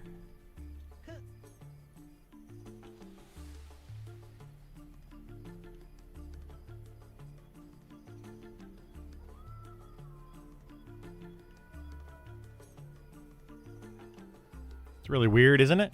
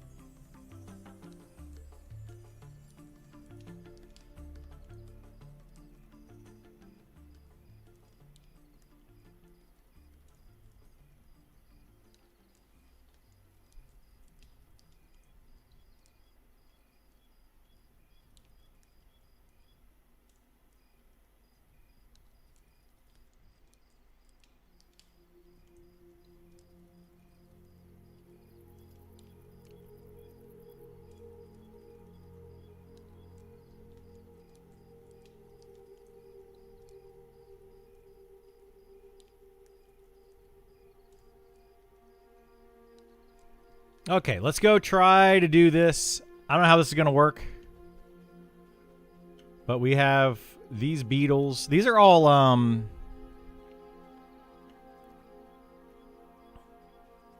These are all faction based, aren't they? Don't these beetles all have faction?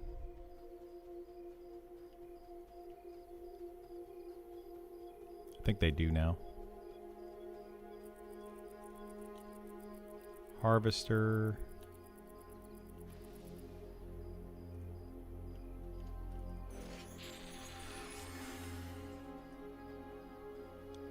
Yep, here they come. Here they come. We'll try this. Let's see if I can pull them up here. We'll grab these two on the way.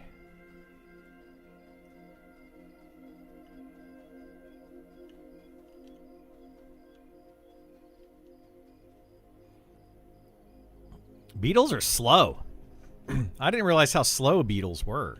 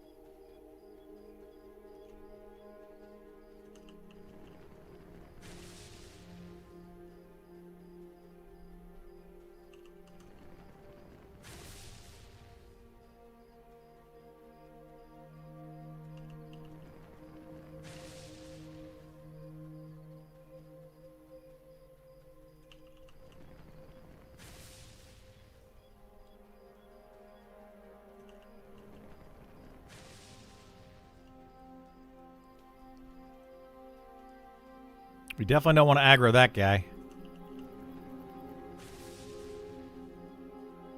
That guy will kick my batootie.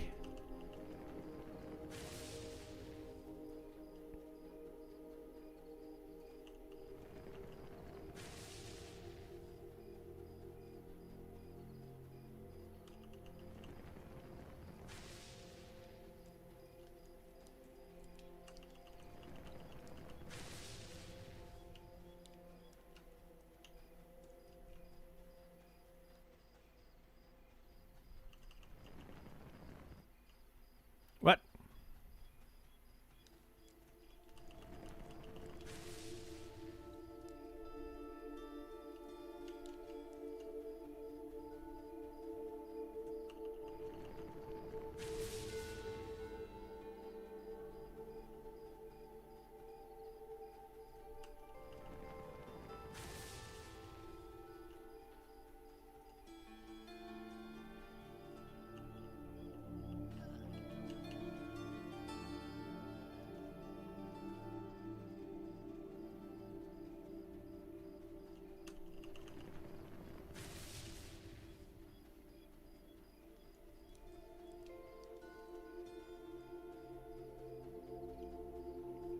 Dude, beetles are easy to quad kite.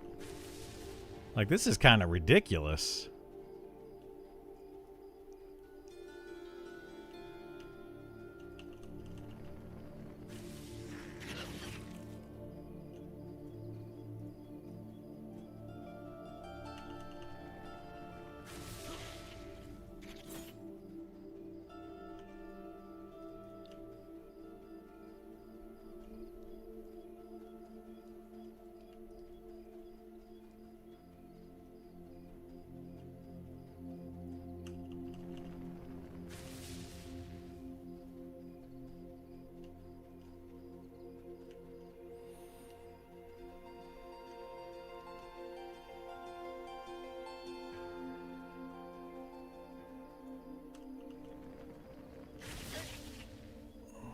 What the heck? Why is it not hitting?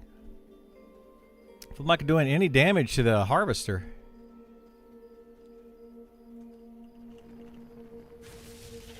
He's like resisting everything. That is crazy. Hit that thing like 3 times and it's done 0 damage. There it goes. I did a little bit that time.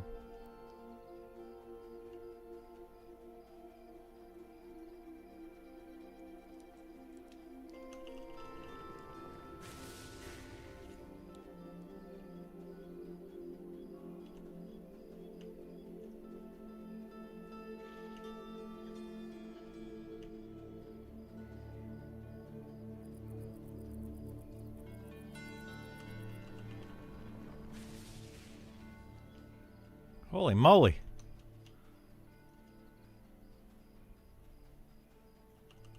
These have a lot more health than I thought they did. I feel like these yellow ones, for some reason, they're like a lot beefier.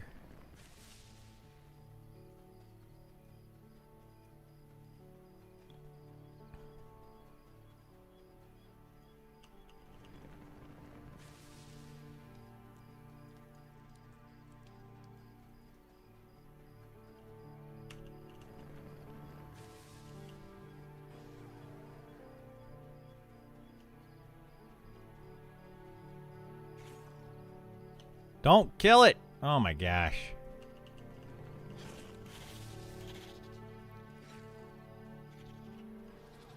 I mean, I guess if he kills both of them, if he just kills one though. Really?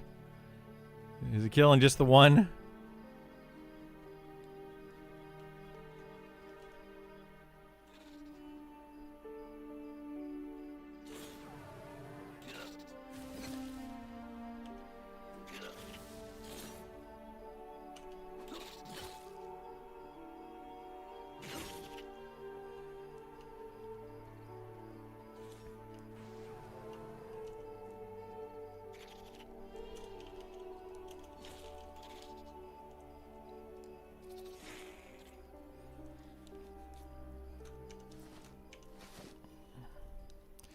Yeah, if you see somebody quad kiting, I mean, it's nice. It's nice that people help out, but at the same time, if you see somebody quad kiting, killing their mob, especially like a wizard killing them, it actually hurts them.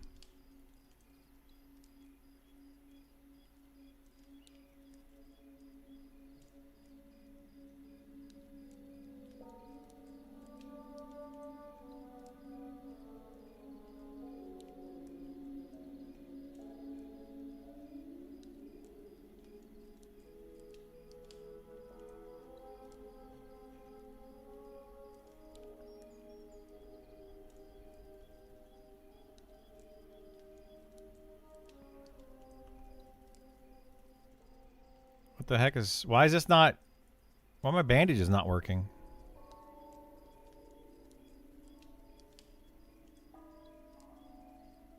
Wait, oh, can I not use the wool bandages yet?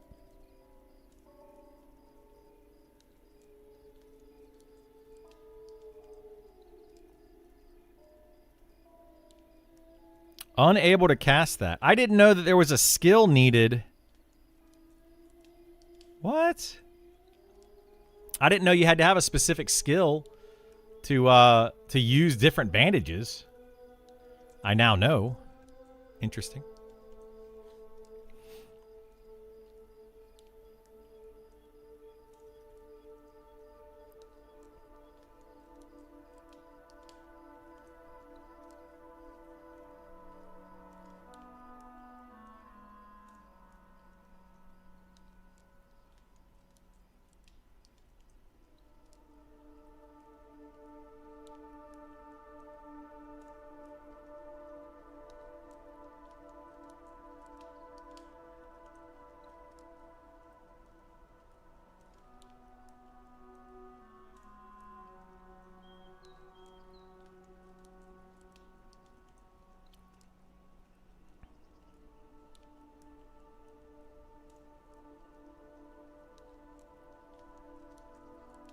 Hang on one second. I gotta do a funny meme for my girlfriend.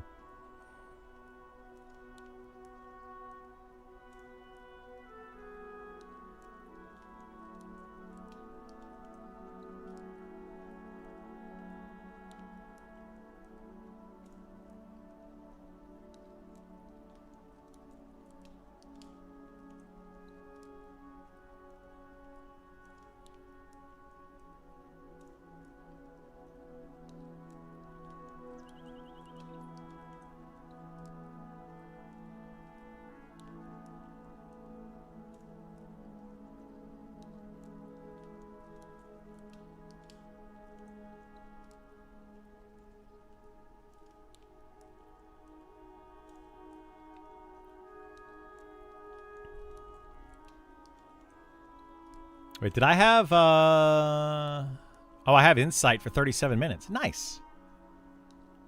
So I've got a little mana regen. That's helpful. It's very, very helpful.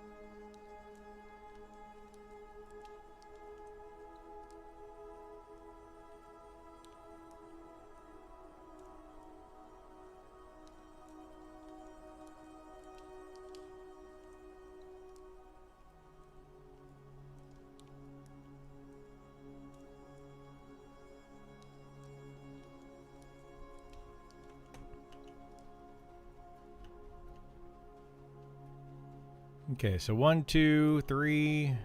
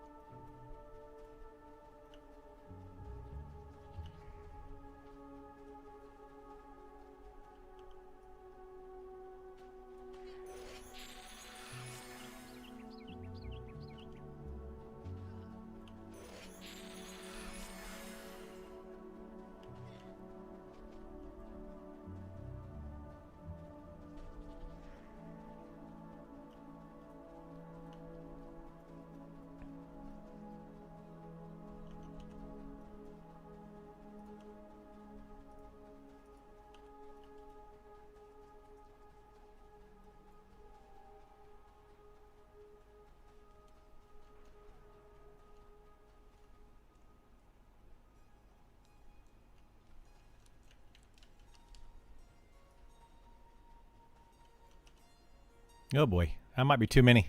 We'll see what happens. We got 4, that'll be 5. This might be 6.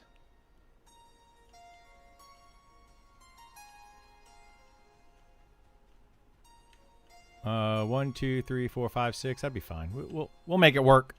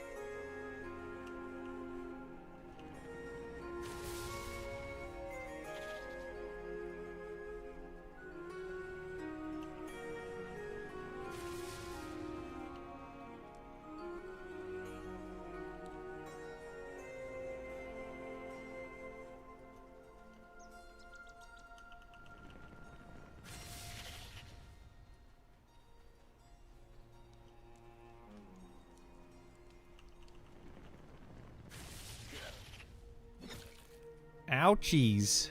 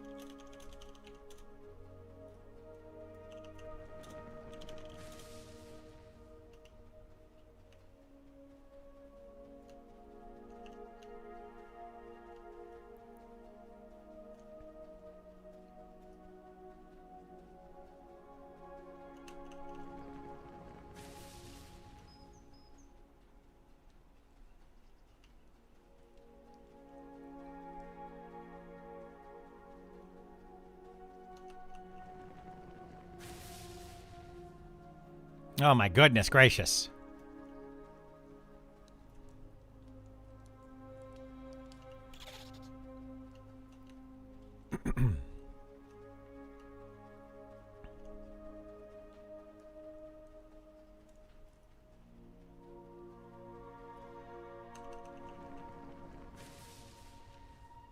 Why is this guy not dying? Die, you silly monster.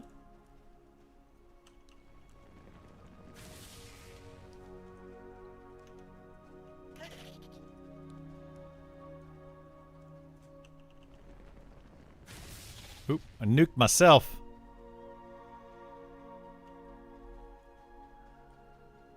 $57 mana, so I've got 2 nukes left.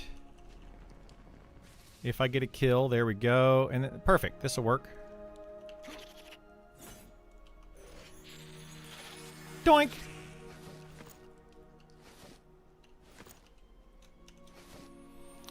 Look at that, look at that. I'm like the world's greatest.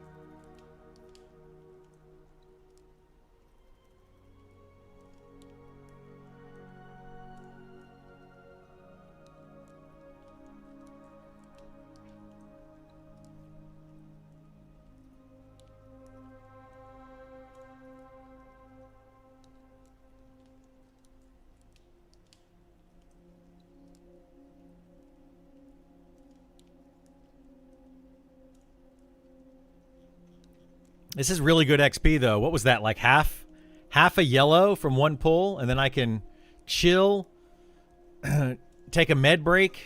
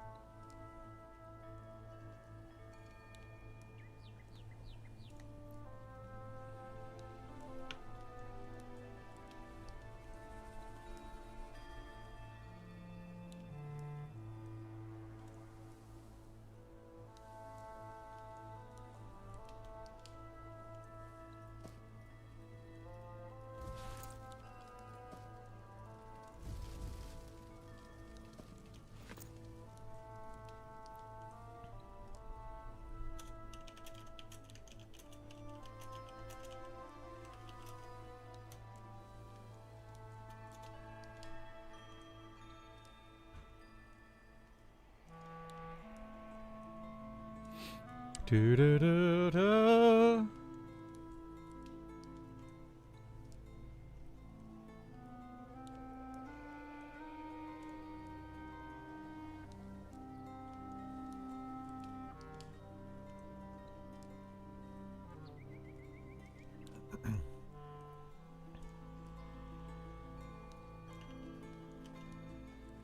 All right, let's go get more mobs.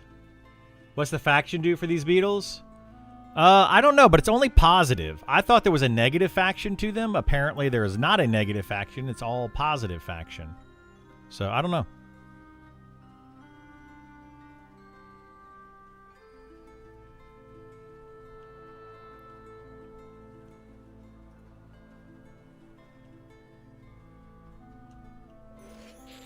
Wait a minute.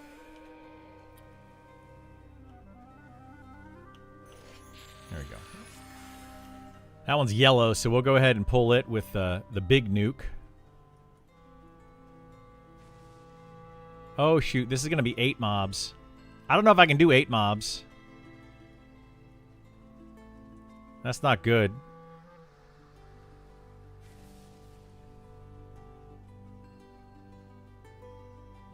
We'll see what makes it up here.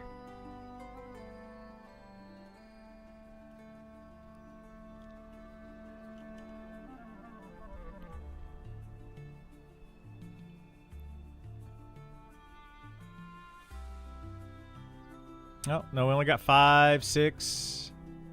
All right, we can do that. I think we only got 6, not 8.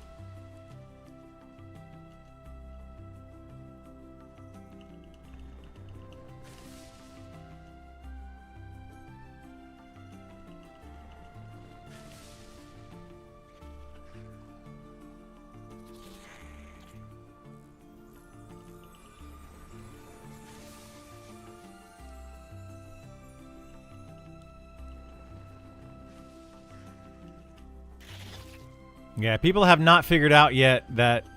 I mean, not that it's not helpful to kill the mobs, but people haven't figured out yet that wizards need to get the kill shots.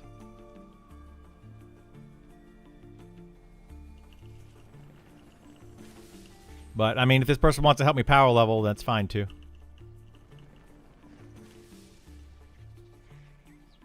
I'm okay with it.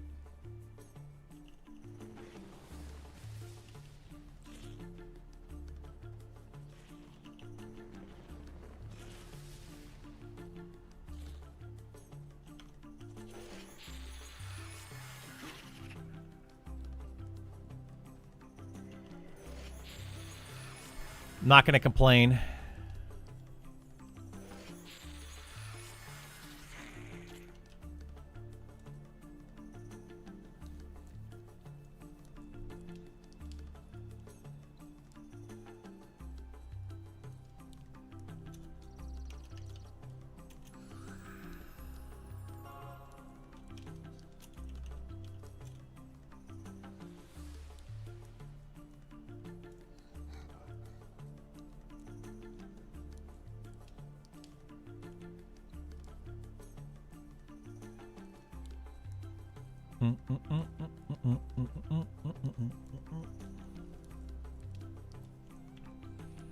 I think this person might be flirting with me a little bit.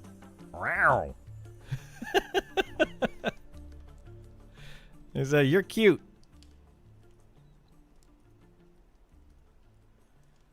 Got an admirer.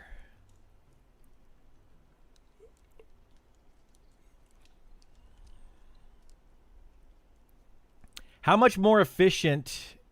This is going to be 30 damage for 35 mana to the next spell, which is 75 damage for 80 mana. So which... So 30 damage divided by 35 mana is 0.85. And then 75 damage divided by 80 mana, 0.93. So it's a good bit more efficient.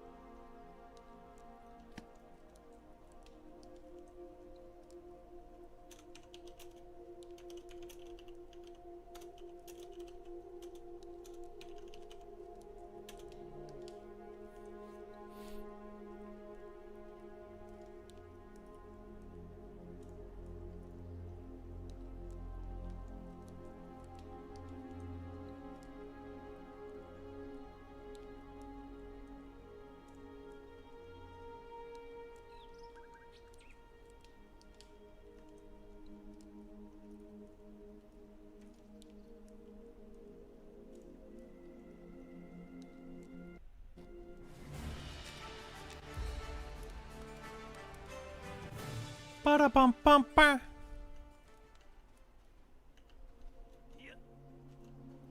Is nobody up here doing the Hovarth camp? Hovarth. Let's see.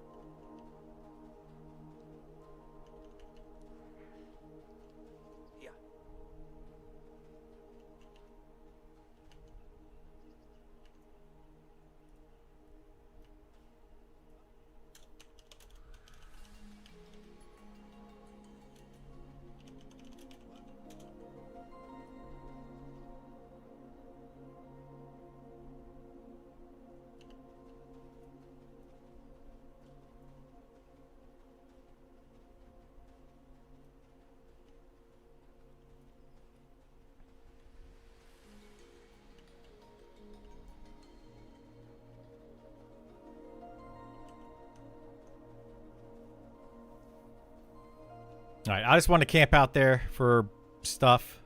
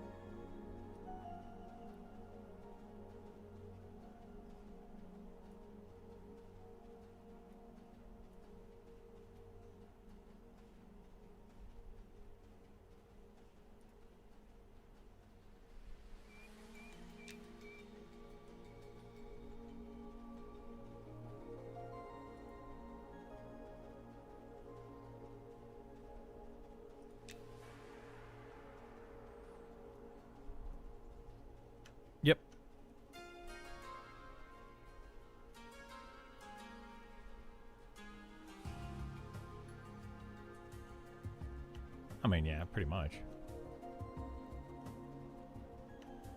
Yeah, only like 9 that were worth having up there, though.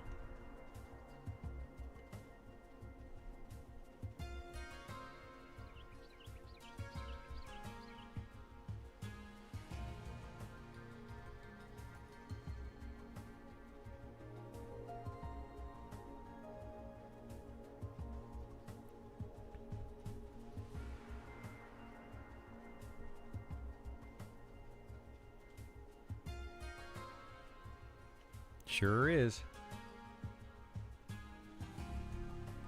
But the thing is, this is on a Sunday as well. So, like, how's that going to work out on a, Tuesday afternoon?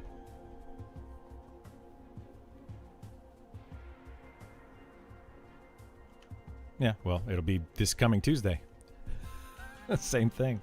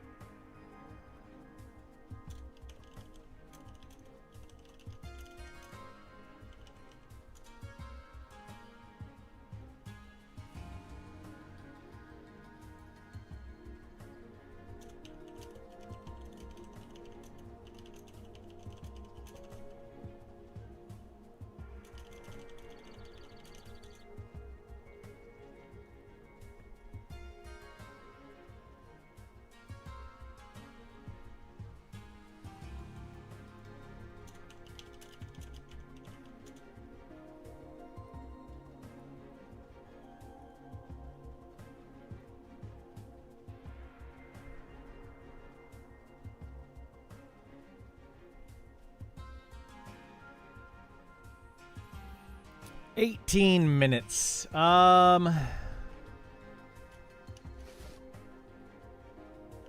Oh, Isar, where are you at? Or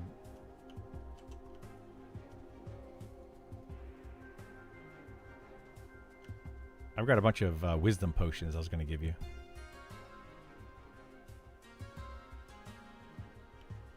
All right.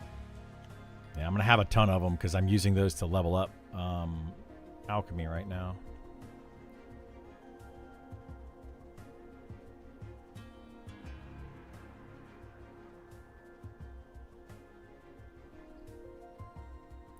Dragon's Veil. So I have 25. That means I need 50 Mage Bloom total. And I have 12.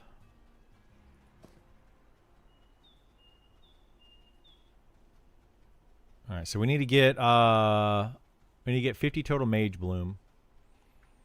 We'll make those, and then I'll see where I'm at alchemy-wise.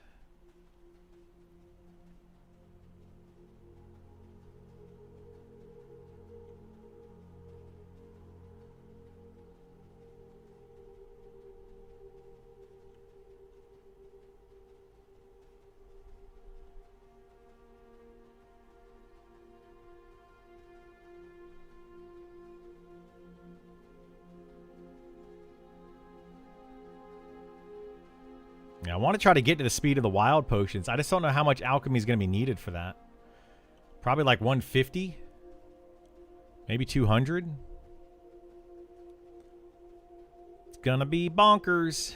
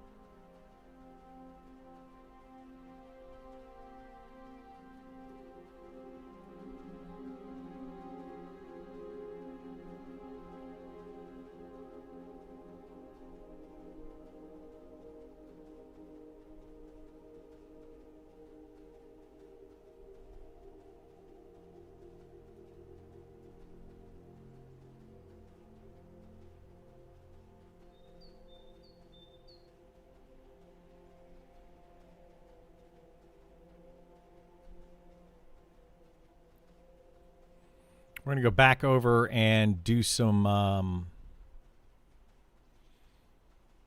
more harvesting. That was a pretty good spot, I think, where the ancient crypt was. We'll have to then find the next herb that we need. Now that I can make the strength potions as well, I might try to start making some of those.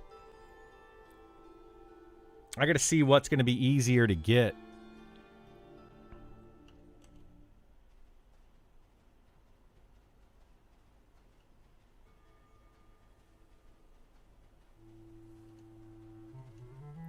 Like what herbs are going to be easy to get once we've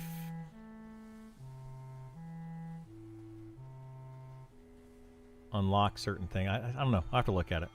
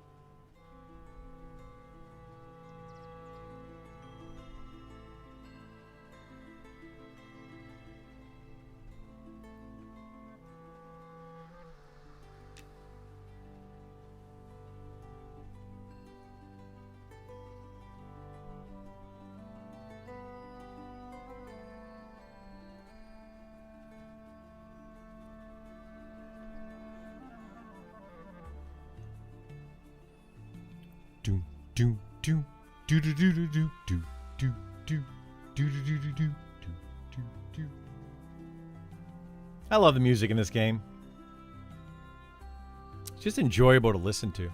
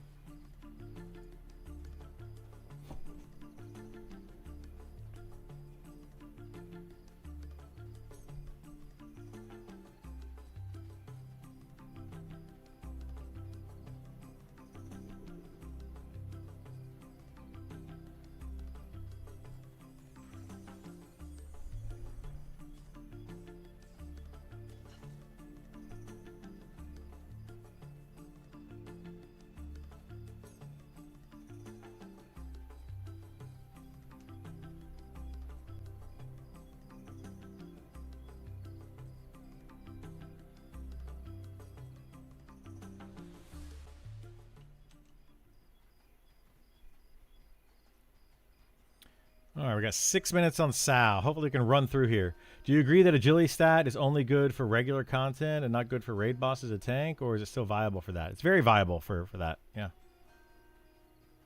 It just increases your chance to dodge, block, and parry.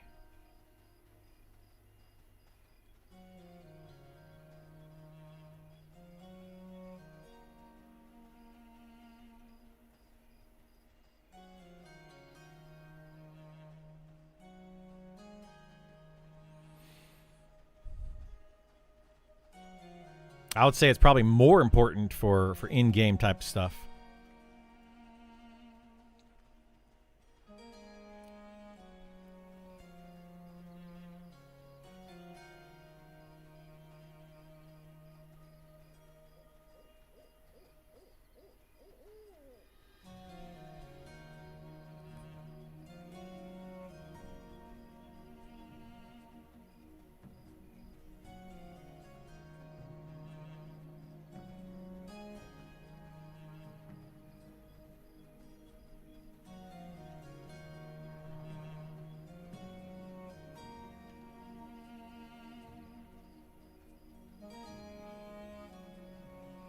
Oh, I meant to go buy the Alchemist. Oh, well, that's fine. Let's go get our 50 of these Mage Blooms. So we need to get 38 more of those. I don't think I need this diamond, chip diamond.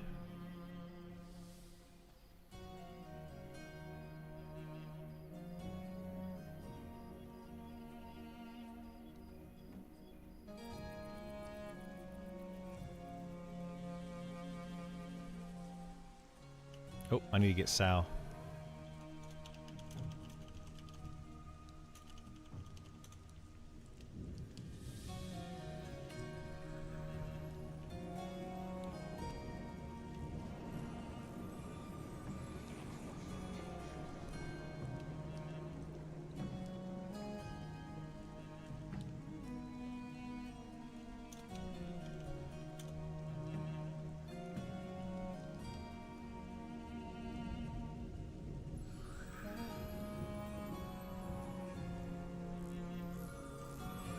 Yay!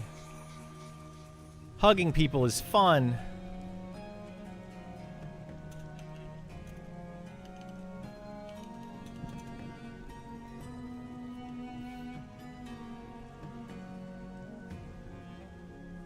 Sort of quiet on here today? It is, yeah. It's kind of quiet.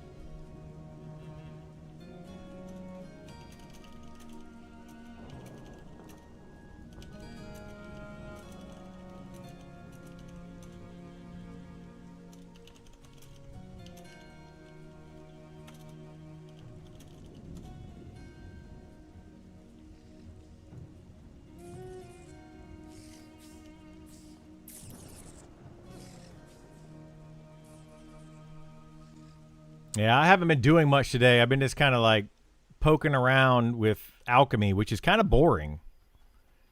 It's very boring, actually.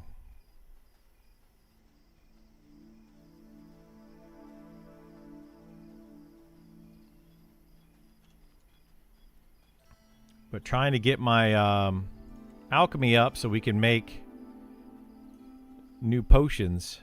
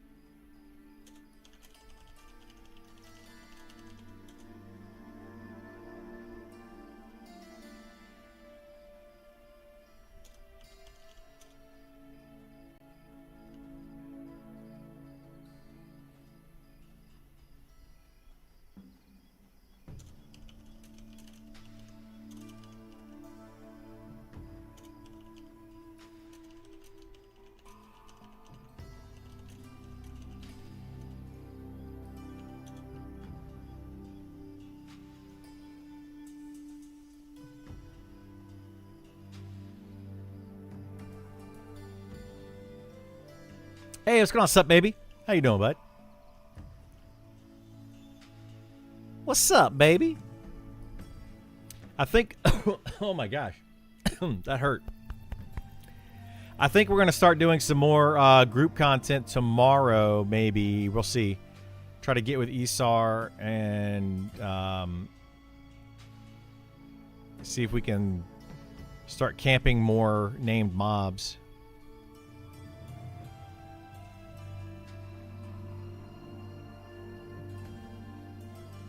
But I do want to keep leveling up alchemy. So I'm kind of, right now, I'm kind of focused on trying to get alchemy up. This is a pain in the butt to level. Like a serious pain. You got to run around so much trying to get herbs.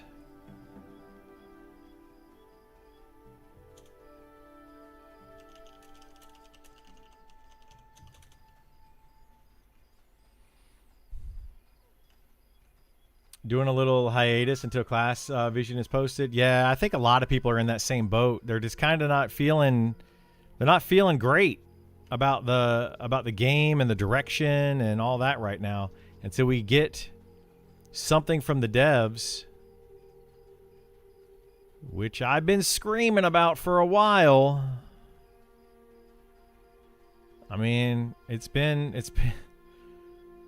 rough, guys. It's been rough. Like I've been so vocal saying, here's the things that we need. And I honestly feel unheard. Like, and I'm not saying just me, because I know a lot of other people are being vocal as well. But yeah.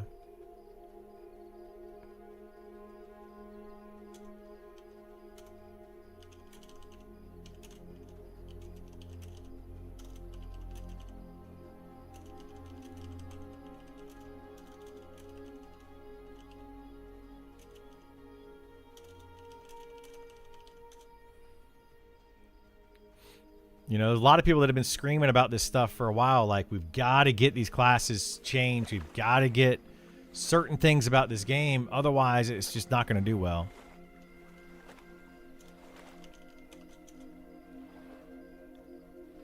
And I don't disagree. I don't disagree. A lot of this stuff needs to change. Okay, I don't see... What is this? I don't want that.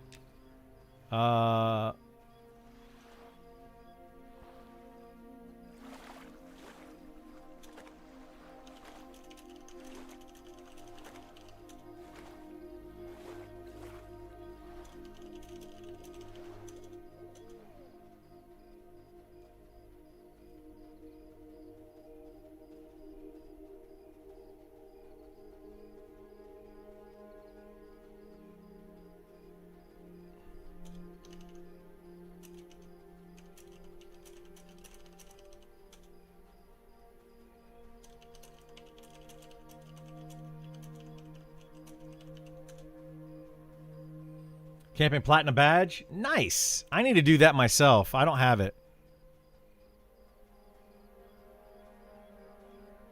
I don't have the Platinum Badge of the Living City.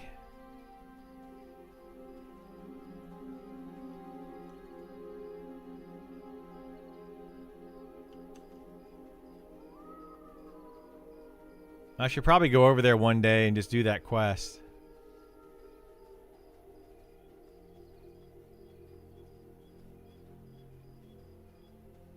But, I mean, See and Viz is nice. But I don't know that I would actually use the necklace. I almost never used the necklace on Alpha once I had it. Every once in a while I did.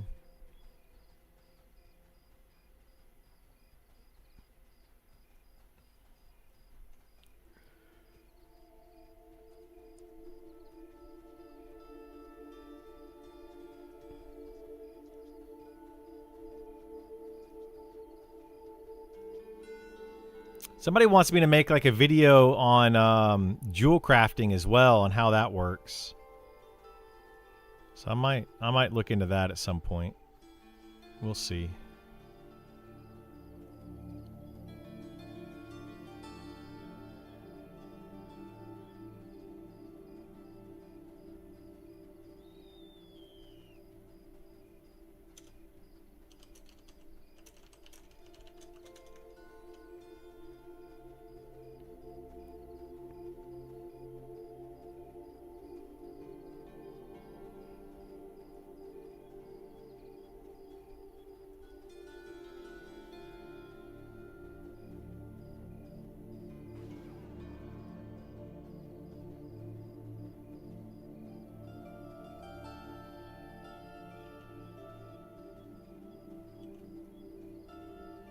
We had a good rotation going here earlier with finding these flowers.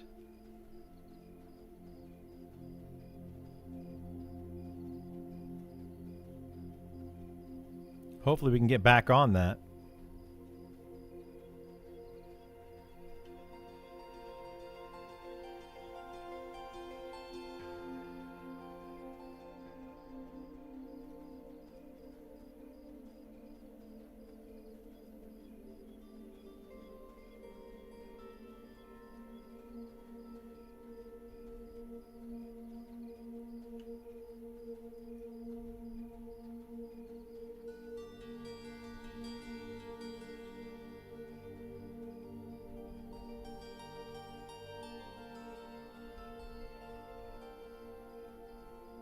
Yeah, jumping X is a feigned death right now.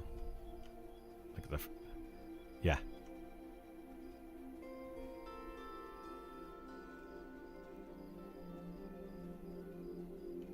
Sure, yeah.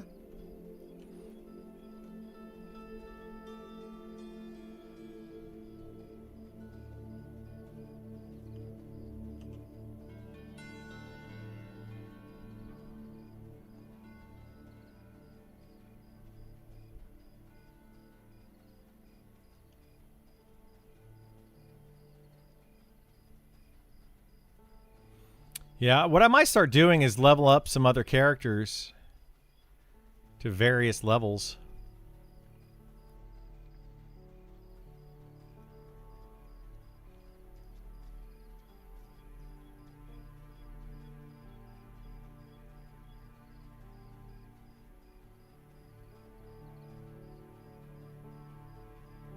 I'm not seeing any flowers. I was getting so many flowers earlier. Now I'm seeing 0 again. I wonder if earlier somebody was harvesting a bunch of stuff.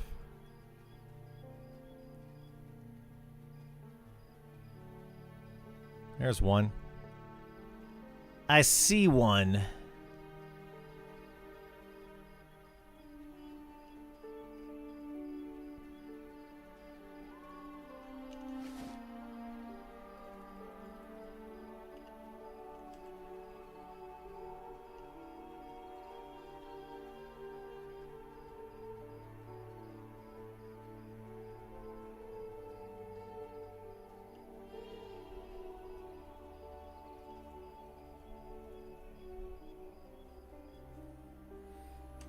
Yeah, it was clearly not tested.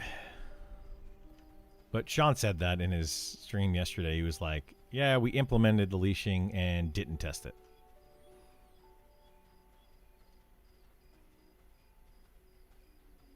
Yeah, it's kind of annoying. It's better than a leather gorget I have. Be better than that, yes.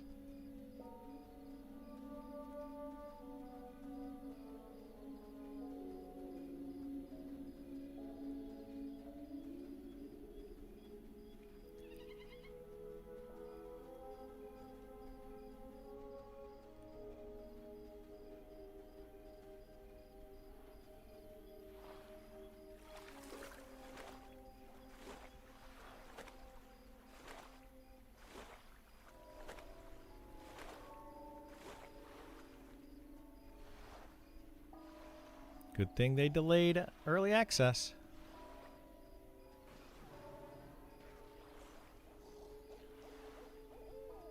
Maybe.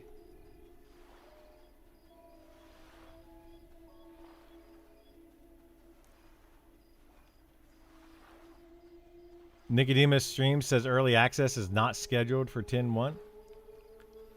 What?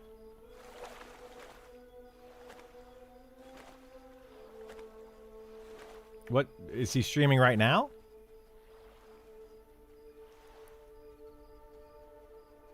He's live right now. Read the bottom of his posted notes. I don't know, man. I don't know. I don't see why they would change it just like a week after they announced it. So something is wrong. Something's off there. I don't know what it is, but something is off there.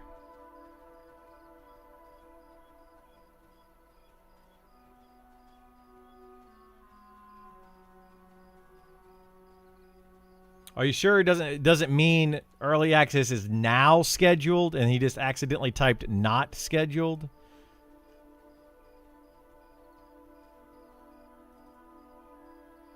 You know, like that's...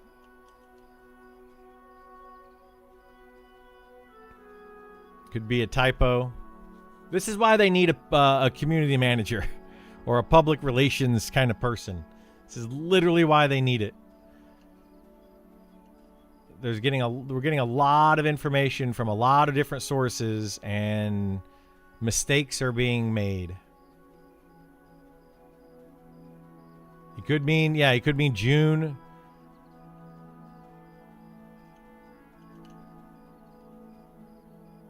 Who knows?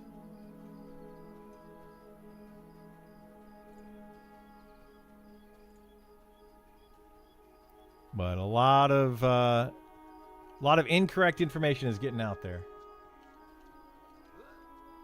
Yeah.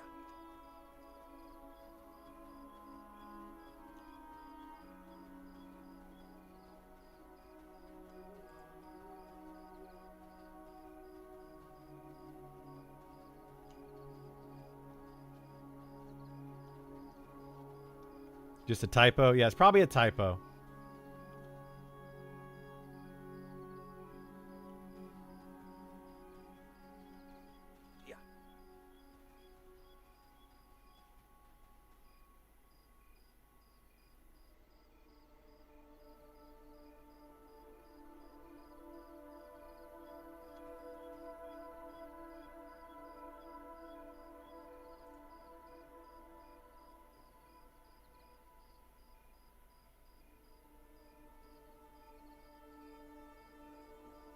Yeah, has anybody told him? Just tell him.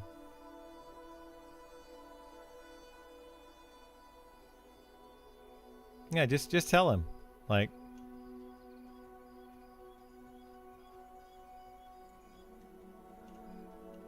it's probably meant to be now scheduled.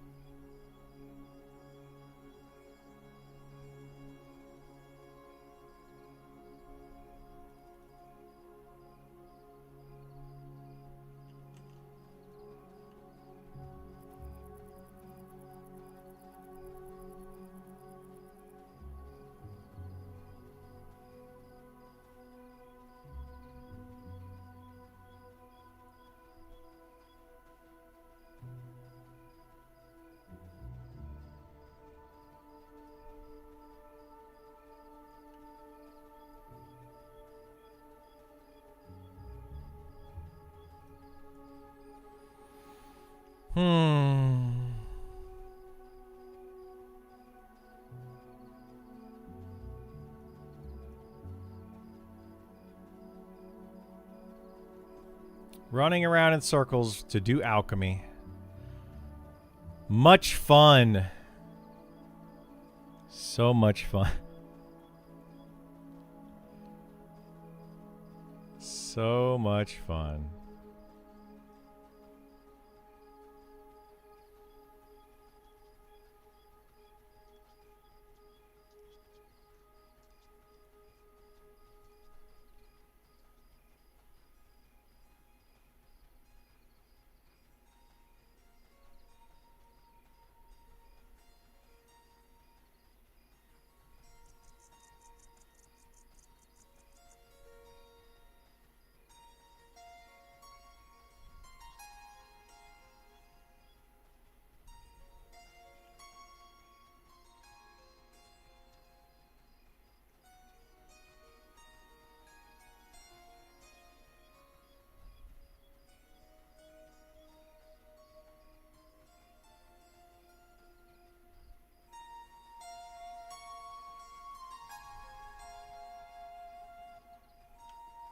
Yeah, probably could do that.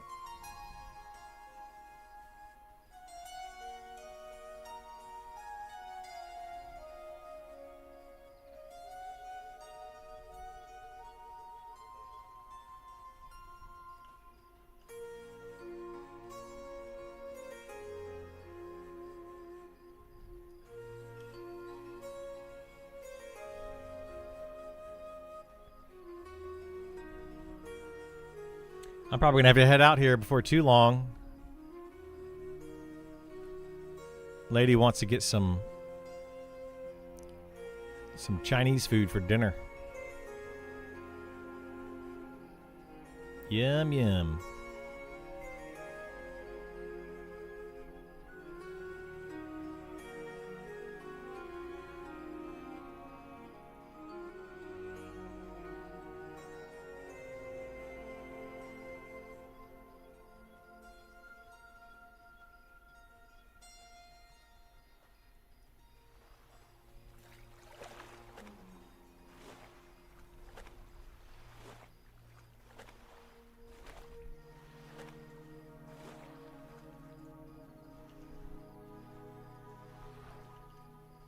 More flowers.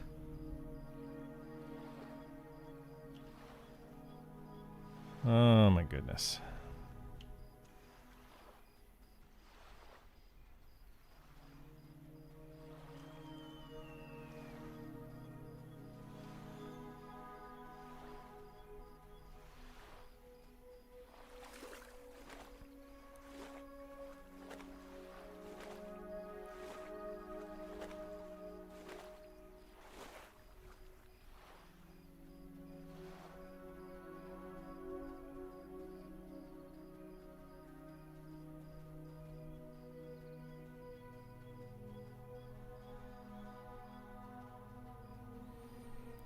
My goodness, man. This is tedious. What do you all think they should do to change this, or should they change this? Like, should this be the way to do herbalism, where you literally just run around in circles looking for herbs? It's very hard to level this up, or very, not hard, but time consuming.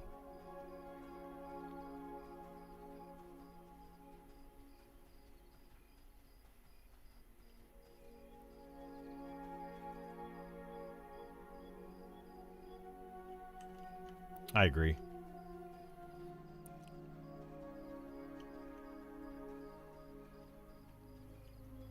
Yeah, I think, yeah, you should be able to get a, like housing, they need to add a way to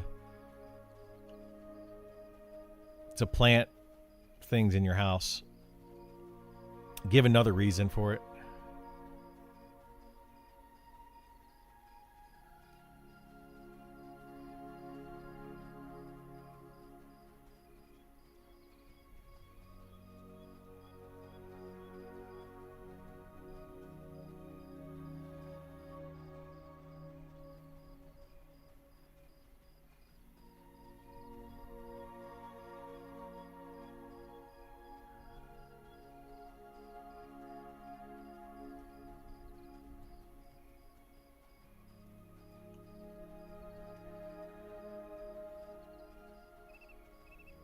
Hey, what's going on, Anoroku?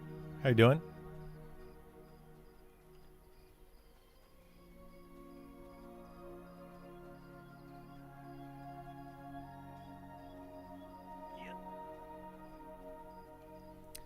I was gonna say some criddle lovin'. Wait, what?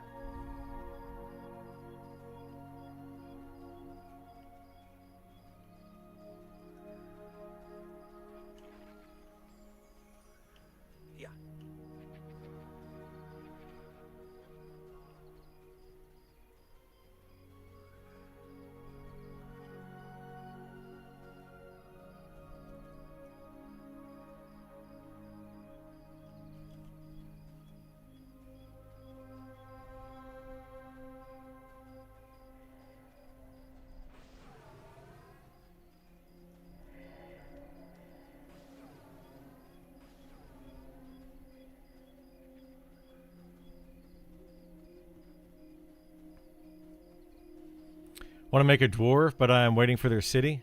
Yeah, that'd be nice. Be nice when there's just a lot more cities in the game. And just a lot more starting locations. Spread the player base out at low level a little bit more. Be awesome. You don't have everybody just stacked up on top of each other.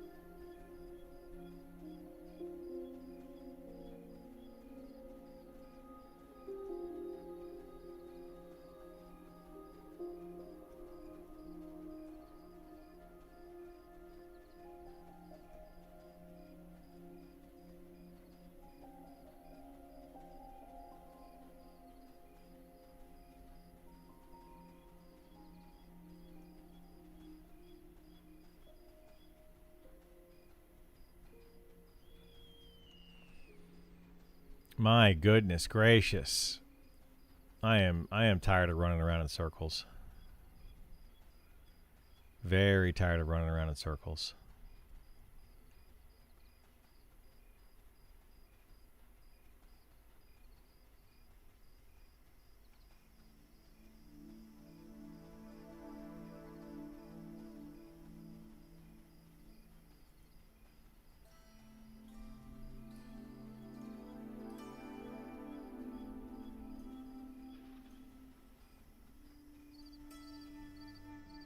Be able to grow in your own house and only use by you, maybe not saturate the market. Yeah, they definitely have to balance it properly if they're going to do that, right? They'd have to make it to where more herbs are needed or something. Or maybe make it where you get less herbs per... something like that. I think gardens would be great. I would love to see it. Just add more reason to have stuff in your house. You know, have the wild herbs be out here. But the thing is, this is super duper tedious. Like crazy tedious to run around in circles to get herbs. I've been doing this for hours. Yesterday and today. Like so many hours.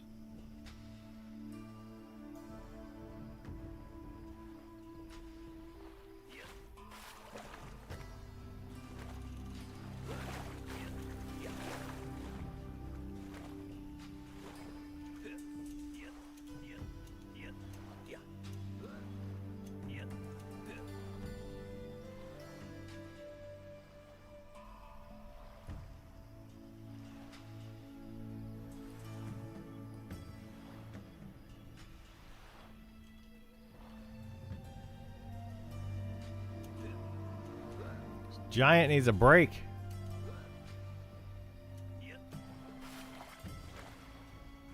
Apparently jumping doesn't break this giant. Can't you just stop forcing yourself to do it? Got to be something else to do. There's plenty to do. Yeah, there's plenty of other things I could do, but I want to level up. I want to level up art or alchemy. Why is this giant still chasing me? I've been jumping. Found a giant that doesn't break when you jump.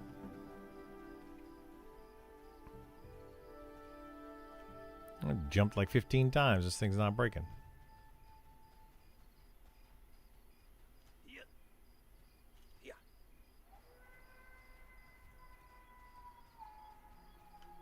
Maybe.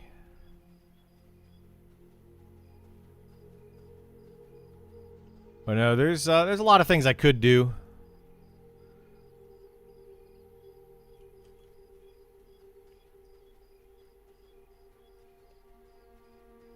I'll go run into we'll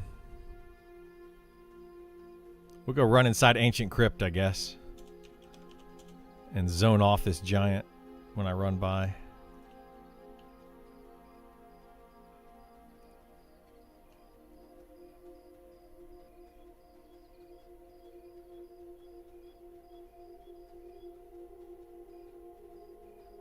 You see me at the entrance?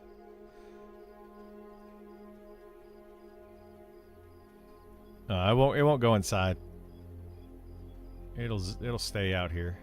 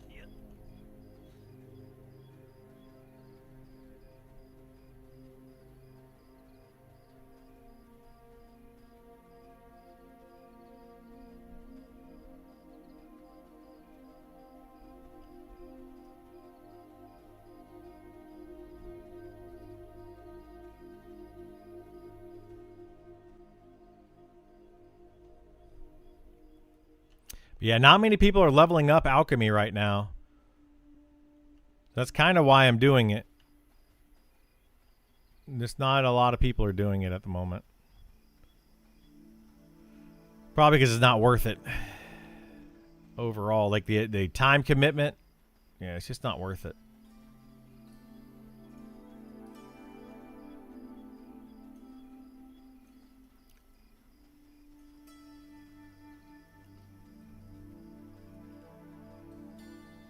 I have mixed feelings about things like Sal potions. That could go either way. Yeah, I'm kind of there with you. Wait, is that a flower right there? It is a flower right there. I'm kind of there as well. Like, I think that I don't know. I'm kind of mixed with Sal right now in general. Just like, should it be as fast as it currently is? Should you be able to get potions? How early should you be able to get potions, or how late? You know, how challenging should they be to get? You know, like, I don't know. Because Speed of the Wild is so important to everyone, I feel like it should be a little bit more accessible.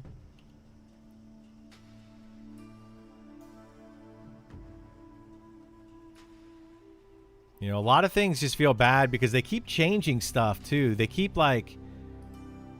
changing something with the idea that in the future that's how they want it to be. And it's like, yeah, but right now it doesn't work that way. And it just feels bad when you make some of these changes. So, like when they took away Sal potions being easier to make. They were at one point a lot easier to make. Like trivial at 65 or 70 skill, lower components, all of that stuff. And it's like, if their idea is that they don't want to have that, but they have like an idea of maybe limiting Speed of the Wild in general and all of that, then, you know, do all of those at once. It's starting to feel really bad to me that they are doing some of these changes before they're ready to do the changes, you know?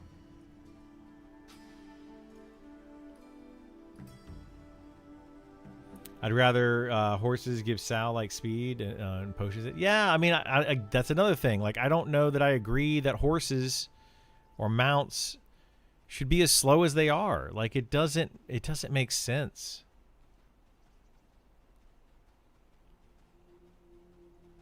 And honestly, it just kind of feels bad. You get a mount, you get on it, and you're like, I'm moving super slow. Even if the mount has Speed of the Wild, they're still moving super slow.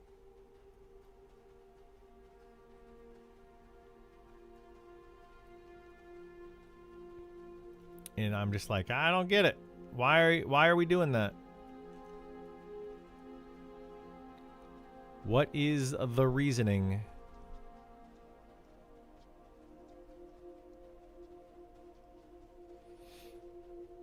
Yeah, the reason for the mount is to be for carry capacity. But who's going to use a mount if you can't cast Speed of the Wild on it? Like, nobody runs around in this game without Speed of the Wild. They instantly go to town and they get it, and then you can't cast Speed of the Wild on the mount. Now your mount is like miles behind you because you have Speed of the Wild on you but not on your mount. The whole thing just feels bad. Like, why are we making it feel bad?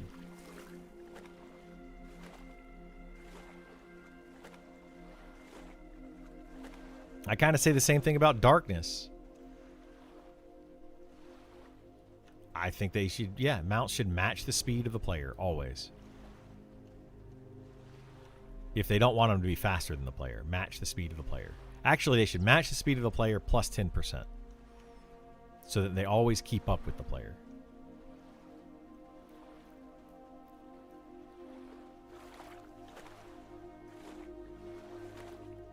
Yeah, I don't know. I don't get it. Why not just make it, have I think mounts, base level mounts, when you get on them, you ride like a base level horse. When you get on that with a saddle, you should have a 10% run speed bonus. And then if you get your riding skill up, maybe another 10% run speed bonus. Like every 10 points in your riding skill goes up by 1%. So total at the end of it would be a 20% run speed bonus for having a mount. Right? Like, why not? And then you could make Speed of the Wild start off at 20% at level 8.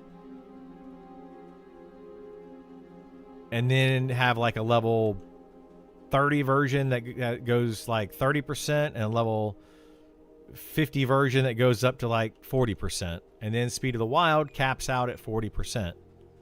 And then the difference between a mount and Speed of the Wild is 20% total at higher levels. Like, I just don't understand that. Like, why it still gives you a big bonus, and it just kind of evens the playing field for some players or for some classes. I think mounts aren't a priority yet. I think it's all being worked on. It is. It's all being worked on, but to your point, it's not a priority. So then why are mounts in the game? If they're not a priority, why don't we fix the things that are a priority? And I know that not everybody on the team is working on the same stuff, but I feel like we're putting things into the game halfway instead of fully implementing, getting it working, and then implement it. Put it into the game. It just, that whole thing just feels bad to me. Like, why are we going halfway?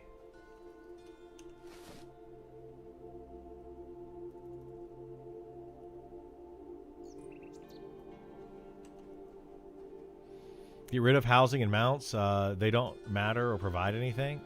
Yeah, right now I would agree with you, Rogue. Like, get rid of both of those things in the game for the players right now. They don't need to be in the game. Get all the other things working properly, and then we can go back and, once the housing is functioning properly, the mounts are functioning properly, then add them back in. But I really think the mounts and the housing are causing a lot of the lag. I mean, I'm not sure. I have no idea what's causing all of it, but I got a suspicion, because it's ever since they started adding in those things and really focusing on getting those into the game, that's when the lag started to get worse. Started getting really bad. The more they did with those two things, the worse the lag got.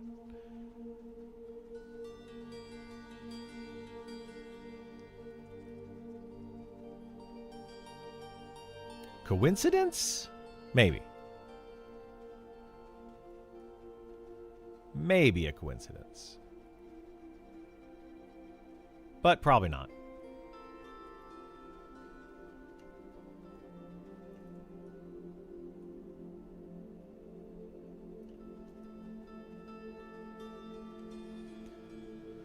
Probably not.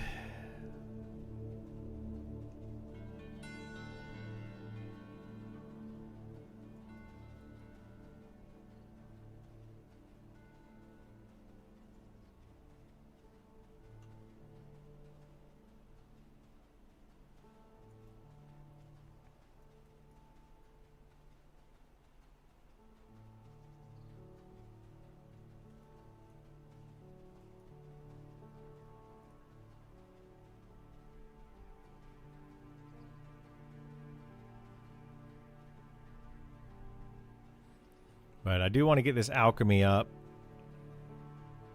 Hopefully. I mean, there's so many things that I want to do, though. Like, so many things that I want to do right now. And unfortunately, I can only do one thing at a time, you know? Like, I want to level up other classes. I want to play in some groups. I want to try pugs. There's some items I want to go camp. I want to do some YouTube videos on different zones. There's so much that I want to do.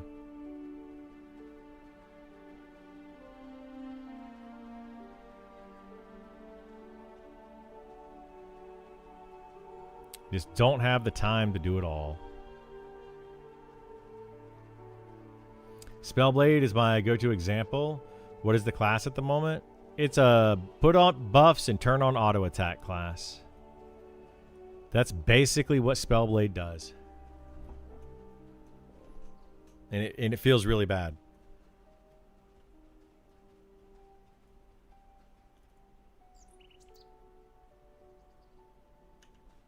Feels really bad.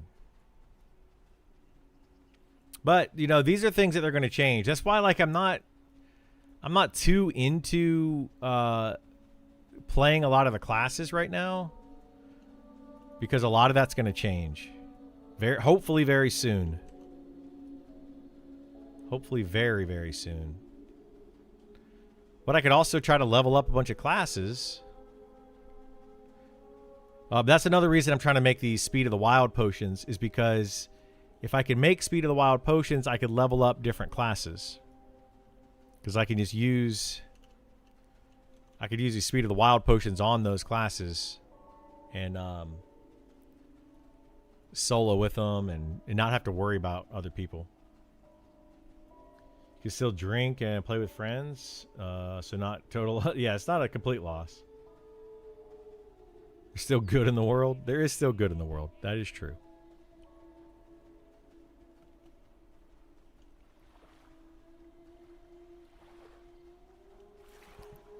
Speaking of drinking, I need some water. Whew.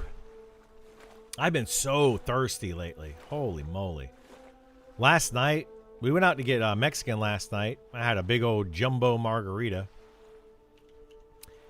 Got home and I was like, I'm so thirsty. And I drank so much water. Had a water by the bed. I kept waking up in the middle of the night, drinking more water, like chugging this water. I could not get enough water. Just couldn't get enough water. I was so thirsty.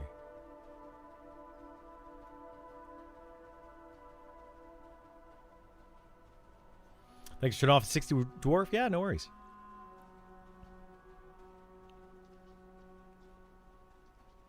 Yeah, hopefully I can get these trade skills up. Like, my goal right now, kind of, is to get the trade skills up. I want to start working on some of the other classes and just start leveling random classes. It's called age. It is, yeah.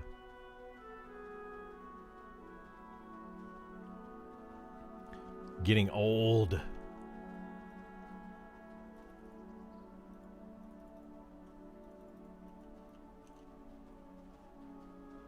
Holy moly, this mage bloom is taking forever, man. My goodness.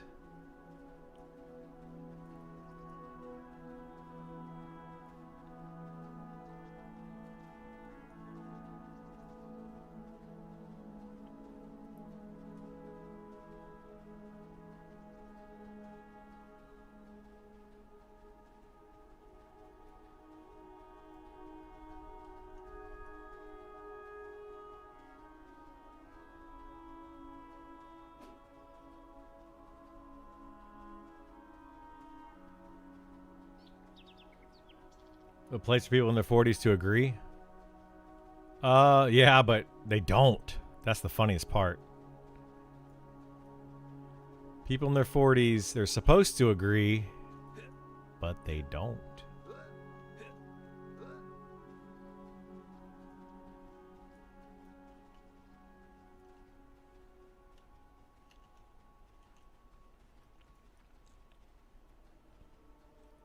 Yeah, Monsters of Memories is a place for people in their 40s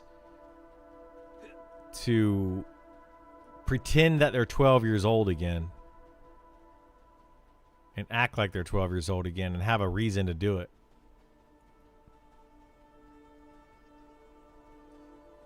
Because some of these people, man, they argue about some silly things. Is this a named over here? Yeah, head researcher. I wonder if that guy drops anything now. I want to say he was for a quest. Big 12's overrated. Sometimes.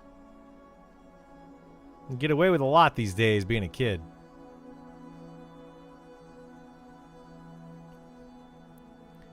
We literally had... We've had these posts on Facebook lately. Like kids riding their electric bikes and all sorts of stuff. Anyway, some of the parents are getting irritated with some of the other parents in the neighborhood because they're letting their kids do whatever they want. And somebody posted today about kids on top of the school. They're like climbing up on top of the school, like on the roof.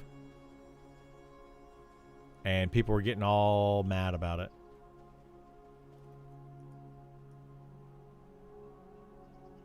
It's actually kind of funny. People getting super upset about it. Dude, I am not finding any of this mage bloom, dude. Where am I missing the mage bloom out here? You get mad they bring coffee to class? Kids do not need coffee. Holy moly. Jeez.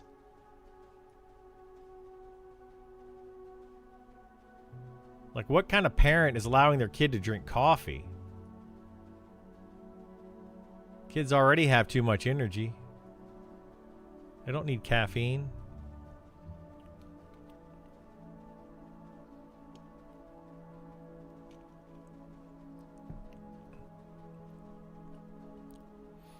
If I gave either of my kids caffeine, man, I'd probably... I don't know what I'd do. I'd give them caffeine and then hand them over to the grandparents. Like, here you go. Have fun. Enjoy your day. I don't want anything to do with that. That's nuts. Like, kids on sugar is bad enough.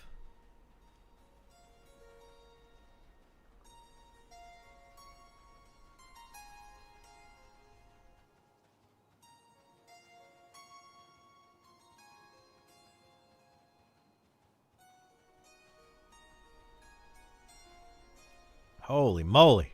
Sneezes. The snoozles, the sneezels, the snazzles. On the school roof, we did way worse when I was a kid. Yeah, you did way worse, and that's fine. Like, I get it.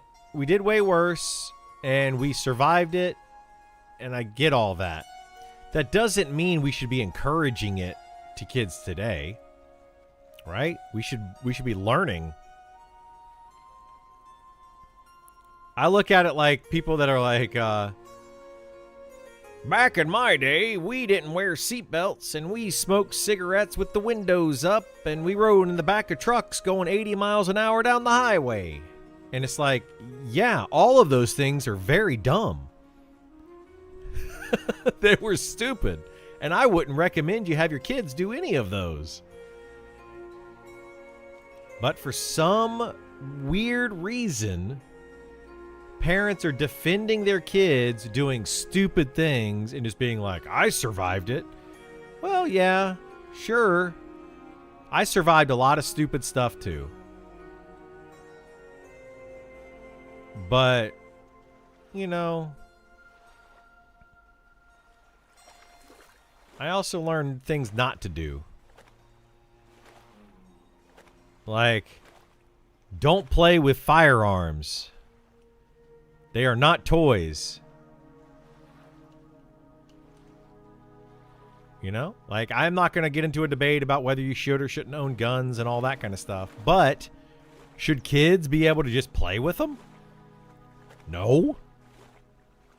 Don't give a kid a bunch of fireworks either. And be like, hey kid, have fun.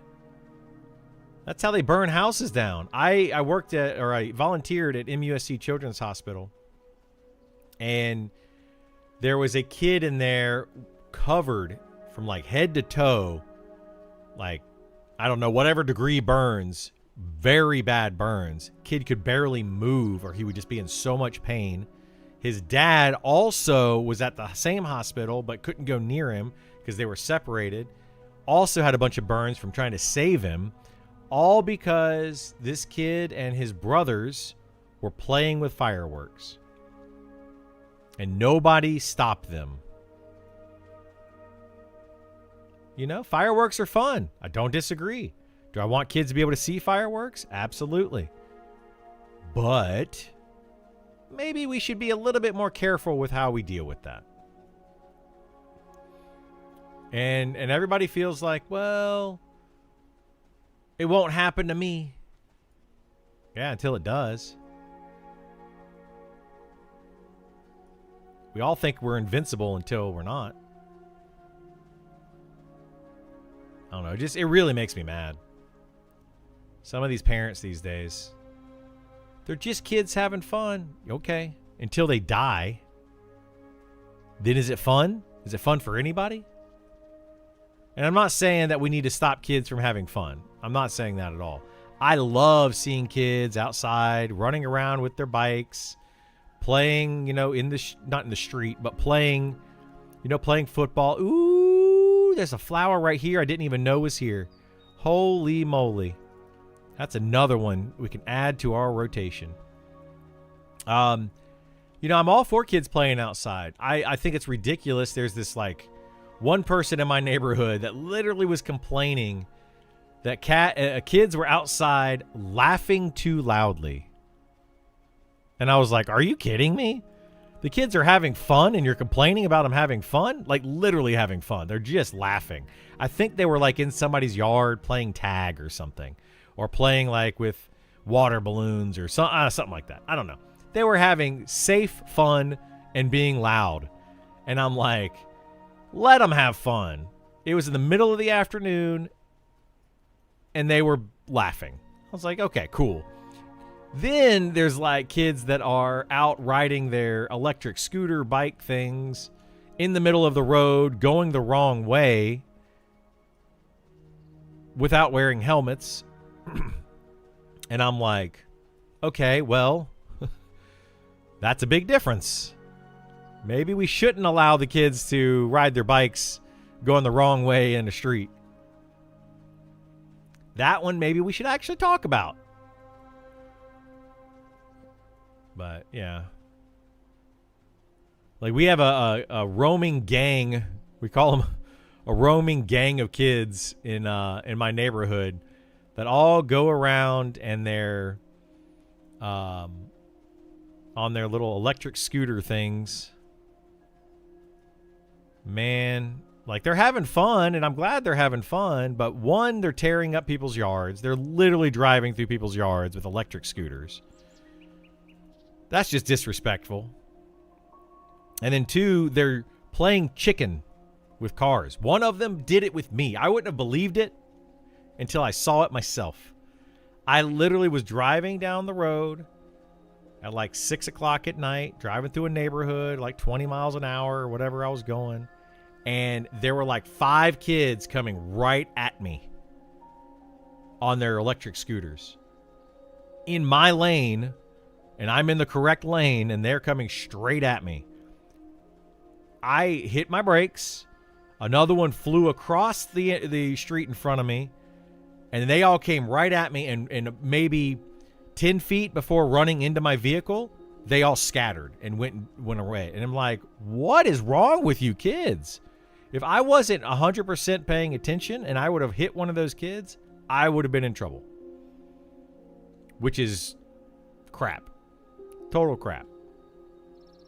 They should not be riding their little scooters the wrong way in a street. But anyway. Yeah.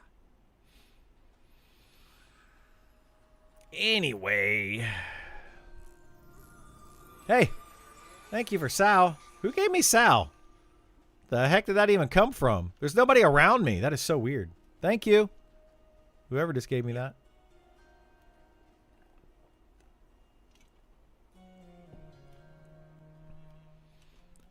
I was coming back to get Sal at the bank.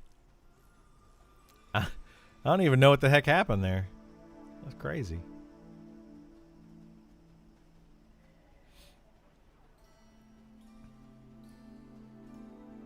Anyway, stupid kids.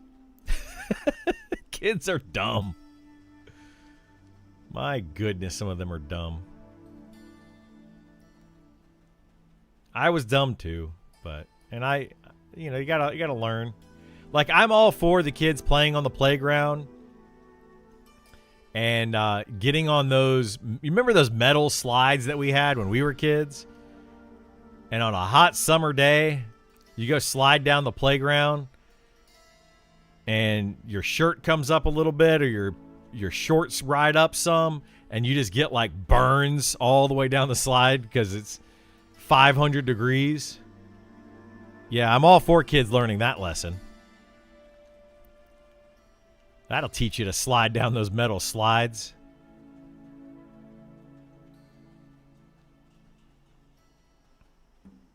But I'm not all for a kid that drives into oncoming traffic.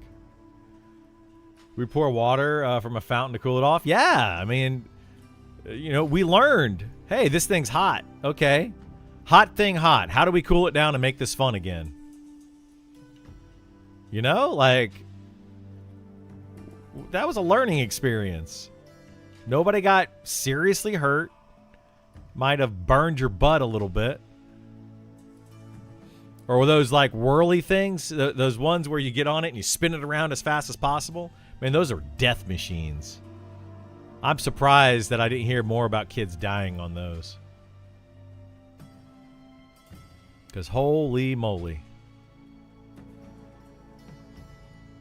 They should have just called those like whirly death toys or something.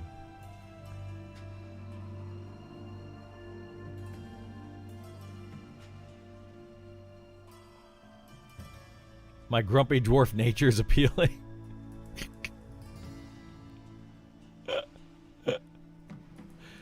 I'm kind of a grumpy dwarf sometimes. I'd agree. I don't know, man. I like kids, though. Kids are fun.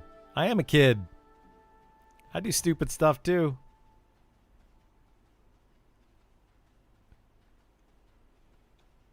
I am totally missing these flowers. I think there's some that I'm just not seeing somewhere.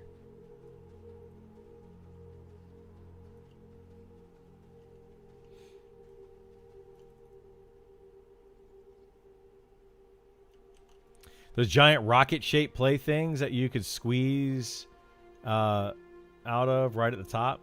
Oh, yeah, dude. Those things were nuts. Way to get decapitated. Stick your head up like a bat comes flying at you. Like a baseball bat. Kids are let down by adults and single parents get a crap hand. Yeah, they do. They do. I've been a single parent. I've been there. I get it.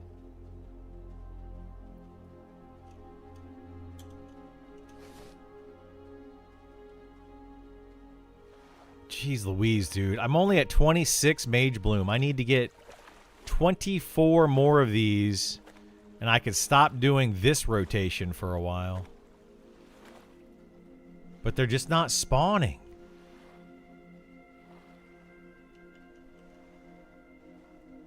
Where the heck am I missing them at?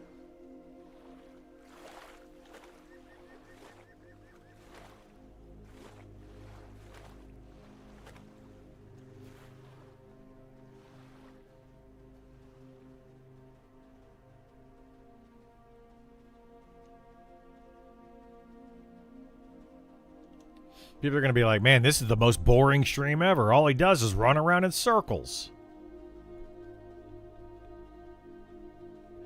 That's what I feel about NASCAR. Yeah, run around circles and complain. Don't forget complain. Yes, I do. I do that. You notice that NASCAR, though? Like, I could never get into it. It's just a bunch of cars turning left or right. Whichever way they're going. I don't know. They're just going around in a circle. I can't get into it. I've never understood that sport. Now, don't get me wrong. I do think that those people work really hard and they have to condition themselves. But holy moly, they just drive around in circles. Here, complaint jar. Thank you so much. I appreciate it. I do appreciate the sub. It definitely helps out. But I agree about protecting kids from really stupid crap, but like you said, the slide, they got to learn. Exactly, yeah. I think there's a place where they need to learn, and there's a place where you need to let them figure it out, and there's a place where, like, you need to just be like, no, don't do that. Like, no. Bad.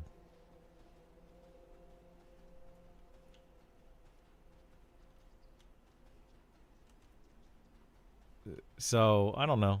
We just got to figure it out. Maybe this herb. I haven't been getting this one right here. Maybe this one's causing some problems for me. They do have road courses, which are better. Yeah, so, like, that's the thing about these dirt bike kids. Or the electric dirt bike things, whatever the heck they're called.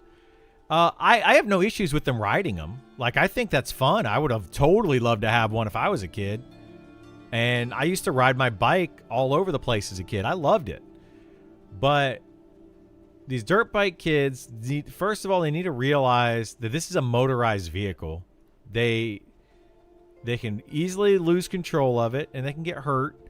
And they should probably just not do it in the street.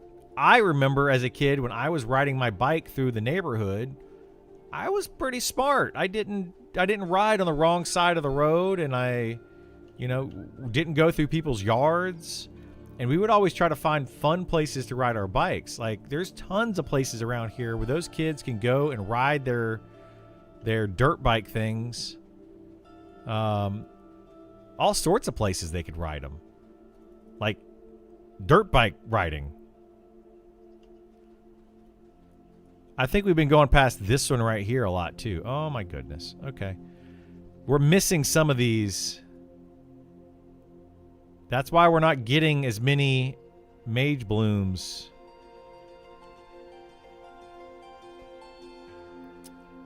Starting to see the problem here. It's not you, it's me, game. It's me. I'm the problem, it's me. My name's Taylor Swift.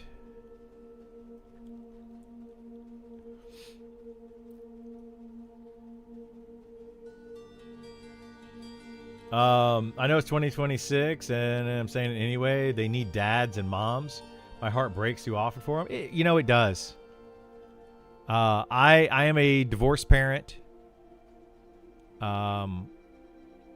And I would never take my son away from his mom because, he needs a mom to learn certain things from.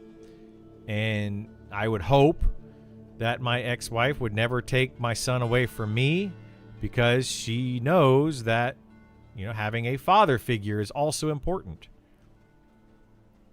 You learn a lot from both parents. You can learn different things from both parents, With all the delivery drivers, UPS going 50 in the neighborhoods, not safe anymore. Exactly. And it's not just UPS.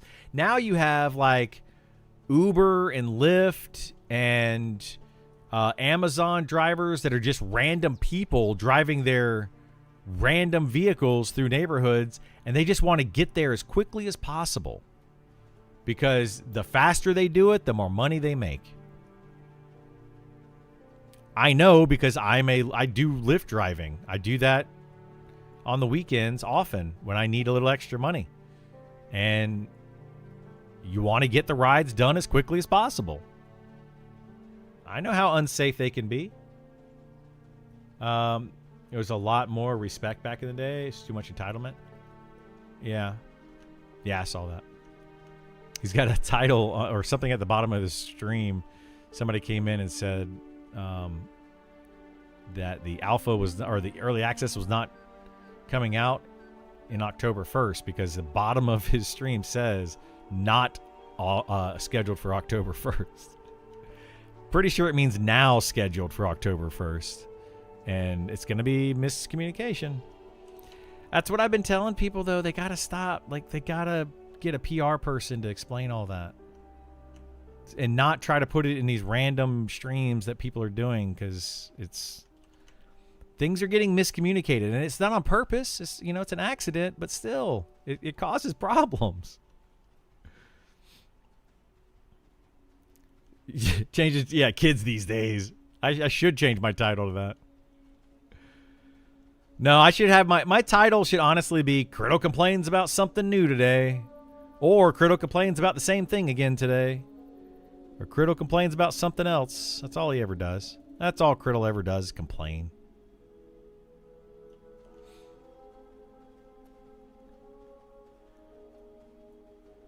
We bit the financial bullet and got out of the military to be stay-at-home dad. Yeah? That's awesome.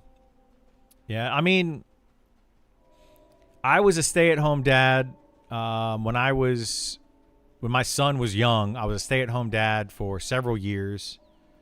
Having a parent that's able to stay at home and be around with the kids, that's a very important thing. But at the same time, it doesn't teach kids independence. So you have a second side of that, or another side of that. It teaches kids not to be independent. So, yeah. Sean hates happiness, or Criddle hates happiness. Yes, that's me. That is me. No, I know that I do complain about things. I often look at the negative side of a lot of this stuff. Oh, wow, there's a third flower. I didn't know this could have 3 flowers. Okay, good to know.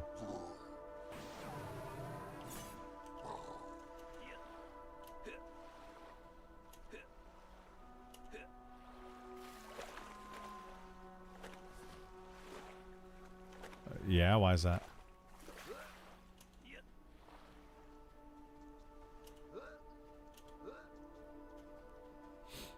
Yeah, maybe. Like Sean's mistake in the last stream saying the open beta in May. Yeah. Yeah, the old school stuff like this.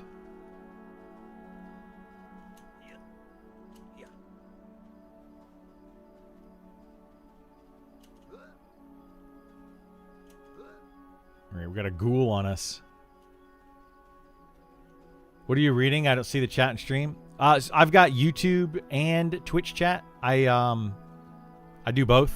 I stream on both. So I have a list of both of their chats up together. I really should get something. I should do like Restream or something. And then Restream combines them and it sends the one chat to both. I thought about doing it, but I don't use Restream. I just stream to both simultaneously.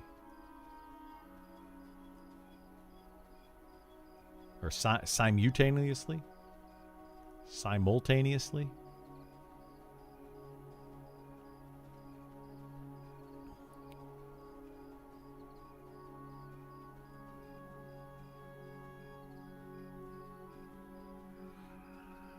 The thing is, like, about me sitting here streaming this and just running running around being pretty bored trying to do this. I'm doing this for another reason, because I'm also trying to show the tediousness of doing some of this stuff. Should we change this? Like, is this a good gameplay?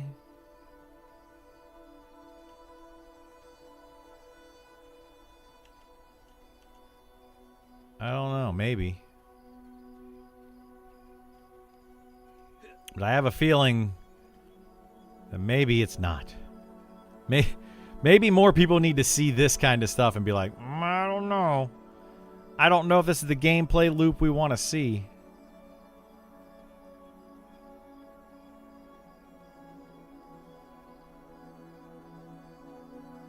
And I go to Criddle Stream and it's boring. He just runs around and harvests herbs. How boring is that? Well, guess what? When you play the game, you too can run around bored harvesting herbs. Doesn't that sound exciting?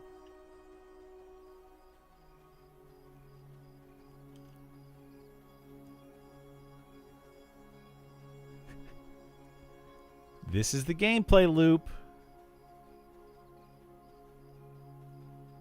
That's dwarf work. It is dwarf work. We're lower to the ground so we can pick herbs easier. But we're still stout so we can carry a lot of herbs.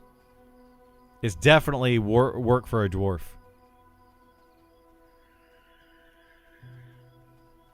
Like, look how long my arms are. If you were to extend my arm straight down, it would touch the ground. So, like, I can easily pick up herbs as I'm running by them. But I'm still super strong. So I can, you know, carry a bunch. It's like, it's the perfect dwarven job. It really is.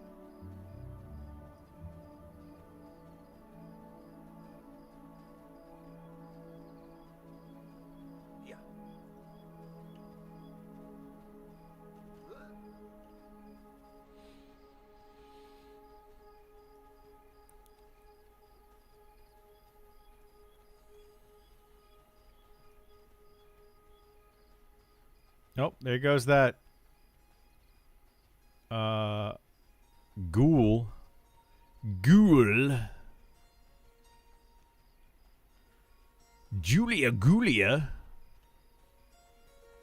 Was that Adam Sandler that says that? When I was in high school, we had a girl that I went to high school with, and her name was Julia. And that movie came out, and we called her Julia Gulia.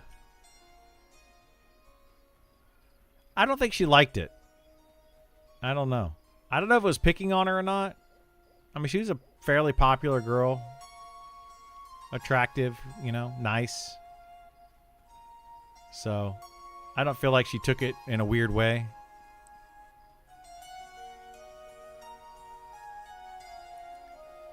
I feel like it's only picking on people. I don't know. It's picking on people no matter what. But it's like, it seems to only really be mean when it's somebody who just got like who drew the short straw in life, you know?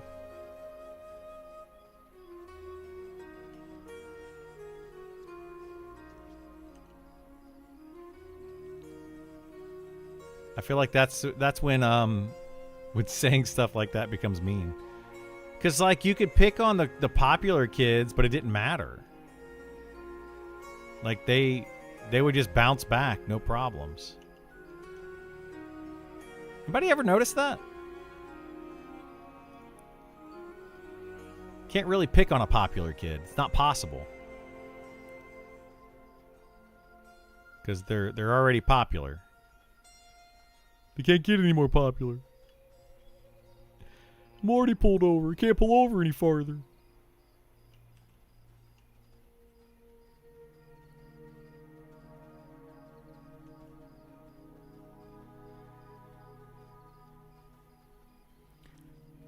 I'm already pulled over. Can't pull over any farther. That is from Super Troopers. Pull the vehicle over. He's already pulled over. He can't pull over any farther.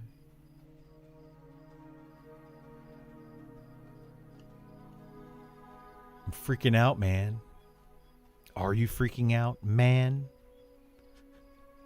Thanks, meow. Right. That movie, man. Golly.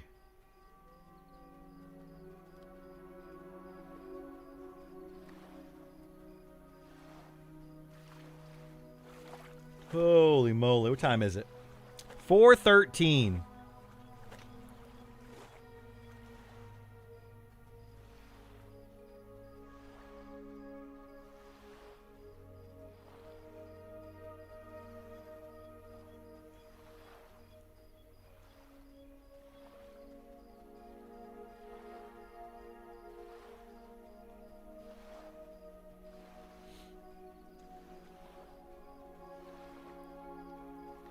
Stop looking for food off my phone, get a real job, etc., etc. Yeah.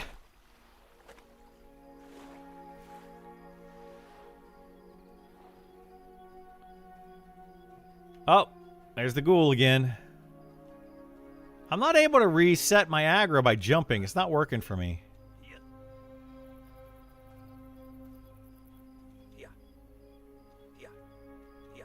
Weird. Well, you know what it is these mobs aren't set to reset.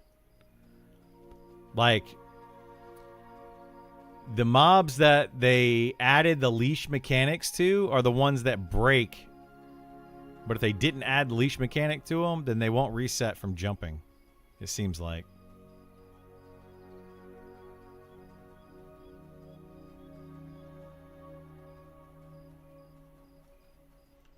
Yeah, because I think that they were set to leash. I have no idea. I don't know why they would make anything except for raid bosses leash. And maybe named.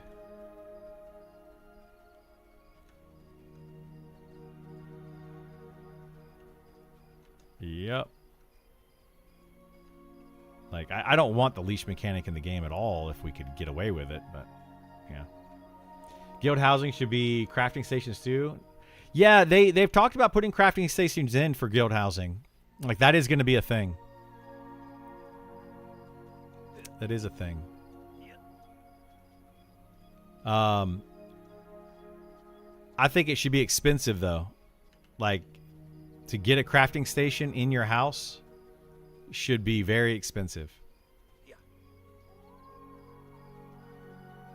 Did I play it? Crafting felt nice. I did play EQ2. Yeah, I was a very hardcore player of EQ2. Mostly of in-game rating and stuff. That's pretty much all I logged in for every day.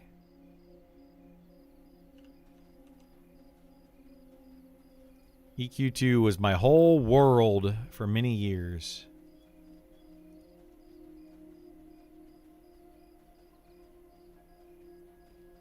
The whole world in one game. I got the whole world. You had a Ranger sold on the SOE store for $260. Used to love it. I got a funny story about that. I could probably talk about it now. Because what are they going to do? I sold my character in EverQuest 2 for $1,000. And then a couple years later, the person stopped playing. And then I contacted Sony and I said, hey, I want to get my account back. I gave it to a friend or something like that. I don't remember exactly what I said, but something along the lines of gave it to a friend. And they're like, what was the original credit card when the account was created? And I gave them the original credit card, like not all of the information, but I gave them enough information. And they confirmed it and gave me my account back.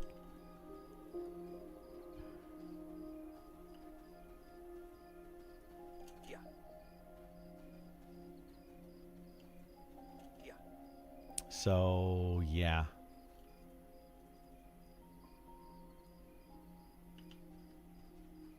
Yeah, it was kind of weird because like I sold my account because I didn't want to go back to the game. Honestly, like I was like I don't want to have any excuse to come back to the game. I can get some decent money for it. So yeah, I sold it. But the person that tried to buy it from me. So I sold my account, and then like 10 minutes after they sent me the money, they didn't immediately receive the information from me. So they tried to do they tried to get the money back.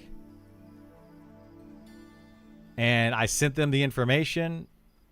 It was kind of a whole argument thing. They tried to basically buy the account and then try to keep the account and get their money back. Didn't work. I ended up keeping it.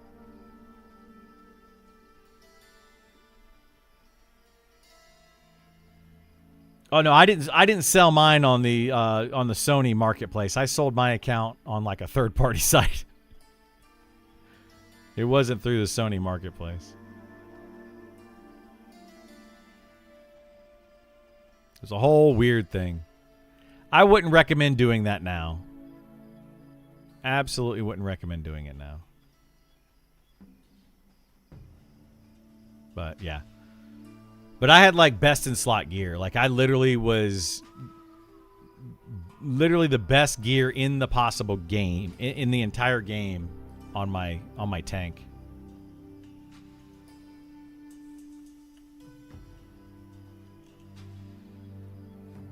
I was playing a Guardian at the time, and they got the account, they changed it to a Berserker, and yeah, whole thing.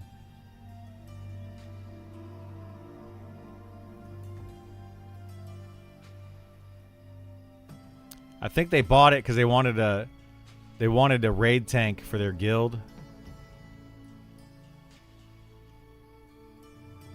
And they bought it and used it for a little while, but then got bored.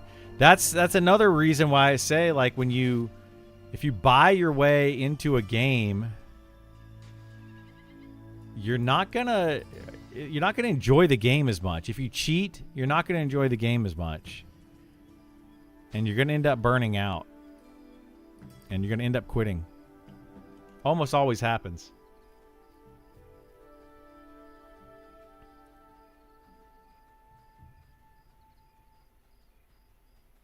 Because you don't have any I don't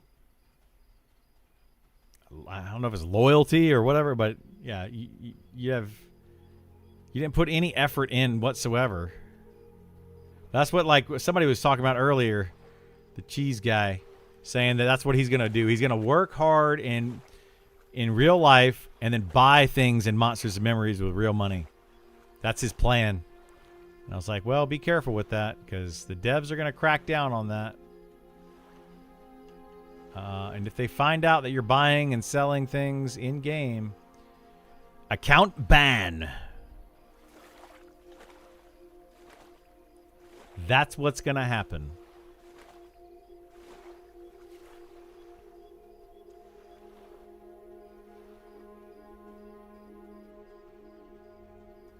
Now, these devs are... It's kind of weird. They're kind of ruthless. If they catch you, they're going to do something about it. That's a big if sometimes, though.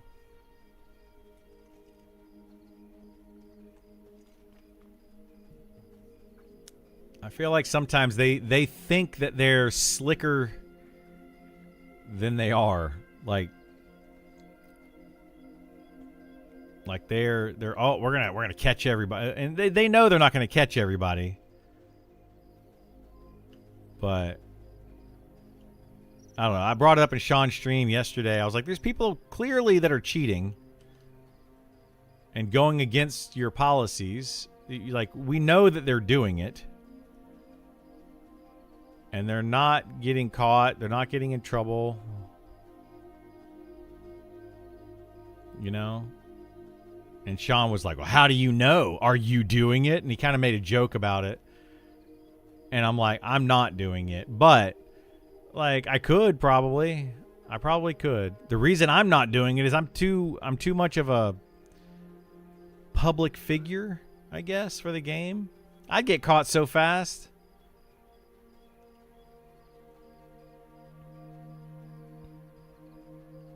I talked about my macros before on stream a bunch.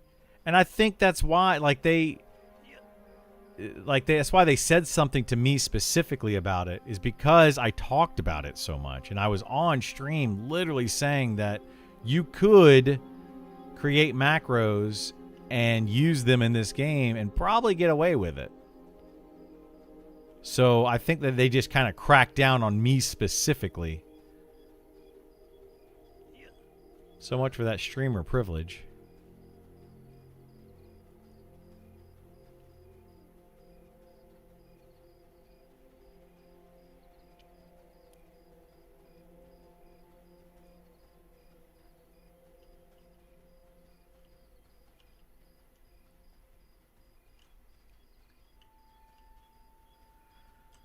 Uh-oh. Kid's playing her flute.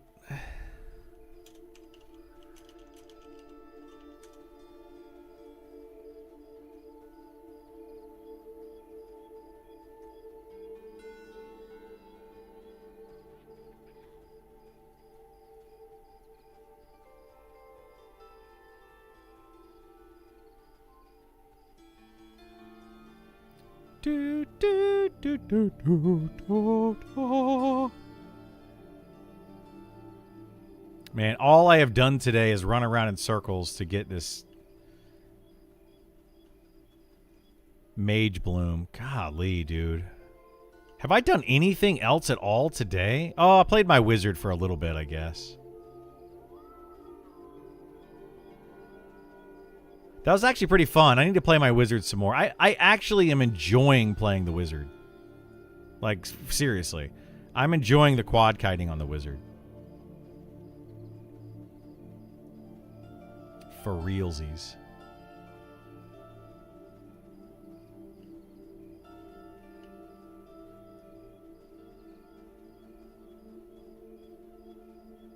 Yeah.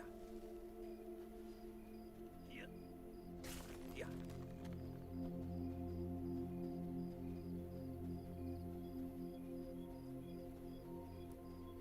Faux show.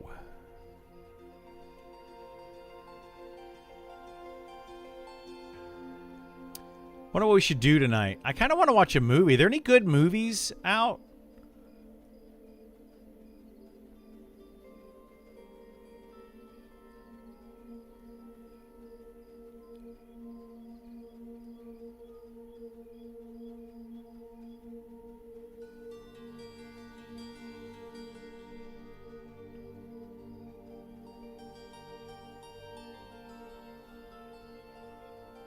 '80s movies? Are there '80s movies? Like new ones? Like new versions of those?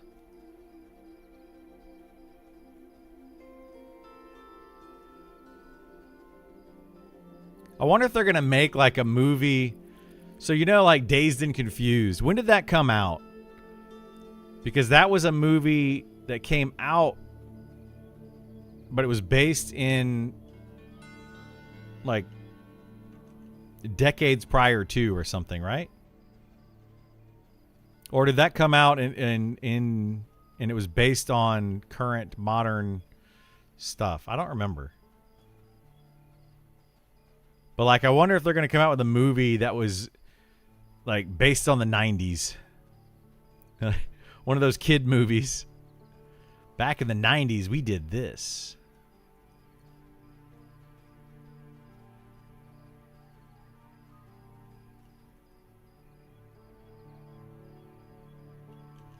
At least I'm getting tons of Nomad's Grace while I do this.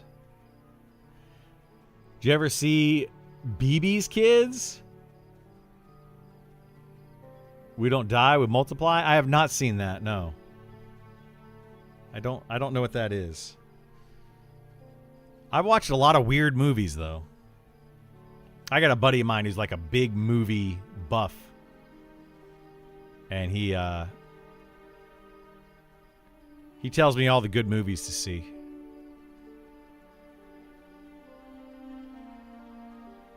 I should look on Plex and see what kind of movies we have.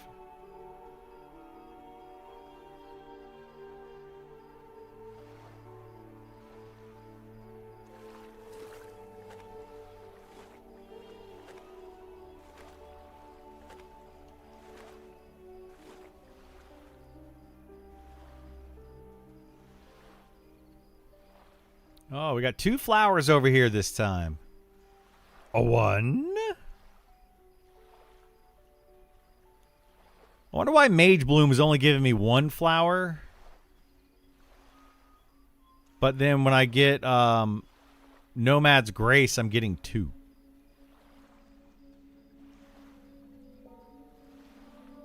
I wonder why that is.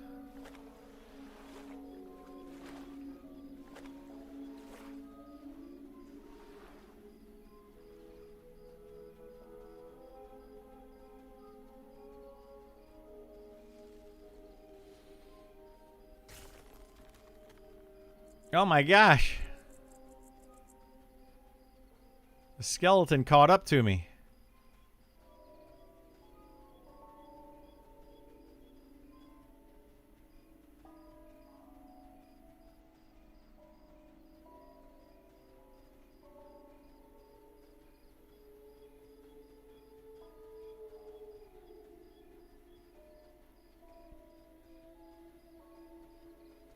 Leveling herbalism, maybe? Maybe. I don't know if it's based on that. I mean, it could be. Like, once it becomes trivial, you have a chance of getting 2? Well, no, I only got 1 Nomad's Grace from that one. But it could still be like you get a chance as the higher skill you have based on the level of the thing that you're harvesting. I don't know. I honestly don't know how that functions. But it very well could be that. And it should be. You should be able to get more. You know, I think that's another reason why herbalism goes up so much slower. You can harvest a mining node multiple times before it disappears. Where herbalism, you cannot.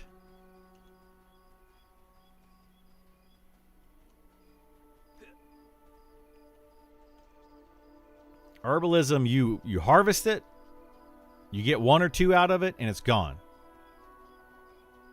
But once you get something out of it, it's gone.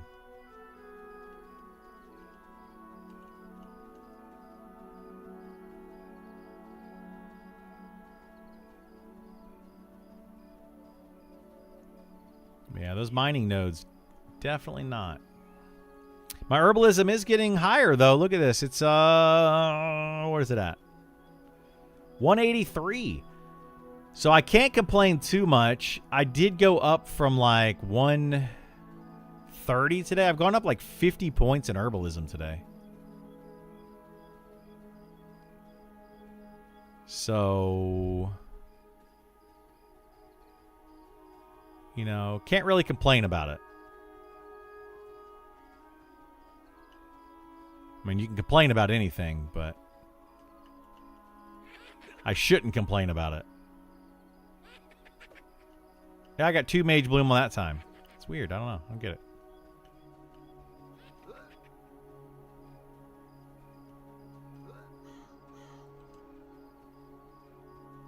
We're just going to make a huge train.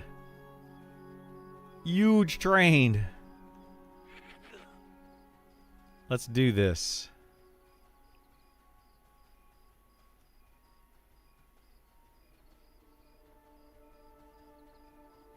Oh, there's a flower. We gotta go get the flower. Sorry, train. I turned around on you.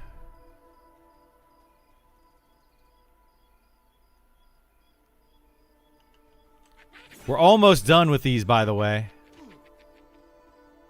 We're getting close. I need to get 4 more Mage Bloom. 4 more and 7 years ago, our forefathers brought forth in this nation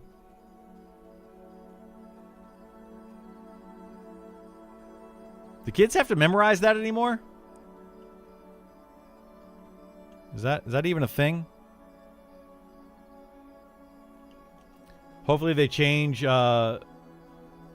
leashing. I think yeah, like well, they're going to fix leashing. It's not really a change to it. It's just it needs to be fixed. It's very broken.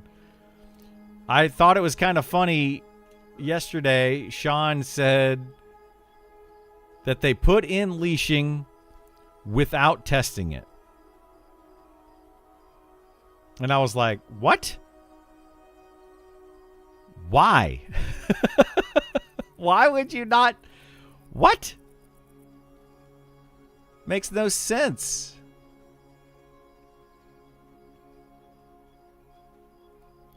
Can we not implement things? Can test during the test? Yeah, I mean, I get it.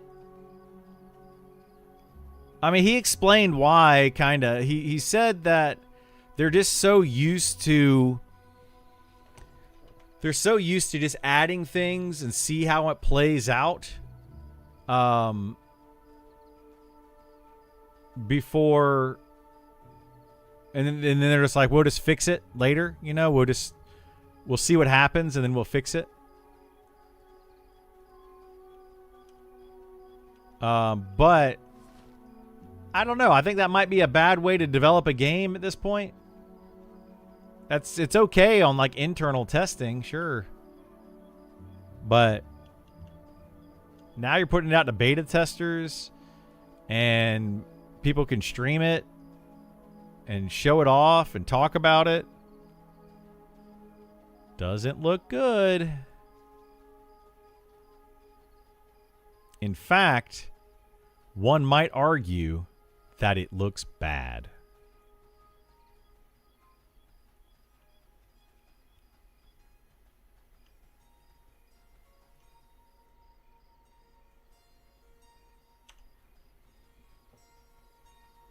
Probably because it should be easy to code. I mean, maybe. I don't know. I don't know what's going on, man.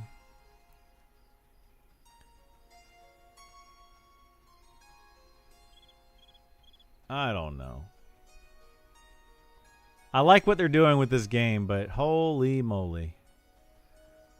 Some of the choices.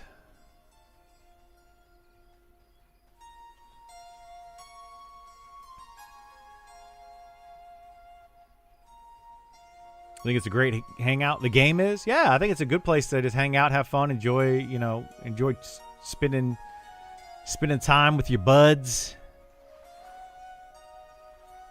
Grabbing a drink, goofing off. I like it. I love it. I want to do more of it. I just wish right now, like, I'm going to say this in a way that's going to sound bad. I just wish right now I wasn't wasting time. I feel like honestly we're all just wasting time.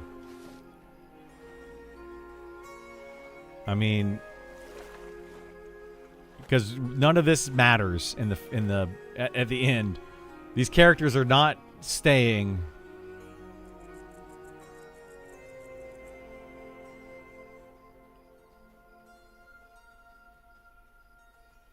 AOL 2.0, right? Like, I remember using ICQ. I used to chat.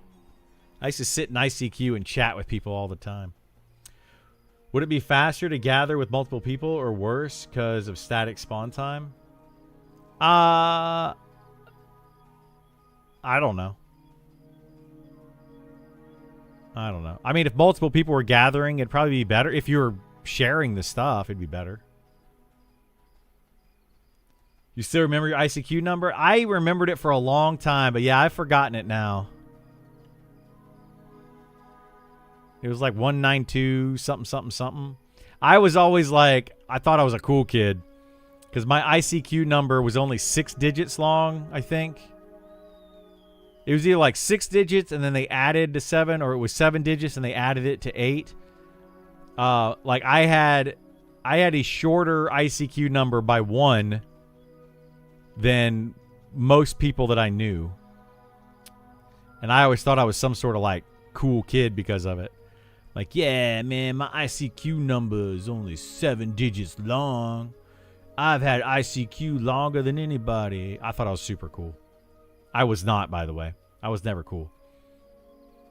As you can tell by my cool kid voice. I have a friend of mine, though, that his text message is the ICQ. Uh-oh. Uh-oh. Funny story about that, too. So, like, a friend of mine has that. And I was like, oh, it's funny, yay. But I was driving Lyft one day, and I picked somebody up in my Lyft car, and they were text messaging with their friend or whatever, but their text message thing was that, uh-oh. And as soon as it happened, I was like, is that ICQ? And the dude looks up, and he's like, you know about ICQ? And I'm like, yeah. The kid couldn't have been more than like 23, 24 years old. And I was like, how do you know about ICQ? Like, that wasn't even around until it was gone before you were born. Like, what the heck, dude? It was so weird. It was a cool conversation, though. Cool conversation.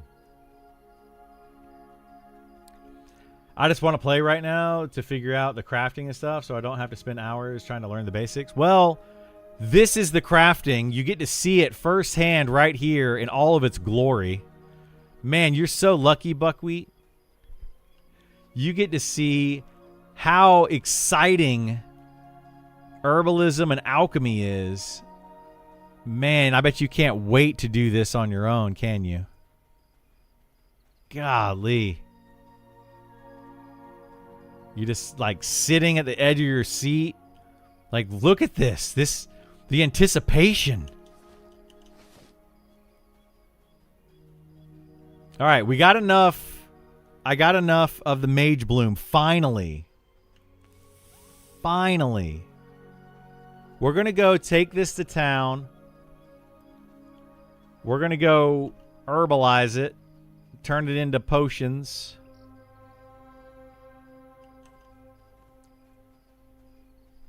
Probably make a bunch more. This is going to be awful. It only took 2,002 complaints. Oh, man. I was trying to get to 2026 complaints, to match the year. I thought that would have been really cool. We should keep going. We should keep going around in circles until we get there. At least leatherworking and tailoring mats you get from killing stuff. Yes, exactly. Like, I can just go kill mobs and get leatherworking and tailoring mats. Like, that's so much better and more enjoyable. Even some blacksmithing mats. But just running around in circles, herbalism is awful, and alchemy is awful because of it. Like, same thing with enchanting. At least with enchanting, you can go fight stuff and disenchant. But yeah, this is just, so awful.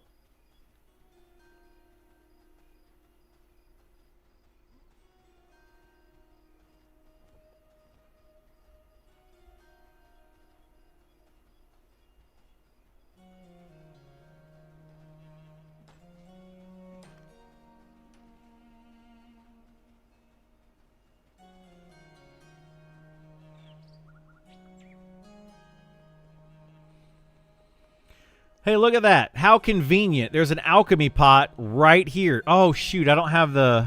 Oh, and then it just disappeared. Wow. Wow. That alchemy pot was right there.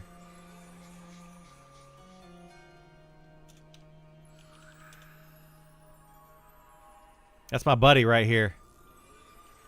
Jinkies. Jinky, is like a fan of the stream and a fan of, well, more of a fan of the YouTube content. That might be the biggest benefit to being a content creator so far in this game is I do sometimes get Speed of the Wild buffs randomly, which is really nice.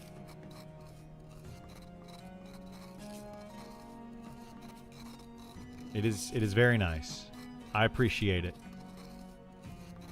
P? Is his last name going to be Wee?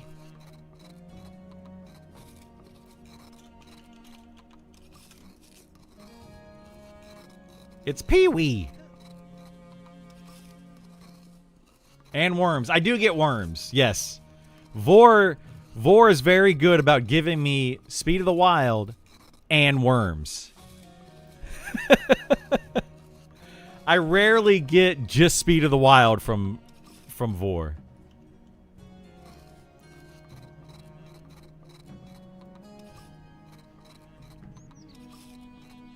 Oh my gosh, dude. Look at all this Nomad's Grace powder that I'm going to get.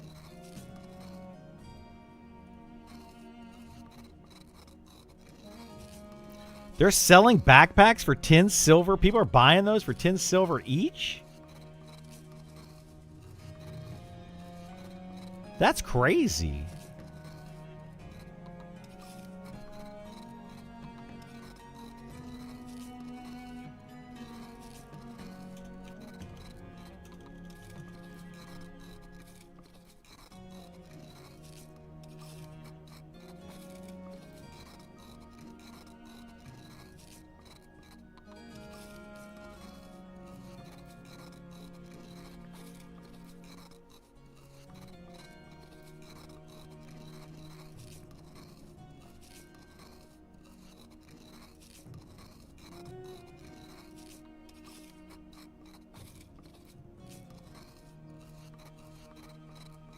I'm going to go back to, I'm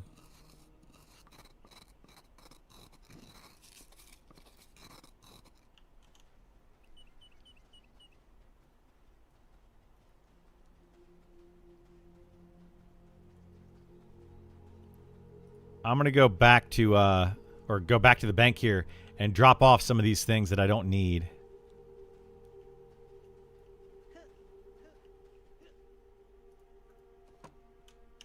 Oh, shoot. I need to make more backpacks, too. Oh, not good.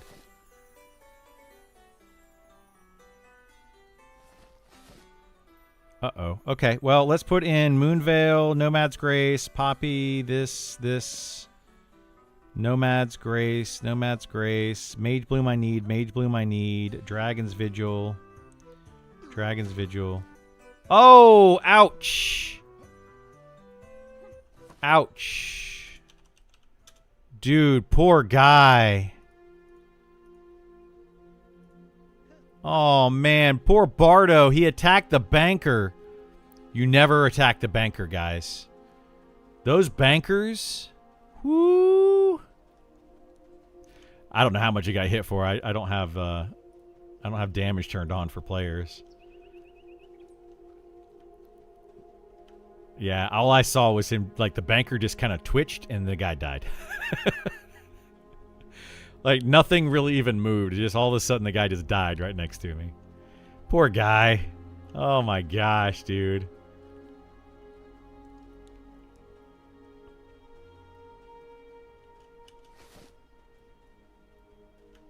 That'll happen.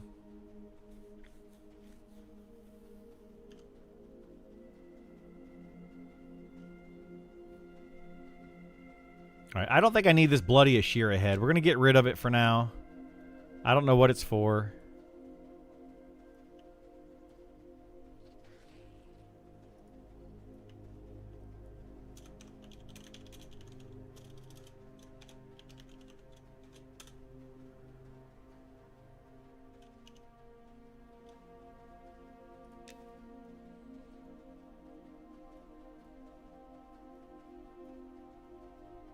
Magic Frond, Arcane Frond, Enchanted. All right. Well, I need to go here to this guy. We got to get 25 tempered. Where's tempered?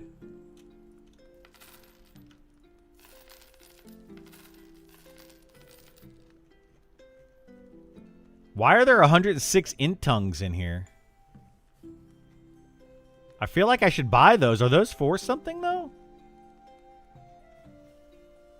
I wonder what that makes. All right, we're going to try to make 25 of these. We have 101 alchemy. Let's see what we get to here. What? Or 108 alchemy. Oh, my gosh.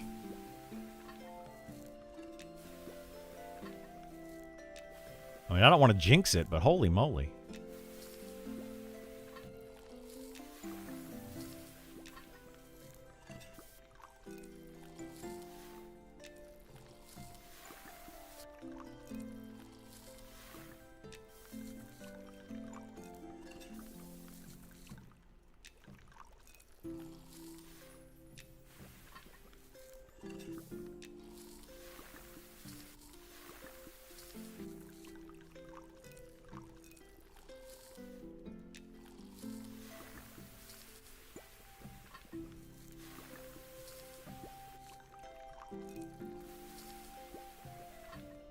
I went up to 118. I gained 10. Out of 25 combines, I gained 10. I'll take it. What is this? Stygian Moss. I don't have either of those. Charisma. Can't do that. This is Goldivine and Doomleaf. Okay, I might start making those. Potion of Abyssal Breath. What is this? Fill your lungs with magical air, granting the ability to breathe underwater. Great Bright Shark Fin? Or Great Bite Shark Fin? The heck do you get those? Ethereal Ectoplasm and Mage Bloom Powder.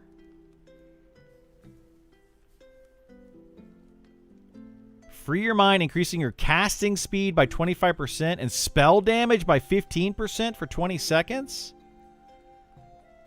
What? Where do you get ethereal ectoplasm? I'm guessing ghosts?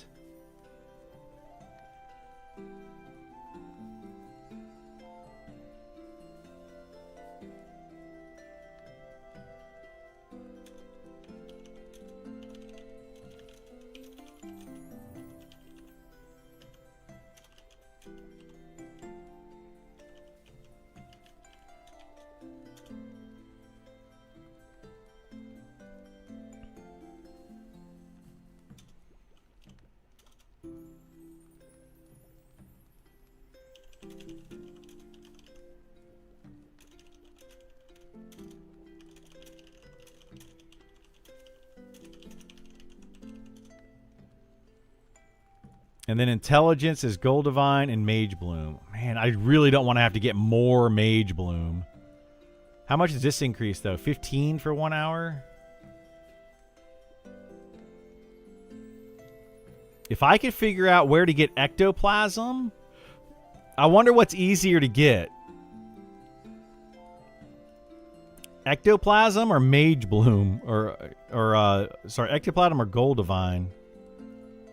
This is Goldivine and Doomleaf. Doomleaf is kind of rare, but I do have a bunch. So I could go get some Goldivine powder. I wonder if I have some Goldivine powder already.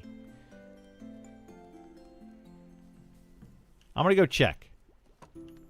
Because if I have some Goldivine powder... let's go this way. I can make some of those. Goldivine powder and Doomleaf powder, right?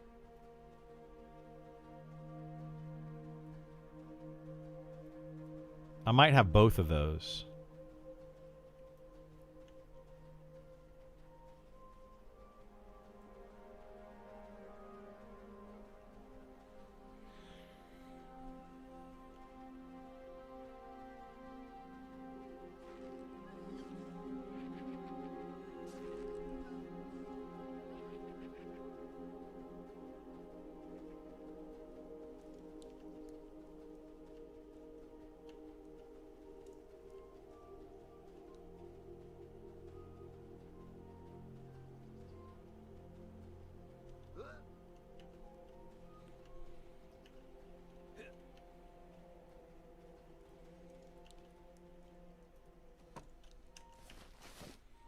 I need to buy a bandolier, I guess, for all these potions that I have. Ew.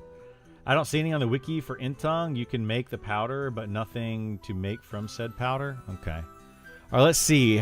Gold Divine, Gold Divine, Gold Divine. I've got Dragon's Vigil right there. I need more. Oh, shoot.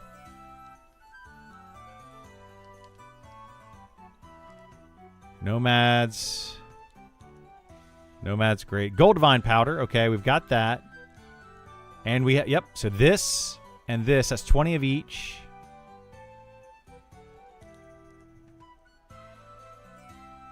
Okay, well we can make potentially 10 more of those.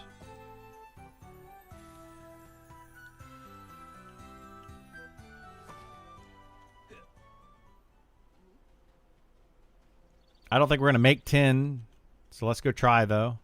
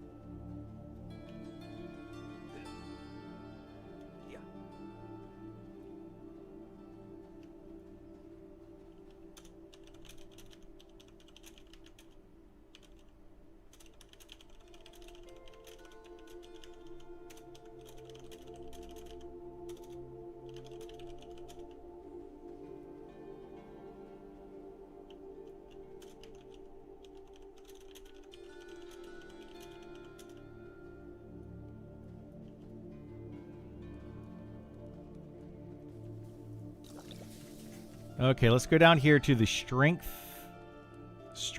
and it takes tempered vials, and we had 20. So tempered. Boom. Let's try it. Let's see what we can make. You never know.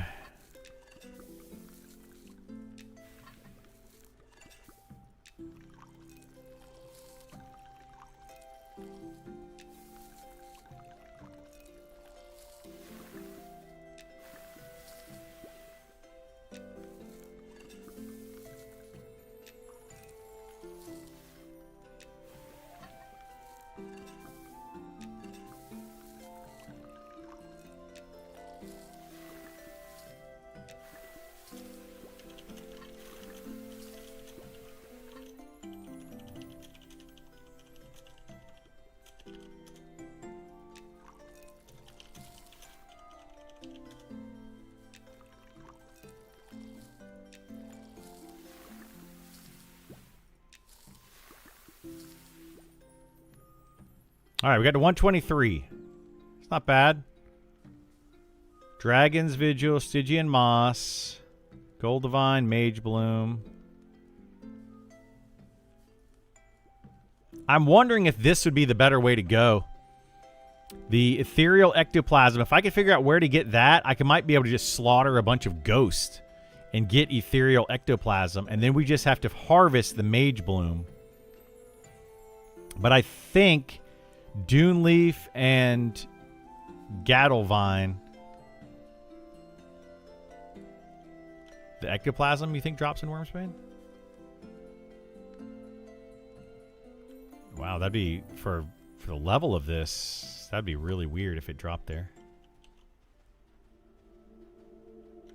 That's definitely possible. I know there's ghosts over in Sungreet Strand as well, and I'm wondering if they drop off those. It might just be any ghost.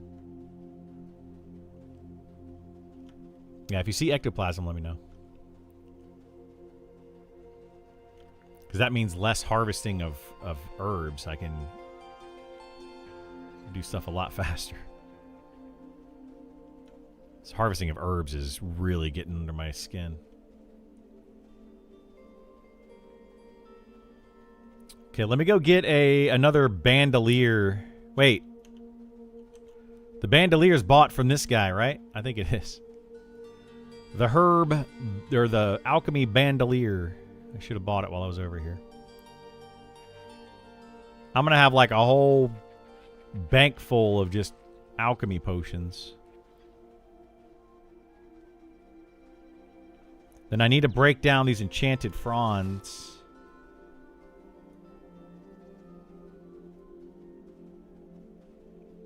I need to do these serum of strength though too. Like I probably should just get a bunch more of those because I'll actually use the strength potions.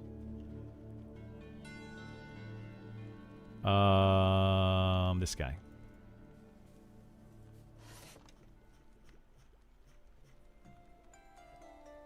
Potion bandolier.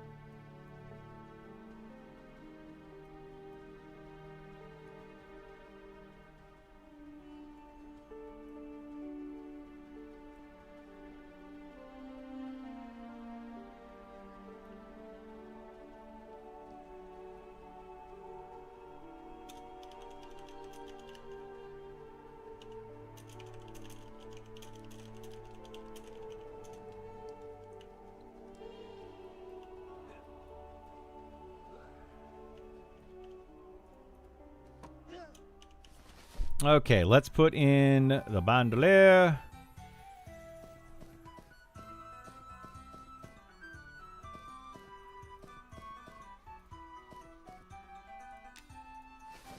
Oh my gosh.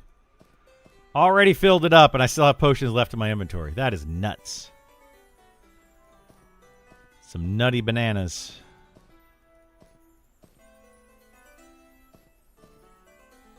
Dune Leaf over here. Magic Frond, Arcane, and Enchanted. Okay, so let's... Disenchanting. I need...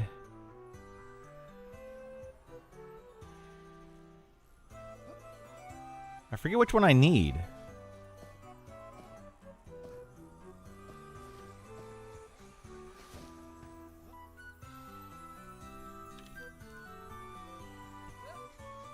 Gold bar takes Arcane. So only really the Arcane is what I need right now.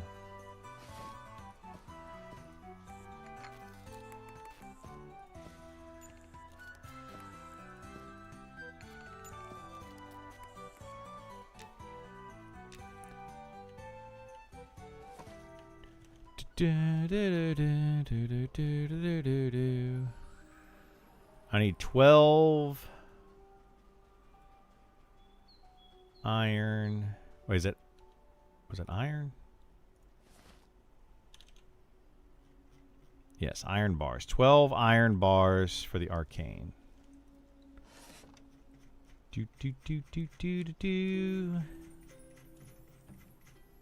Iron bars. 13. We'll buy 12 of those.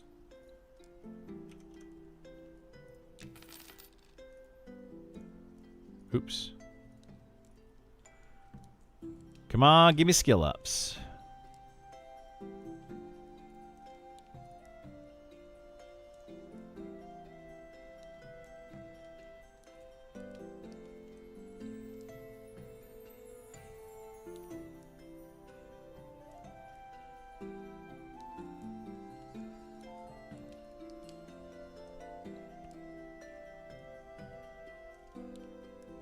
Okay, we got the blue. We're getting there. Getting there. Can we do anything with the enchanted bars for jewel crafting? I don't think that's going to level us up, but let's double check.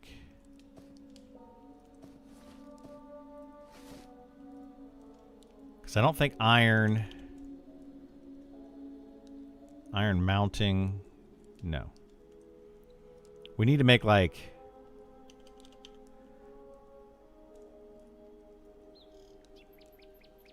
not even steel mounting. Wow.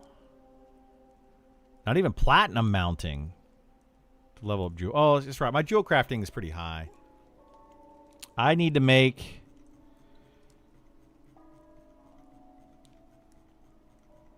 steel. Yeah, I could do steel wire or setting.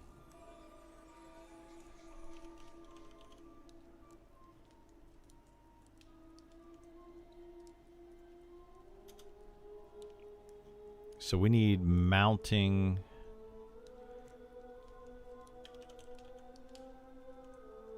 We don't want to do that. We want to do steel, steel ring, steel ring, steel ring, steel ring. Wire or mounting. Okay.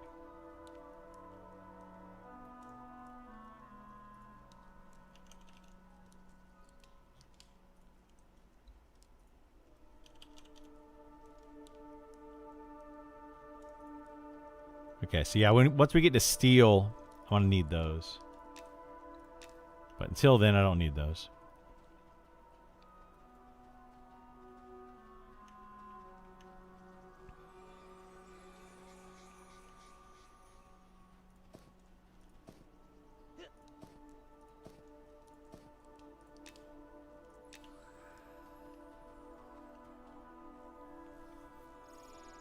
Holy mackerel, what a mess. What? My bank? My bank's not that bad. This is a lot of stuff. Just a lot of stuff. I need to get rid of all this astral powder, but I need to get... Oh, I've got arcane here too. Shoot, let's use that. I need to get to astral powder. And then we're going to start working on getting jewel crafting up some with the astral powder and getting enchanting up at the same time. Wait, that's going to be iron, right? Oh, shoot. I'm going to have to buy iron and actually make the bars.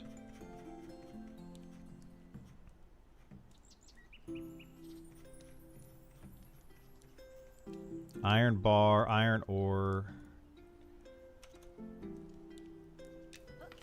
Make 10 of these.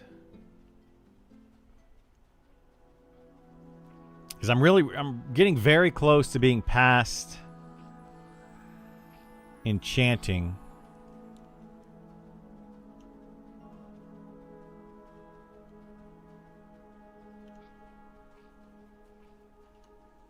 I don't know. I might start using the arcane to make the steel and just start burning through that stuff. I'm doing all crafting. Yeah, I'm leveling up all of them. It gives me something to do during the beta to test out rather than just level up classes, which is also fun.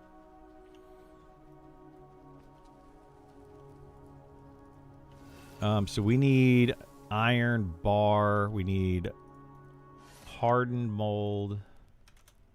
Tin.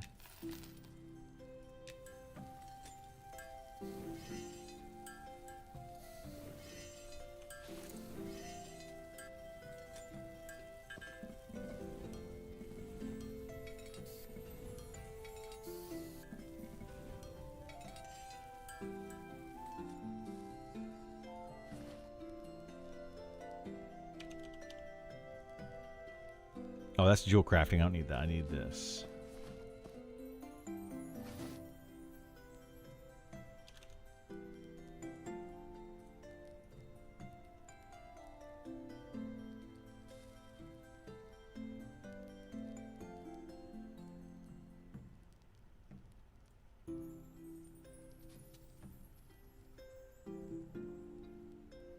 Come on, give me skill ups.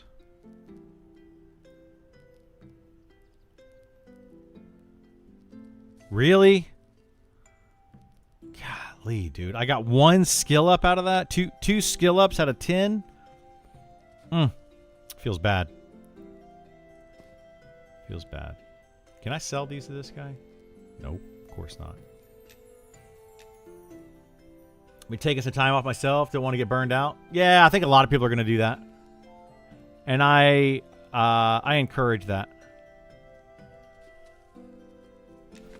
Okay, so...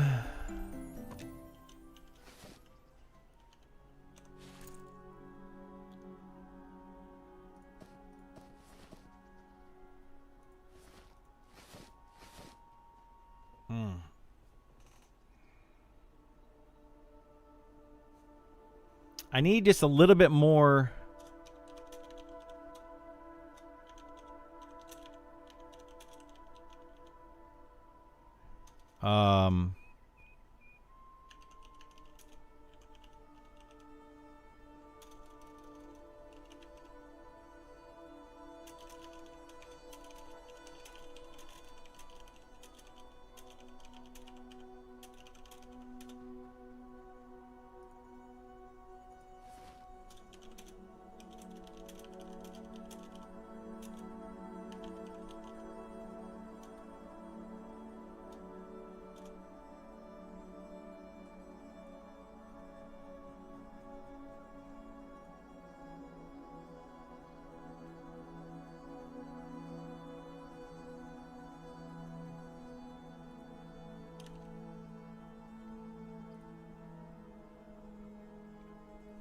Wait, arcane powder to make the bar... Wait a minute, what?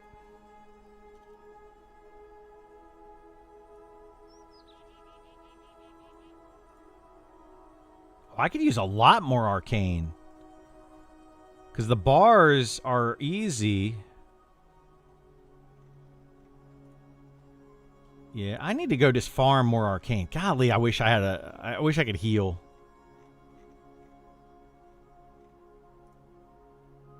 Because, like, I could get so much arcane powder. Like, it's just so ridiculously easy to get.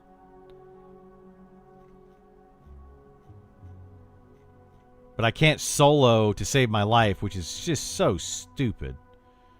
Like, if I could solo, I could have my enchanting up so much higher.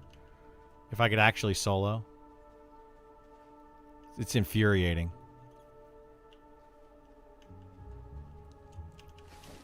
I don't think people realize, like, how good being able to solo is.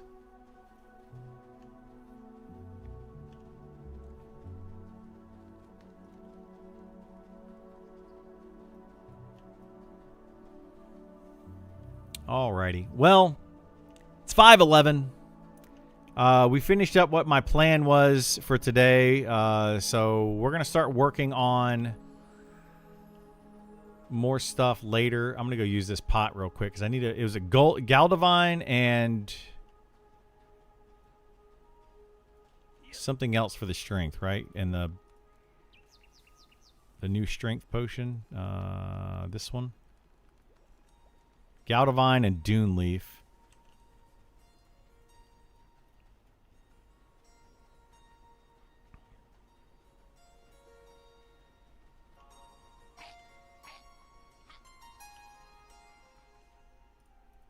And then how much Dune Leaf did I have? I've got 16 Dune Leaf.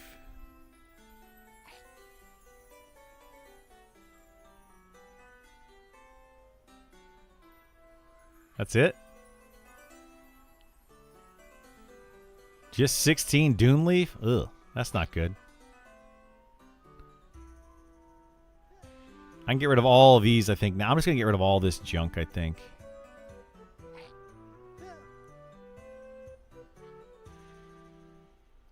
Yeah, just the 16 Dune Leaf. Wow, that's rough. That is rough. Well, we're gonna try to start figuring out how to get rid of some of this stuff. I need to make more bags too. What's this in the mining pouch? There's nothing in this mining pouch.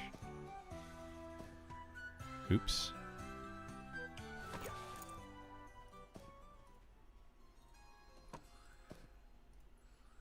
Come on.